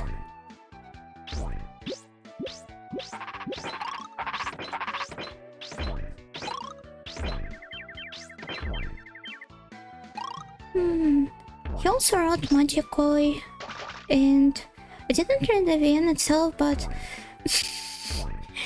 like my friend did and sent me some funny screenshots, like for example with characters.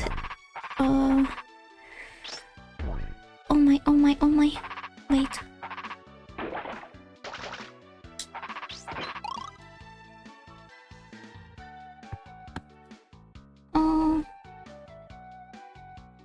Wait, I need to check it. Yeah, they were discussing the concept of how do you call it, capital punishment. And it was just such a weak attempt at a debate where, like, you could see that he just basically puts his ideas and words into his character's mouth. And also the stuff about, like, there being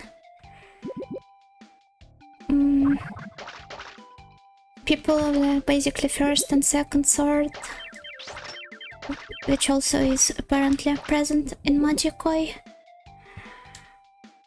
Mr. Tadpole, yes, I love him. Love that not really little fella. Magikoi is a pretty well-known one. Yeah, it had a translation back in the day when there was not so many translations of eroge, so it is indeed well-known.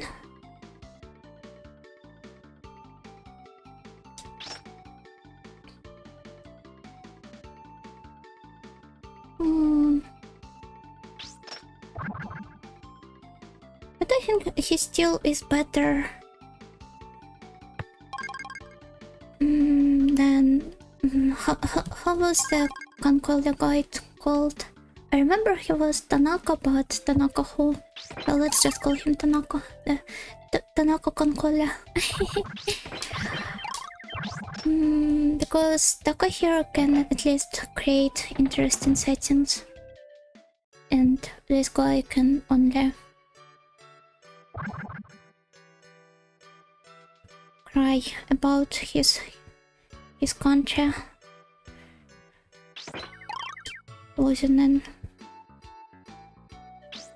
the war. Well,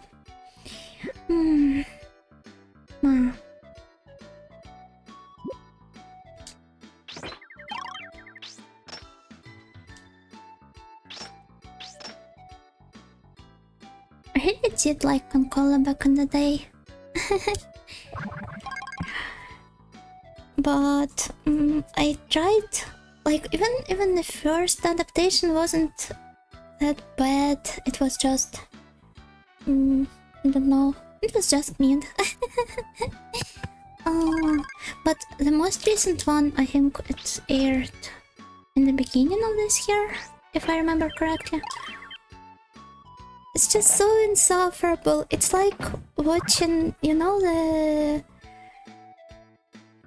Mr. Maeda Jones tearjerkers about sick girls, but instead you just have to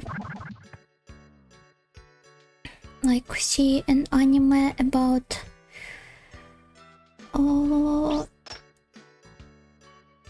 ship girls who are oh god, who are fated to die, and Mr. Tanaka clearly wants you to feel something about it, but you don't really, because these are shapes and not actual girls, and it's hard to apply that kind of logic. And like Japan was an aggressor, so well, I don't know. Sorry, I I will stop getting so political. I mean, I'm not. I'm just discussing historical stuff and how people treat it, but oh well. Lion his country so much, he wants to loot the bots. Konkola doesn't loot the bots that much. It's mostly Azuran that does it. But well, oh god, I hate military otakus, I hate them. Mama. They're like the worst.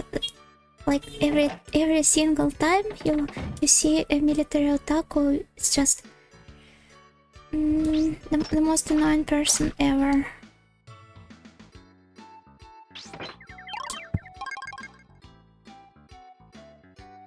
That awkward moment of Holo JP and Holo ID doing GeoGuessr on Indonesian and fighting the side points into the Japanese military bunker.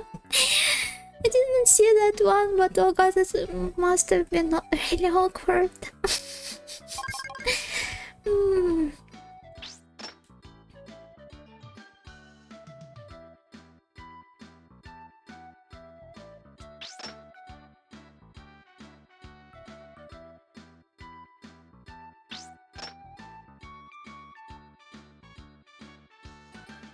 The Holo JP didn't know what it was. Makes sense.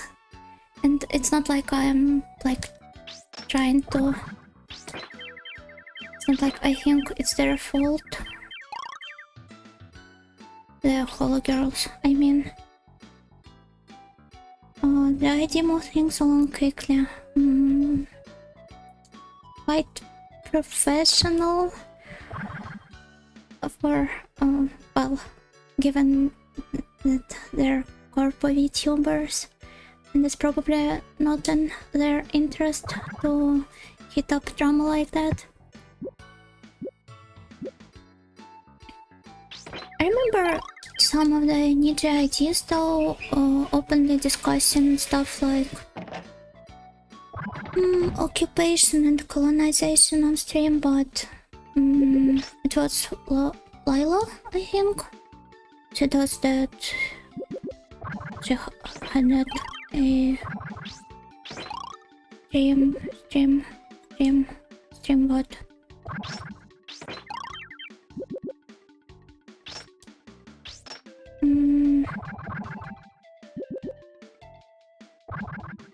Stream corner. Like that. Where she just discusses history and like makes presentations about historical stuff. And of course, like she also did streams on multiple languages where she invites a person from other branch, for example, that speaks that language, and well, they also discuss it. And of course, she had to cover topics like colonization when mentioning how it affected her language. But yeah, it's a tricky zone. Most corporate YouTubers probably would love to avoid getting into it.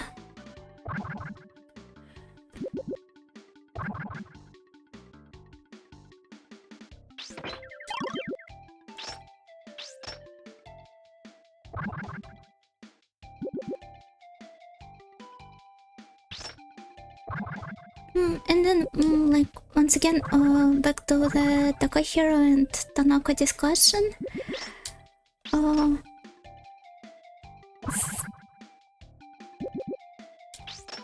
not trying to say something something really superficial like revanchism, bad, but although it is bad, it can lead to like some bad things.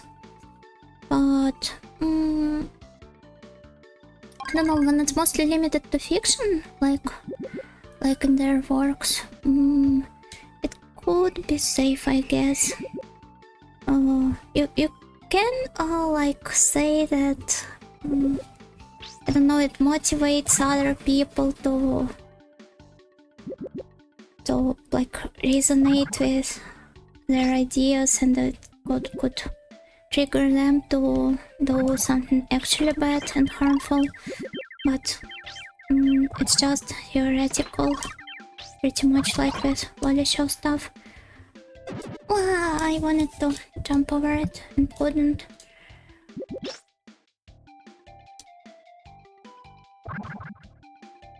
It's just that I try to avoid their works and tend to dislike them because of that.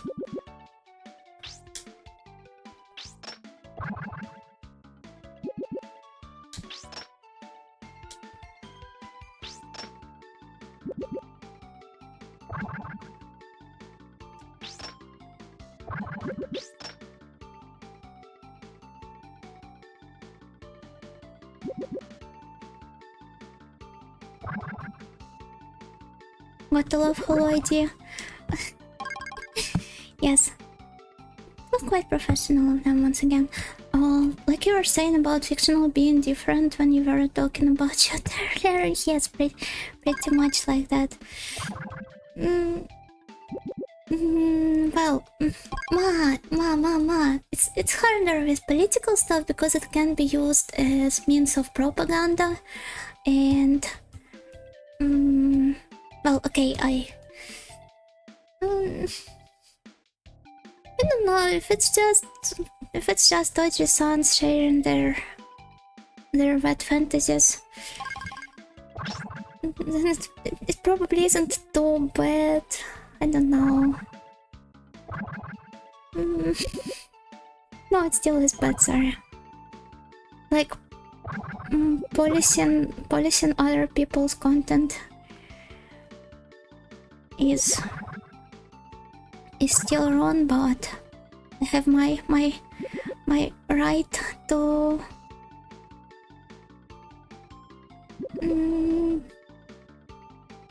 dislike it. Yeah.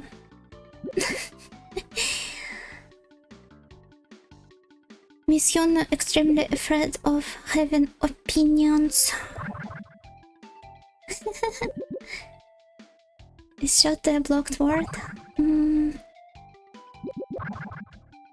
I hope it's not. Well, maybe in some parts of Western Twitter it is. SS propaganda. These two letters next to each other seem extremely funny in context of our recent revanchist talk, but yes, I understand what exact SS you're talking about. One on a shot to dodging can kill. Not me. I'm a strong audio.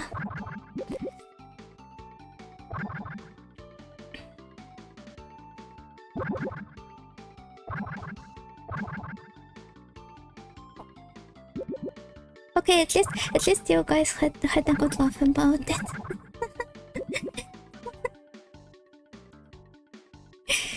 Man, how do I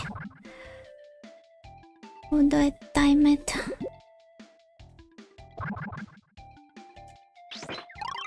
Oh no! Oh my! Mama! Well, all of it was for nothing, but at least we got one more enjoyable conversation, I guess.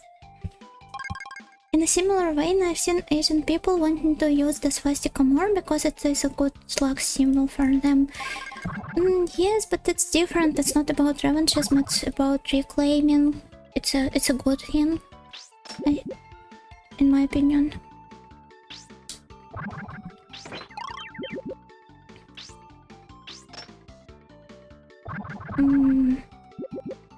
it would be great if they could it, because it is important for them. But I can also get people from European countries who get strongly opposed to the idea because of...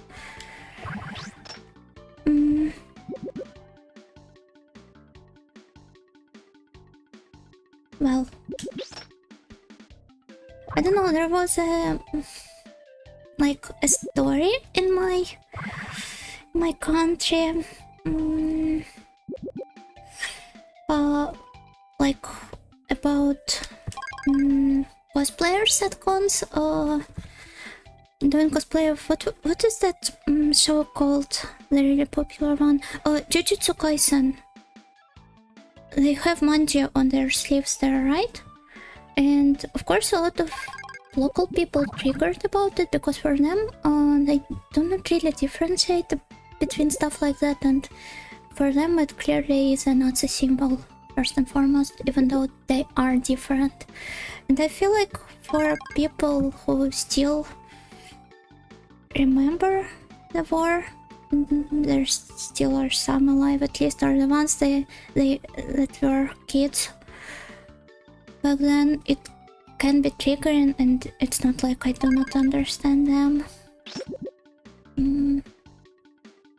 So yeah, I think it even got covered on the TV. So it's always more about cultural context and historical context and stuff. And ideally you would love to avoid stuff like that. At least when you're making something in public. Maybe less reclaiming and more like reclaiming. Yes, exactly.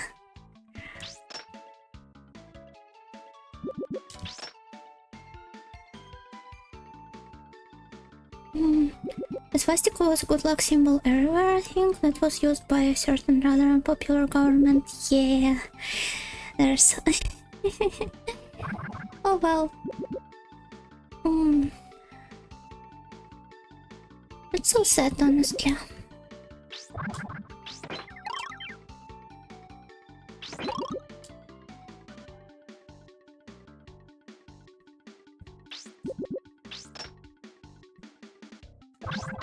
Oh my. Well, it's only natural that you want to handle such delicate topics with care. So I suppose...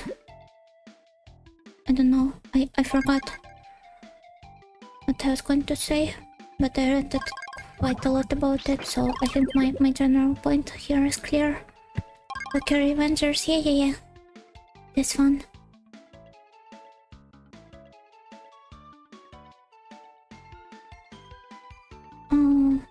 If there's an Indian guy with a necklace of it, it's cause he's religious. If it's a Latino with the same necklace saying it's a gift from his asylum. Okay, I see where you are like trying to lead the discussion too, but Mom. Also, I'm sorry if I mispronounced the word.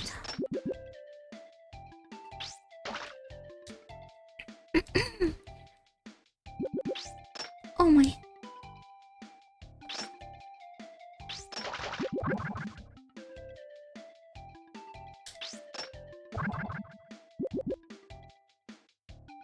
Sorry, a little spicy, yeah. Just a bit. But do Indians use manji as well? I mean, there are different swastikas. It's not like manji is the only one. Oh well, maybe they don't. Oh god, I died.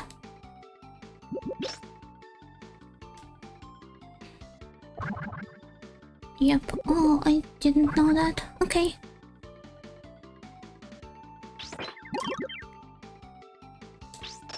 I don't know what's happening this week and why like certain audio VTuber streams, and I'm not only talking about myself here, get so controversial recently, but oh well.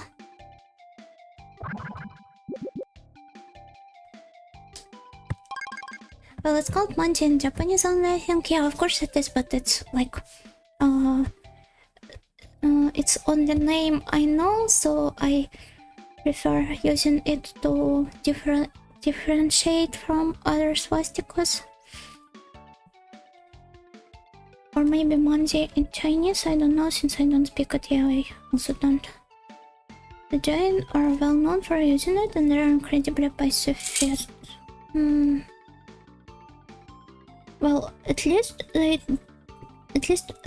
do not get mistreated for like wearing necklaces of it and stuff. Okay, let's wrap this topic up.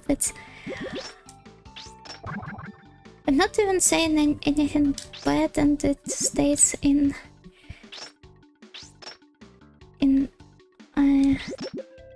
borders of like common sense, but unlike with shotas. But oh god.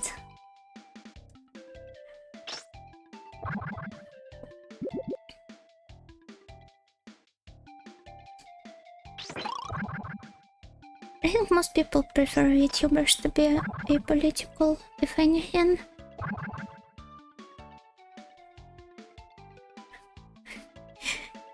Yes, let's move on from the blonde-haired, blue-eyed person token. Stop, please stop.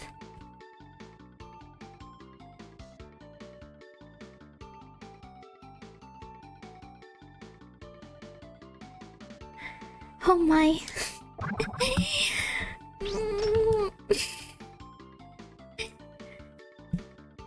I suppose it's just a comeback for my SS joke earlier.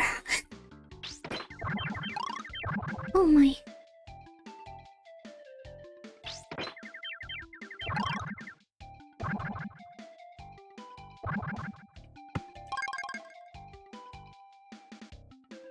Oneshota era manga is way less controversial, I think. You do? Because I think we...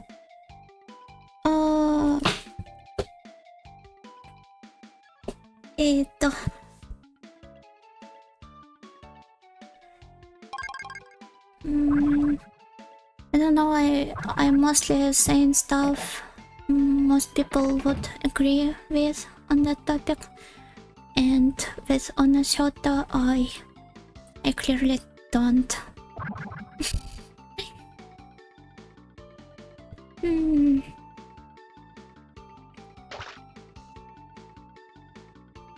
Yuno's eyes are clearly beautiful, Violet. Thank you. Thank you for... I don't know, for telling colors apart. Do you thank people for that?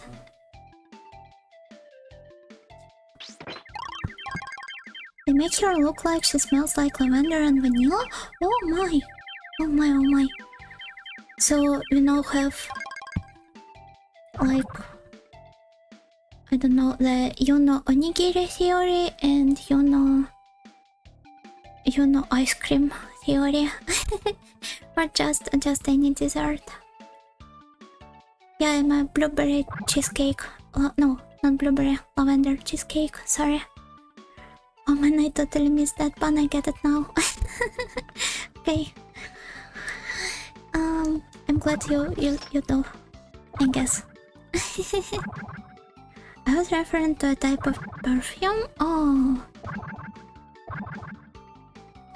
I guess it could work this way too.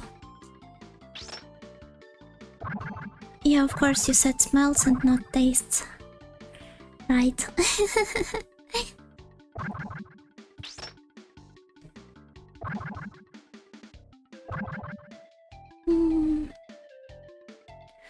So... good night, Ma.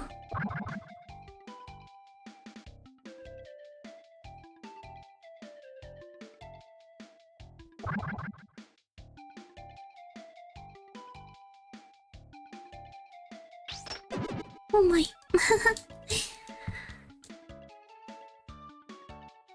If you tasted that good, then I hope you never meet any cannibal VTubers. Or I should just learn to respawn like Miss Watame.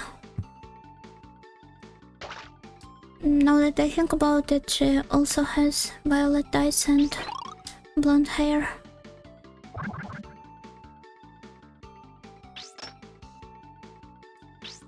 Oh my. Well, one more try.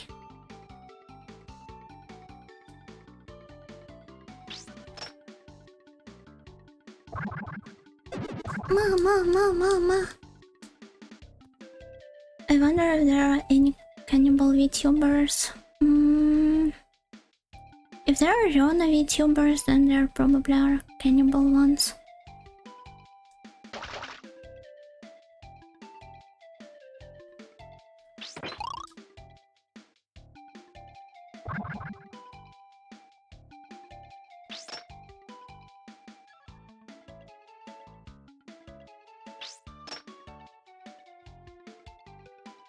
Riona VTubers and Riona VTubers.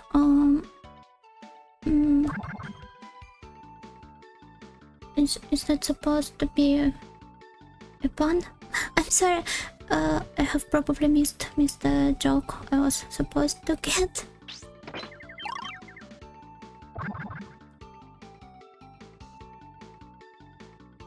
Well, some VTubers also joke about eating their viewers.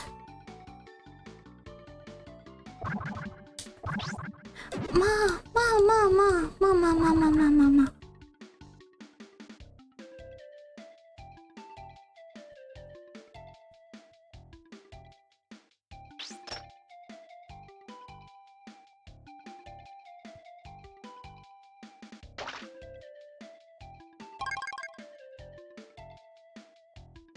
Aren't saying that made me think of a girl who's a soft non-era Riona VTuber who also streamed some of Saya.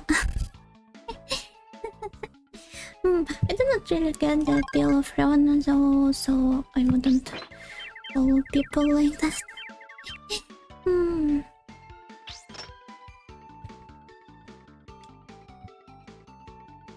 But oh my, streaming Son of Saya, like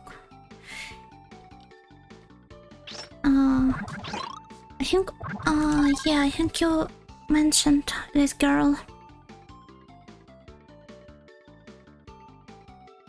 previously, right? I forgot her name, or maybe you never mentioned the name.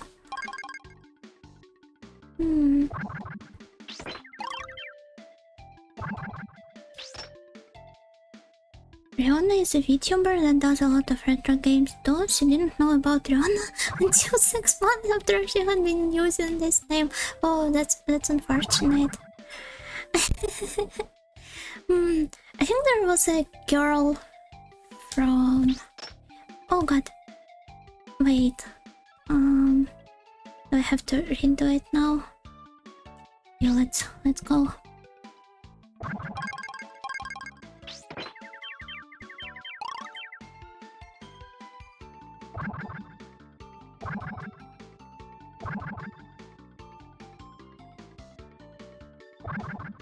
But oh well, if she also streams retro games, then I probably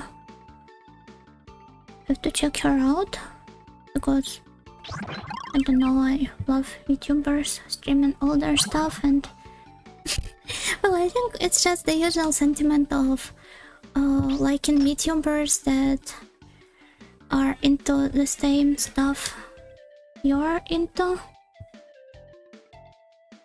And because I happen to love retro games, like of course I would like to check someone who does too.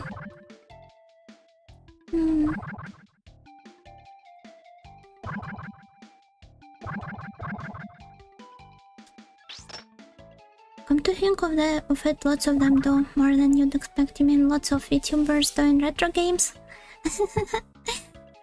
Oh yeah, there probably are quite a lot of people in that niche. Jelly from Face, if that was you asking. Yeah. I remember now. Wait, is she Rona Vtuber? Oh god. I would have never guessed.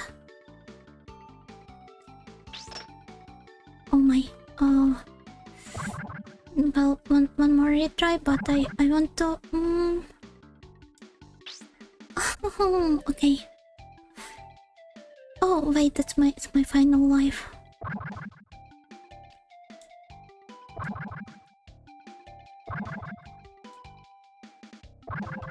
So will I be able to get there this time? Let's see.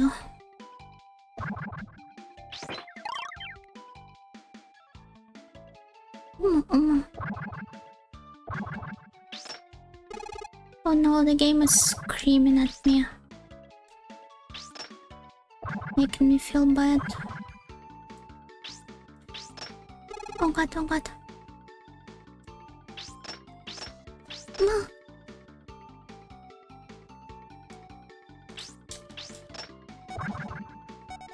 Oh. I was on the edge of my seat. That was really intense. Oh, this was some idol dancing. Oh, it's the final stage. Well, let's still give it a shot. Let me check your messages. Emotional support randomizers. Emotional support Riti Zelda randomizers. I was never that much into Zelda. I was always only interested in the N64 ones, like Ocarina of Time and Mask of Majora. But I don't know if she does randomizers. Maybe that sounds fun. Yeah, sounds great. Last weekend, she tried to complete one of each Metroid game over the weekend, so though she did include remakes, so the oldest one was actually Super Metroid. I have never played a single Metroid game or a Castlevania game, despite liking modern Metroidvanias quite a lot. Oh, by the way, like I forgot that they announced Blasphemous 2, and I saw the poster on my Twitter feed, and I just got so happy. I really love that game.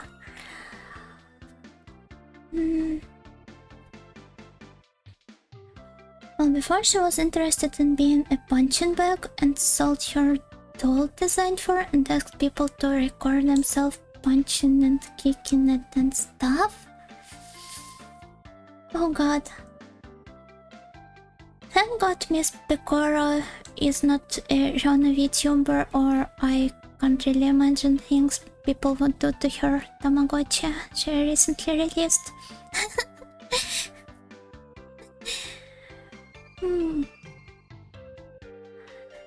Yeah, thank you for supporting me. I did that somehow. Those are the those she plays randomizers of. It's a combined Ocarina of Time and Majora's Mask randomizer. Huh? How is that supposed to work? I will have to check her streams out purely for the sake of like knowing how it actually works. Goodness, I hope you'll try them sometime. I think I will.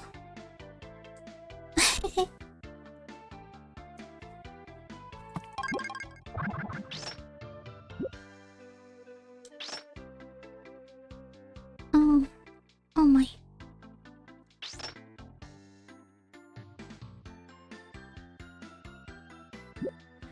So let's see.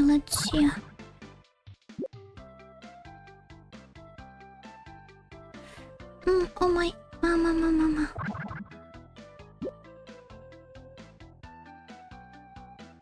Oh, I think oh god, that was scary. have to immediately jump up here now and oh, I see.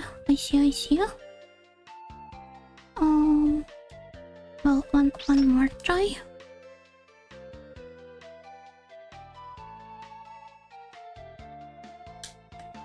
Okay.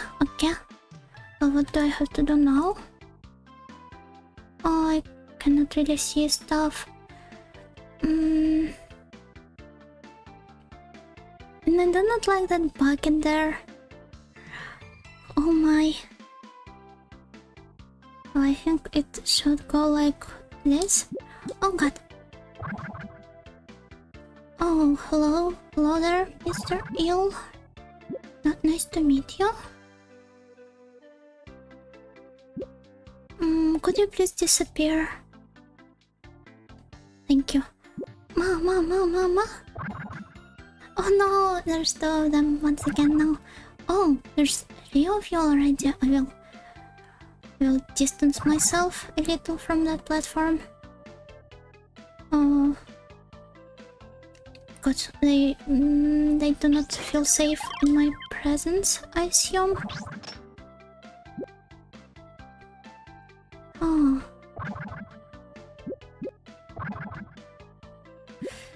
Well, I still have enough time to... So close, yet so far.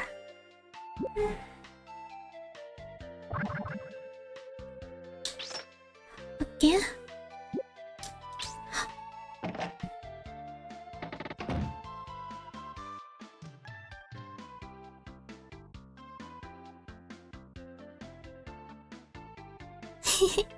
Now I have to complete the game by actually getting to one of the last stages, like completing one of the routes. I don't know. So it's not over yet. No, I didn't. Well, I didn't beat it, I guess, but it's not the yatta moment. It's a PT win. No, you guys, no, the PT win is still win. No, it's not. No, I have to, Mama.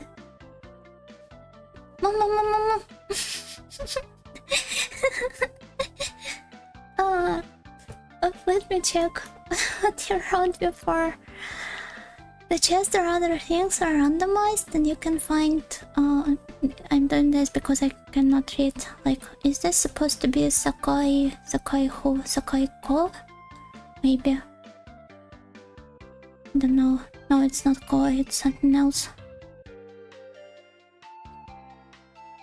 And this lady is called Akiko, and this is Ishifumi. I don't... Mingifumi. Is this even a name? I don't know. Matayama who? The Chikawa Shinja. Oh, okay, I read at least one name. Sound Kyoko Atelier Doboro. I have never heard of Atelier game with such name. Sakurai. Okay, if not for the last kanji, I would have thought that it is my favorite eroge writer's name, Sakurai Hikaru. Okay, I will stop flexing my name reading skills, which are not quite there, honestly. I just want to see if there's a CG in the end, maybe, or something like this, because it... Oh, what's that? It's just bank support messaging me in the middle of the night. You can... It's even the same engine. It's because it's the PT engine, guys. I'm sure it's because of that.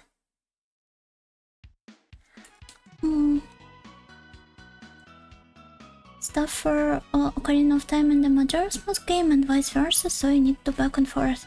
The Happy Mask shop in Ocarina of Time and the Clock Tower doors and remember connect the two game worlds. This sounds so interesting. Like, so the community is is so cool for making something like that. There's a similar randomizer with Zelda 3 and Metroid 3 and Zelda 1 and Metroid 1. Oh guys. I meant, oh god. This is crazy. And yeah, the bucket was menacing.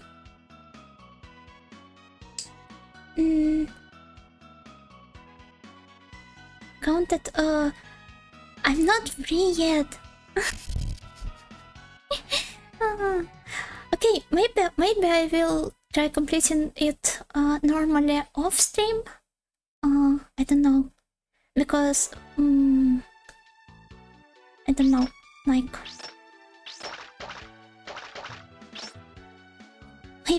maybe my viewers are a bit tired of Umihara-Kawase. But I love that game so much, and it's like I will continue playing it as my comfort game, honestly.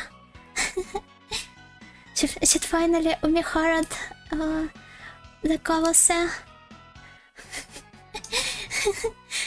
I love the response of yours so much. Are you going to try to 100% it? Not sure about 100% it, because I'm not really a completionist. It's just that I want to go for the honest honest fair ending. Wait, which did you say was your favorite eroge writer? Sakurai Hikaru. They were one of the main Liarsoft writers, and they gave us a steampunk series. Like you can also see the people calling them "What a Beautiful" series, because every title in it has subtitles starting with "What a Beautiful something." But now they like left Liarsoft and work for Mr. Kinoko Nasu in Fate Grand Order, writing some of the stories. I don't like the Umihara-Kawase streams. They're rather peaceful despite how hard the game must be. It is quite hard, but it is enjoyable. It's hard games like this that are most enjoyable, to be honest. I have looked at the map to get in the end without the 30 minutes rule, and what did it say?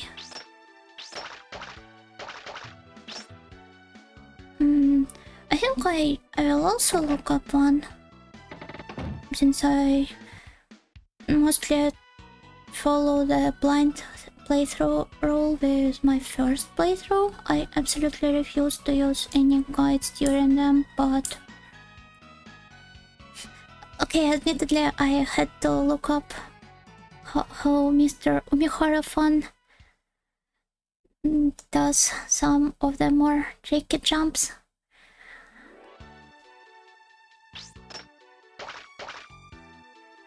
But well, this is especially true for like plot-heavy games and stuff like that.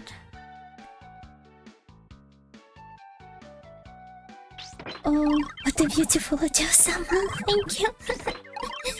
Oh, you know, it's too patient and powerful. The streams have been very fun. I'm glad you enjoyed them. Thank you, Karen.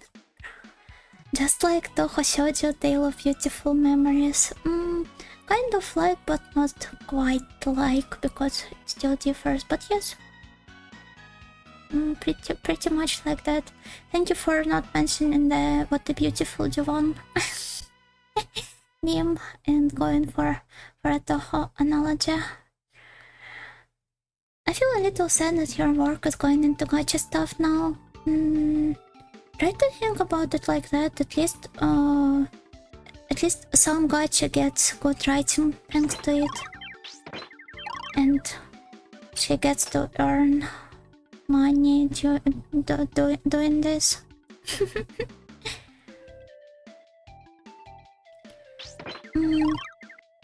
There's multiple paths and you aren't exactly far from the end, and anyway, Well, this means I have to continue playing it. Kogurashi had some episodes written by Hikaru Sakurai. She also wrote here. I remember that tweet about their gender identity, but I prefer to believe only Hamashima Shigeo part of it.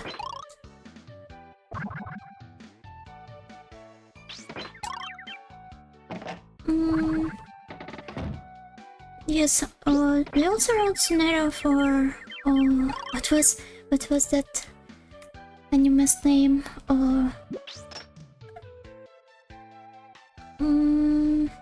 It had a cross-dressing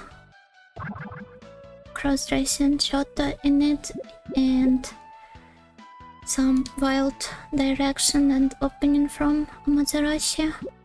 Was it Rampo-Kitan or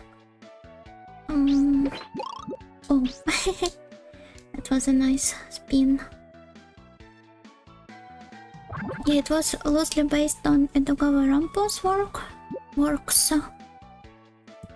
but oh wait, I feel like it was Rampo-Kitan.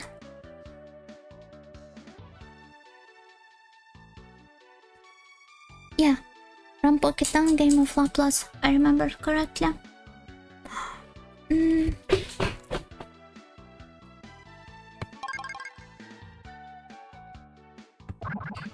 Wait, why did I go back? I don't know.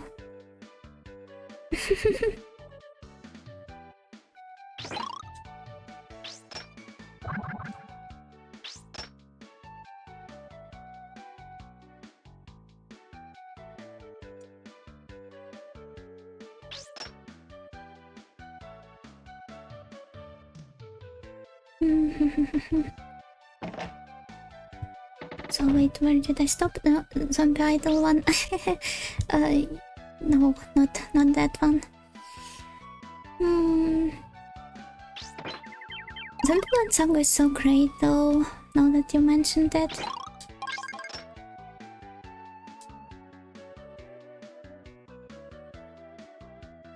Oh my.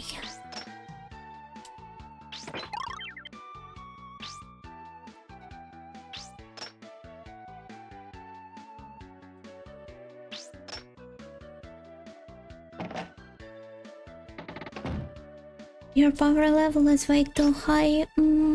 What made you think that this time?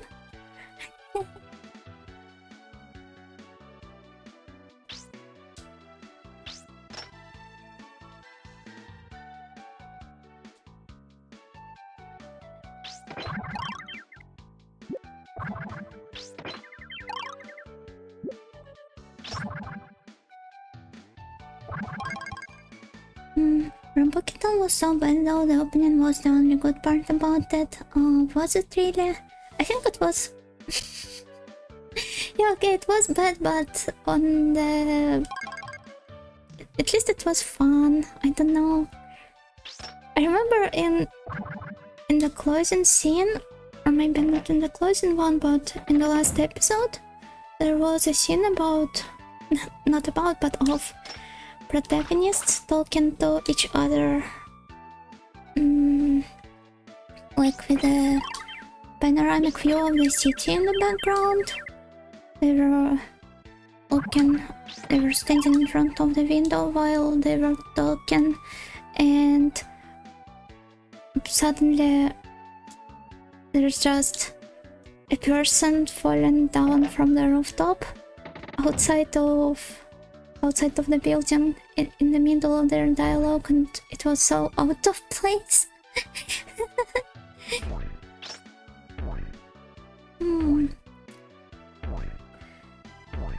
That happens with a lot of anime. Hanayamato is just sort of okay. Hanayamato was fine. Please don't. There are better examples to illustrate your point. And it's got one of the best tops ever. This part is true. Of course you know what, remember the anime is the one with the cross-dressing Shota. I mean, he was cute. I don't know.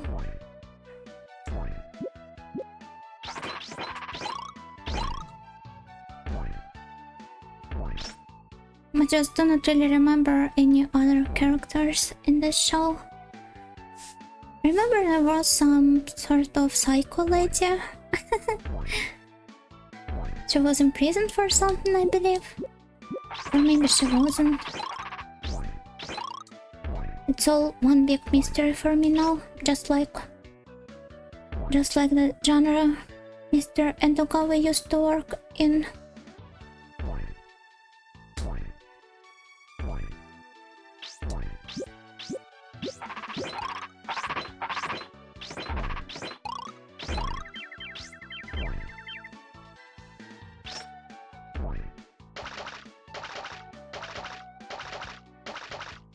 Or elemental gelade. I only read manga for oh my.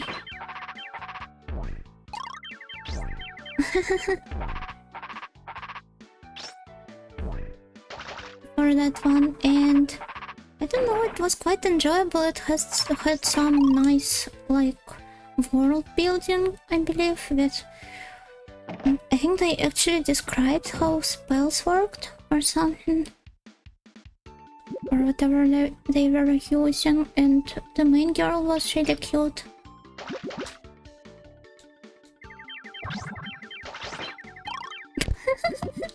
Oh god, this was so funny. She probably read everything from Norio-sensei too.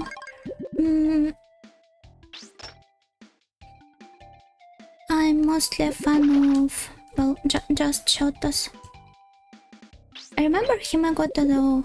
I was so surprised when I realized it's made by the Norio-sensei.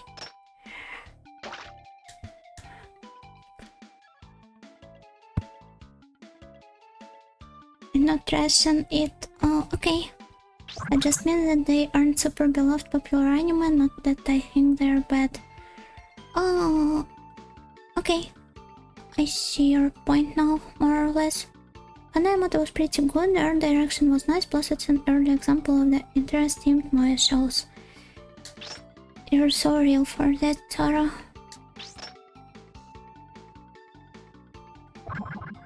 Thank you for protecting Hanayamato.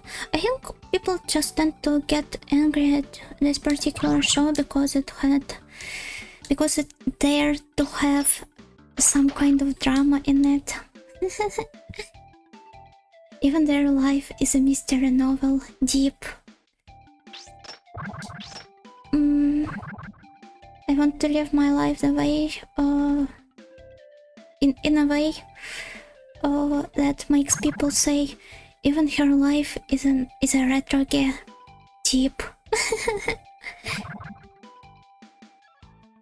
Oh well. Okay, so how do I bounce here?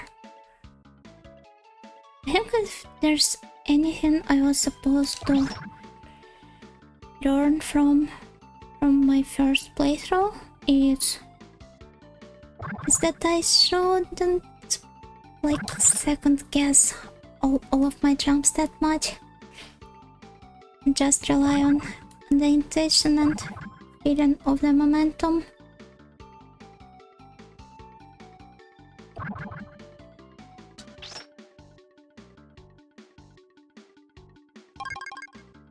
You know, Nightingale, that's too deep for you, Onjo.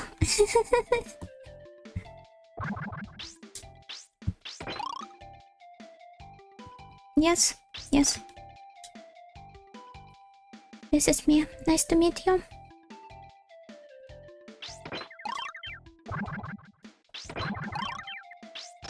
Oh my.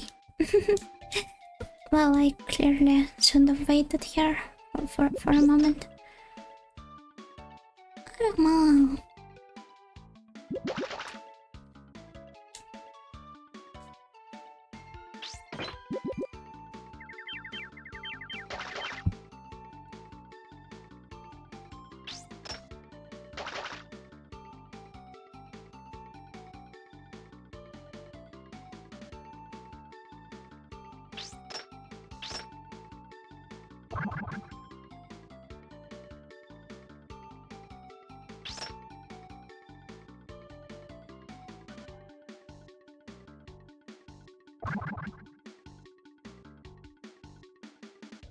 Wait, how do I...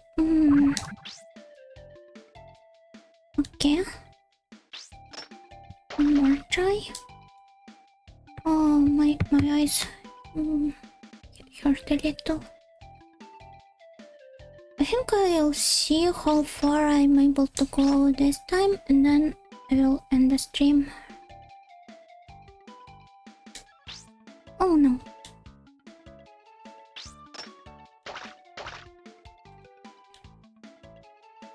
It ran for 10 volumes though, and even had the game, so it had a fair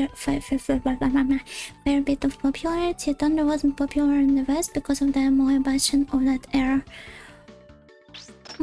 Yes, unfortunately. And it's not like the Moebashin era has ended even now.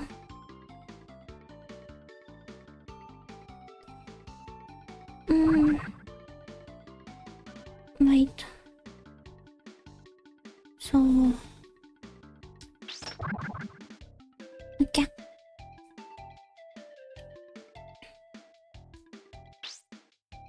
I think I'm still going to like...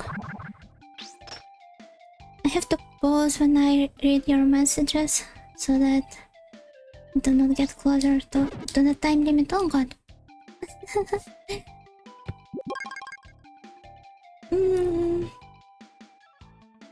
Yeah, the Moebashin era is still far from over, but it definitely was worse back in the day, much like with the discourse around the JRPGs. So I automatically discount the opinions of anyone who hates Moe or cute girls don't kill things, so I never knew that was even a thing. Based. Oh, it's already been 5 hours. Yes, it was. It's been... yeah.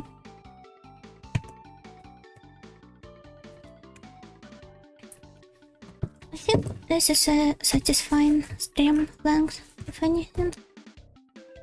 Oh, wait. Time flies time flies when you're having fun. Yes, it does. Alicia? Actually, cute things suck. No need to get so self-deprecating, Karen.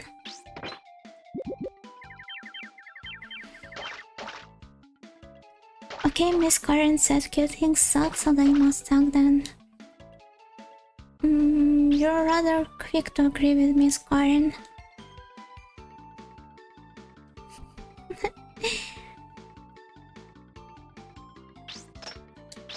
I can't believe Karen hates herself like that. Right? It's just... I don't know. It feels wrong for Karen to hate cute things. And she herself is very cute.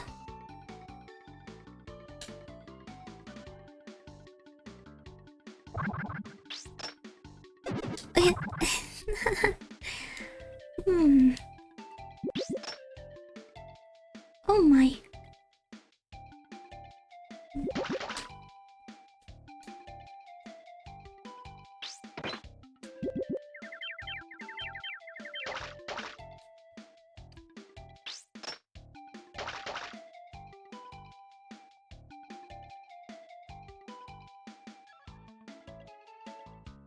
Sorry, I got too focused on climbing that ladder. Of all things.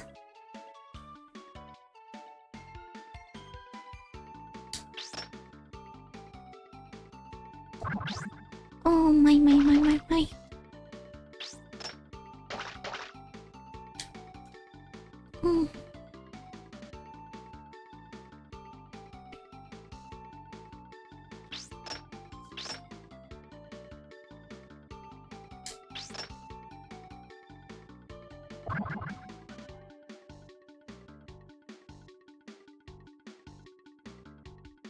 The cool audio only read card X Reader Disco Elysium fix these days. Is other people shipping themselves with cards from Disco Elysium?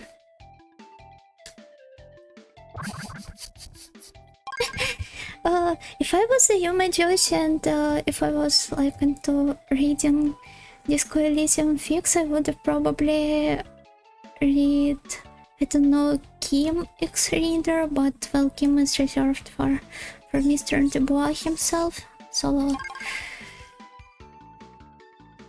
no sane person would do this.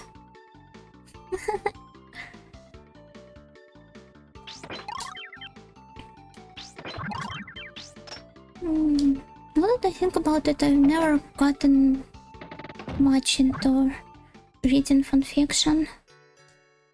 I know a lot of my friends are avid readers, but I just do not feel anything when I read most of the stuff. I even tried writing some myself when I was a baby watcher.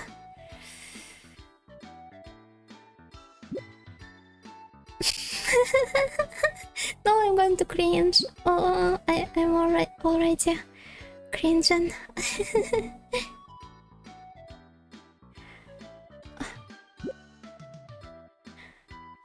Oh god. Disco Elysium images are too powerful. I always read some before bed, so is there a chance Miss Sarah was referring to you?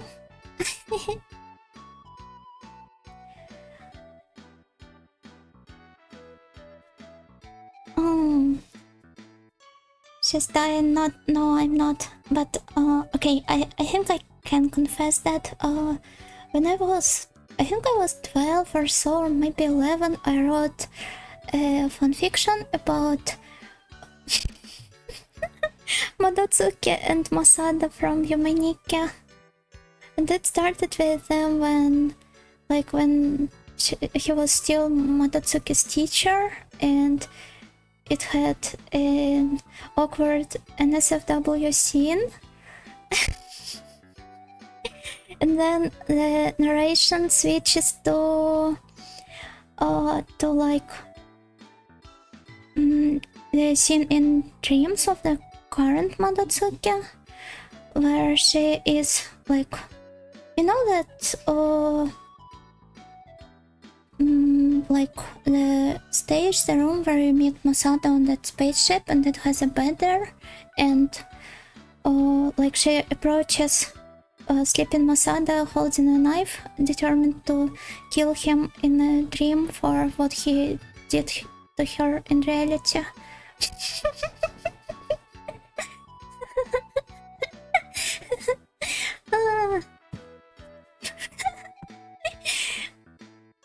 Okay.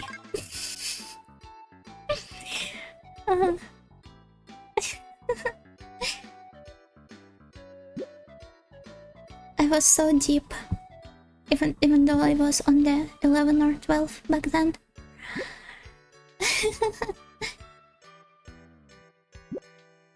Miss Nightingale's fanfiction stream went like when Marin played the RPG Maker games she made in her youth.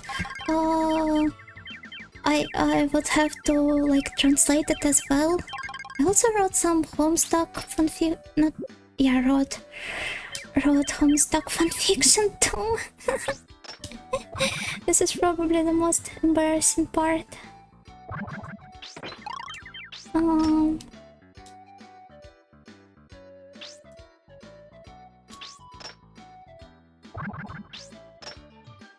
But yeah, I would have to translate it into English to stream like the one Marin did.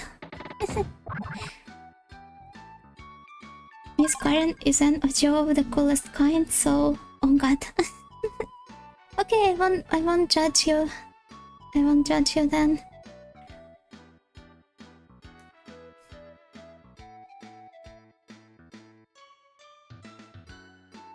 I'm not a Yumejo, I'm a pure Fujo. Kinda based, I don't know. Maybe.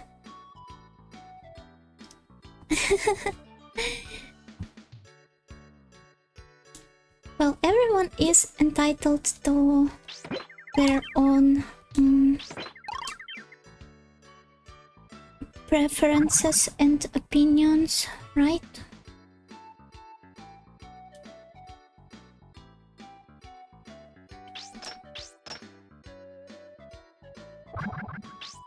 Oh god. Can any Vtuber be described as pure? Yes, Karin can. Is that not enough for you? This sounds amazing. Even 12-year-old Yunus embarrassing fanfiction past is really impressive. Thank you. I just was naturally drawn to the darker stuff, I guess. And well, like, Humaniki fanbase is pretty well known for its theory crafting about Madatsuki's dark past, so I only continued on that tradition.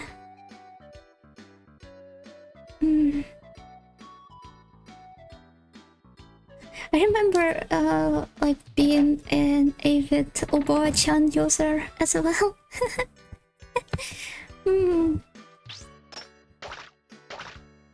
I didn't share this particular work there because it wasn't in English. But I did take part in some of the discussions.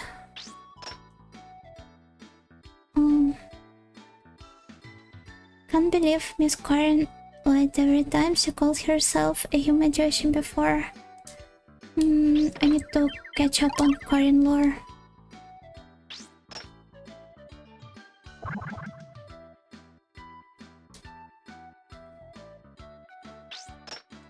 Okay. I think I can be a Fuji and still have human tendencies, or the other way, or just be able to appreciate that stuff like from an academic point of view. I don't know.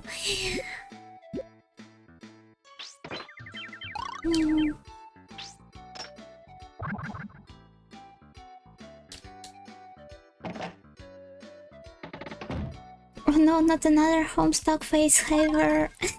So you did have it too. Oh my, we will have to talk about this, or maybe we won't. Let's pretend that we do not know this particular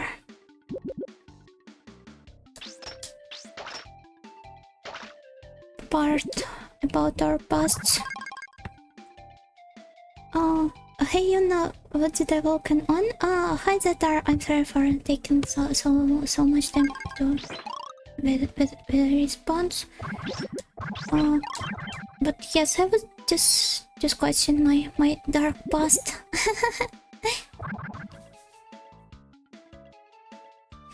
Ubo yes, Ubo is Moe, and it's okay. You can read your non-Eigo fanfic because you're creepers. I do not have any. We'll just subtitle it for you, right? No. And excuse me, but it's would like the creeper would need to have quite good way with words, which I don't have in English, to translate my beautiful prose properly.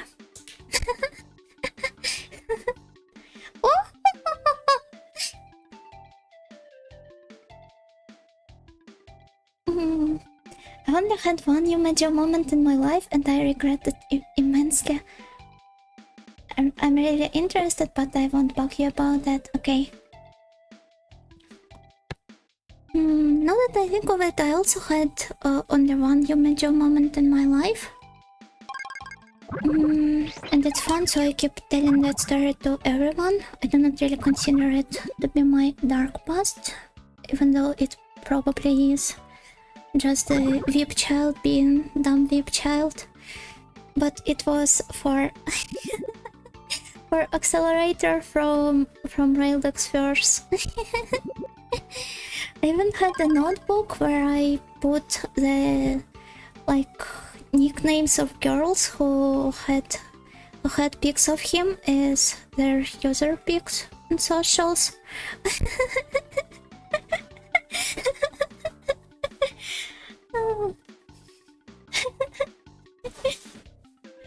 I think most of them do because it's a hobby about obsessing over awful anime dudes.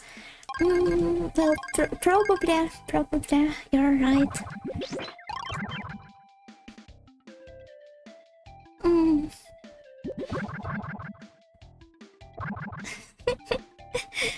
Of course, translations are not as good as the original.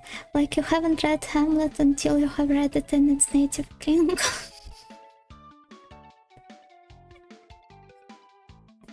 I didn't know that Shakespeare used to write in Klingon. Wait, what? I'm good. What was that? Excuse me, I'm not a Klingon is a conlang from Star Trek, right? I didn't really watch Star Trek. Is it a running gag in the series about or what? That's fantastic. Thank you for appreciating my funny little story. I can see a girl like an Axel. He's a cool, pretty boy fellow. She starts off as an edgy, insufferable prick, but like his character development is so great and he's so protective of Last Order. I don't know, it's just cute.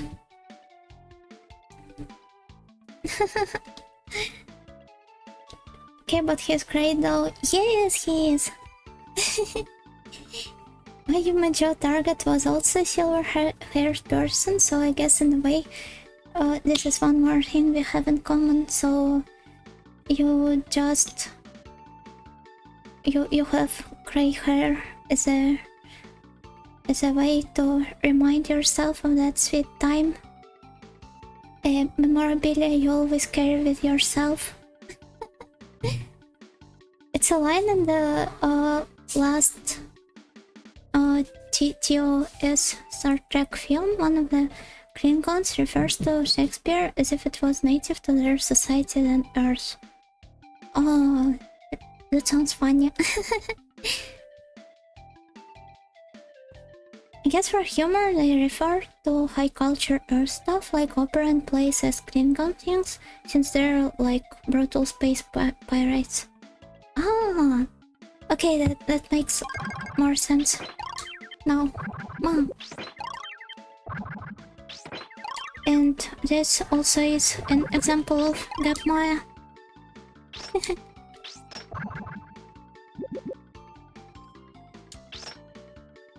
Oh my.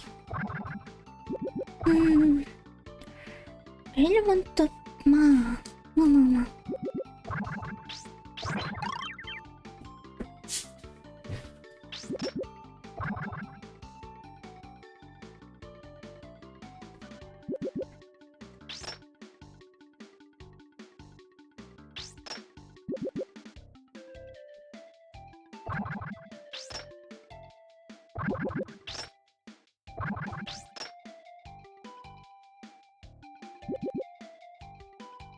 Oh, what?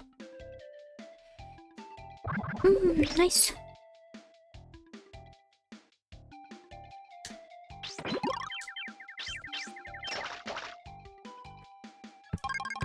Sorry, cool, pretty bad boy fella. Yes, this is more like it. But he's a good boy in his heart. I also tried being a bit Yumajo when I was trying to play Stardew Valley. I don't know, I just decided to not treat it as a moege and try the otomege approach instead and pick up the guy I liked the most, but it was I don't really remember his name. I think it was Shane, the alcoholic one.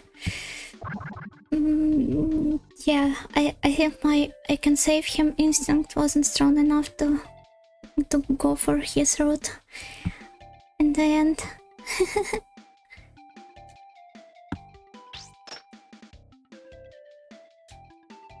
I don't know, just kind of like that type of anime boys. The guys hating their job and themselves. Well, my favorite character from Hypnosis Mike. I'm not sure if you know this franchise or not. It's extremely funny. But yes, he can also described in this way.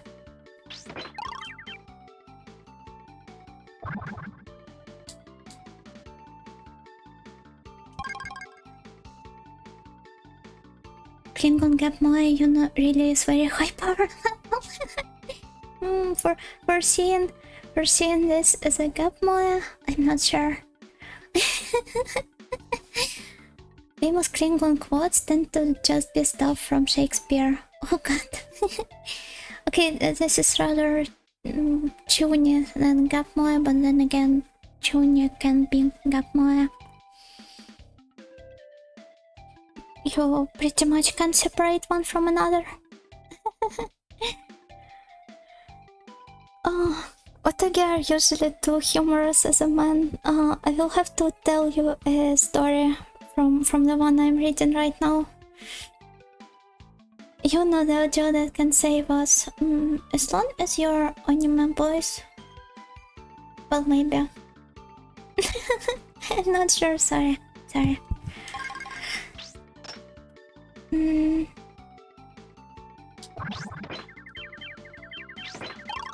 Saving anyone is not so easy, so I do not really want to take responsibility of that kind.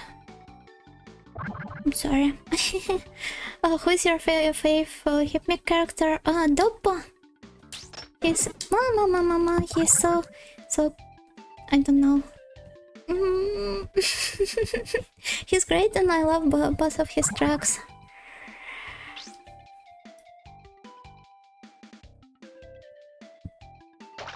And I love how different in tone they are and how he like has these personality switches when he starts rapping.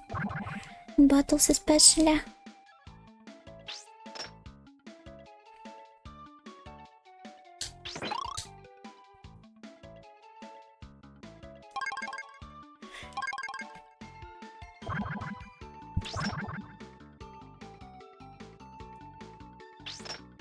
But yeah, you can see how with anime guys, I tend to go for shotas or for self-hating wages.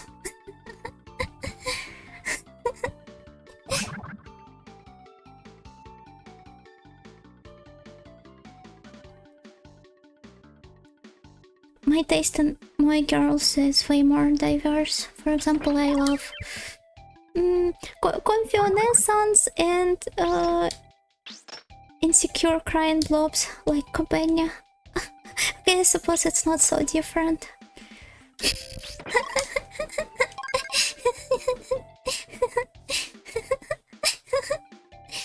I don't know, it's so funny to open up about stuff I like like this.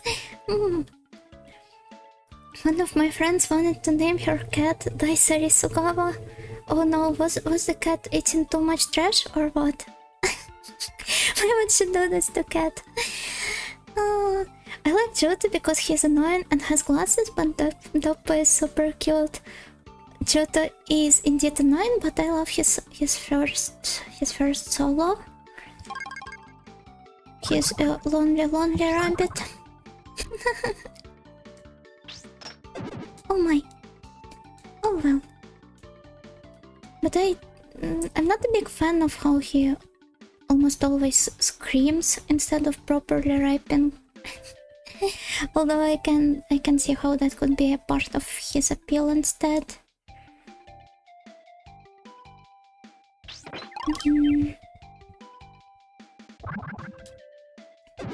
Oh my.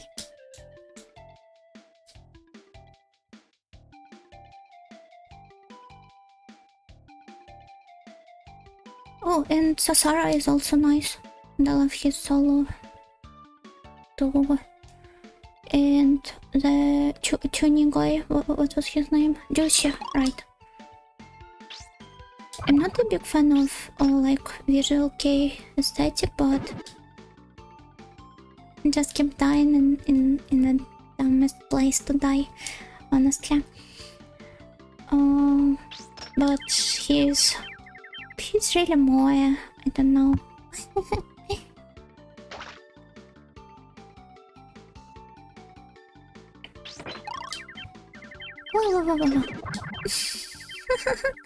Oh god.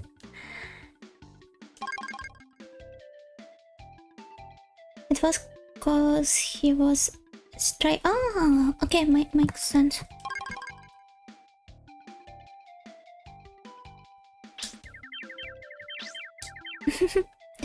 But well, it still is a funny name for your cat. Not for your cat, but your friend's cat. Oh god. The game keeps punishing me for focusing on chat and not on it.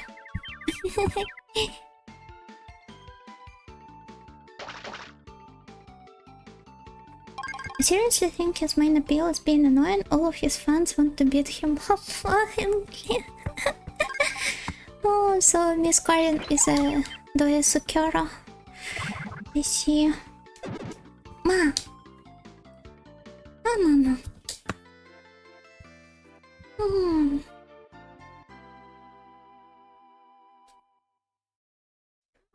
Well, I don't know. Maybe I should stop around here, like I planned previously, because well, my eyes do hurt a little.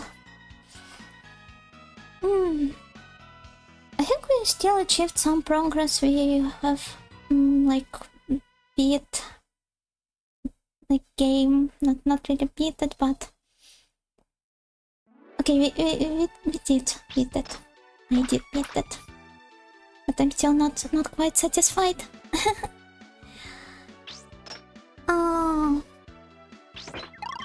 I'm not sure if I want to like beat it off stream or continue playing it on stream. I think I don't even know. I could try playing it in my free time and then return to it, maybe not on the next week, but like a week after it. Oh, but wait, on the week after it, Gamera is going to be released, and I wanted to make it a Gamera week, or at least a Gamera stream, and play Gamera game. So I'm spoiling my great audio plans. Oh well, consider it a sneak peek of my intentions. I will think about that more and then decide whether I want to stream it next week or not, but I'm determined to beat it properly at least once. So I will definitely be returning to it. Okay. Oh, nice. Thank you all for coming here today and for having all kinds of fun discussions with me. I had a really great time, and now I'm going to tuck myself in a comfy bed and see some nice dreams about fish and snails and being a sushi chef. I'm not sure if I deserve the sushi, like maybe I did after all. But I will order myself something even fancier when I'm done with the game for real. But yeah, for now, thank you everyone, and what's up? Bye bye. Have a good night's rest, or have a good day, depending on your time zone. Bye bye.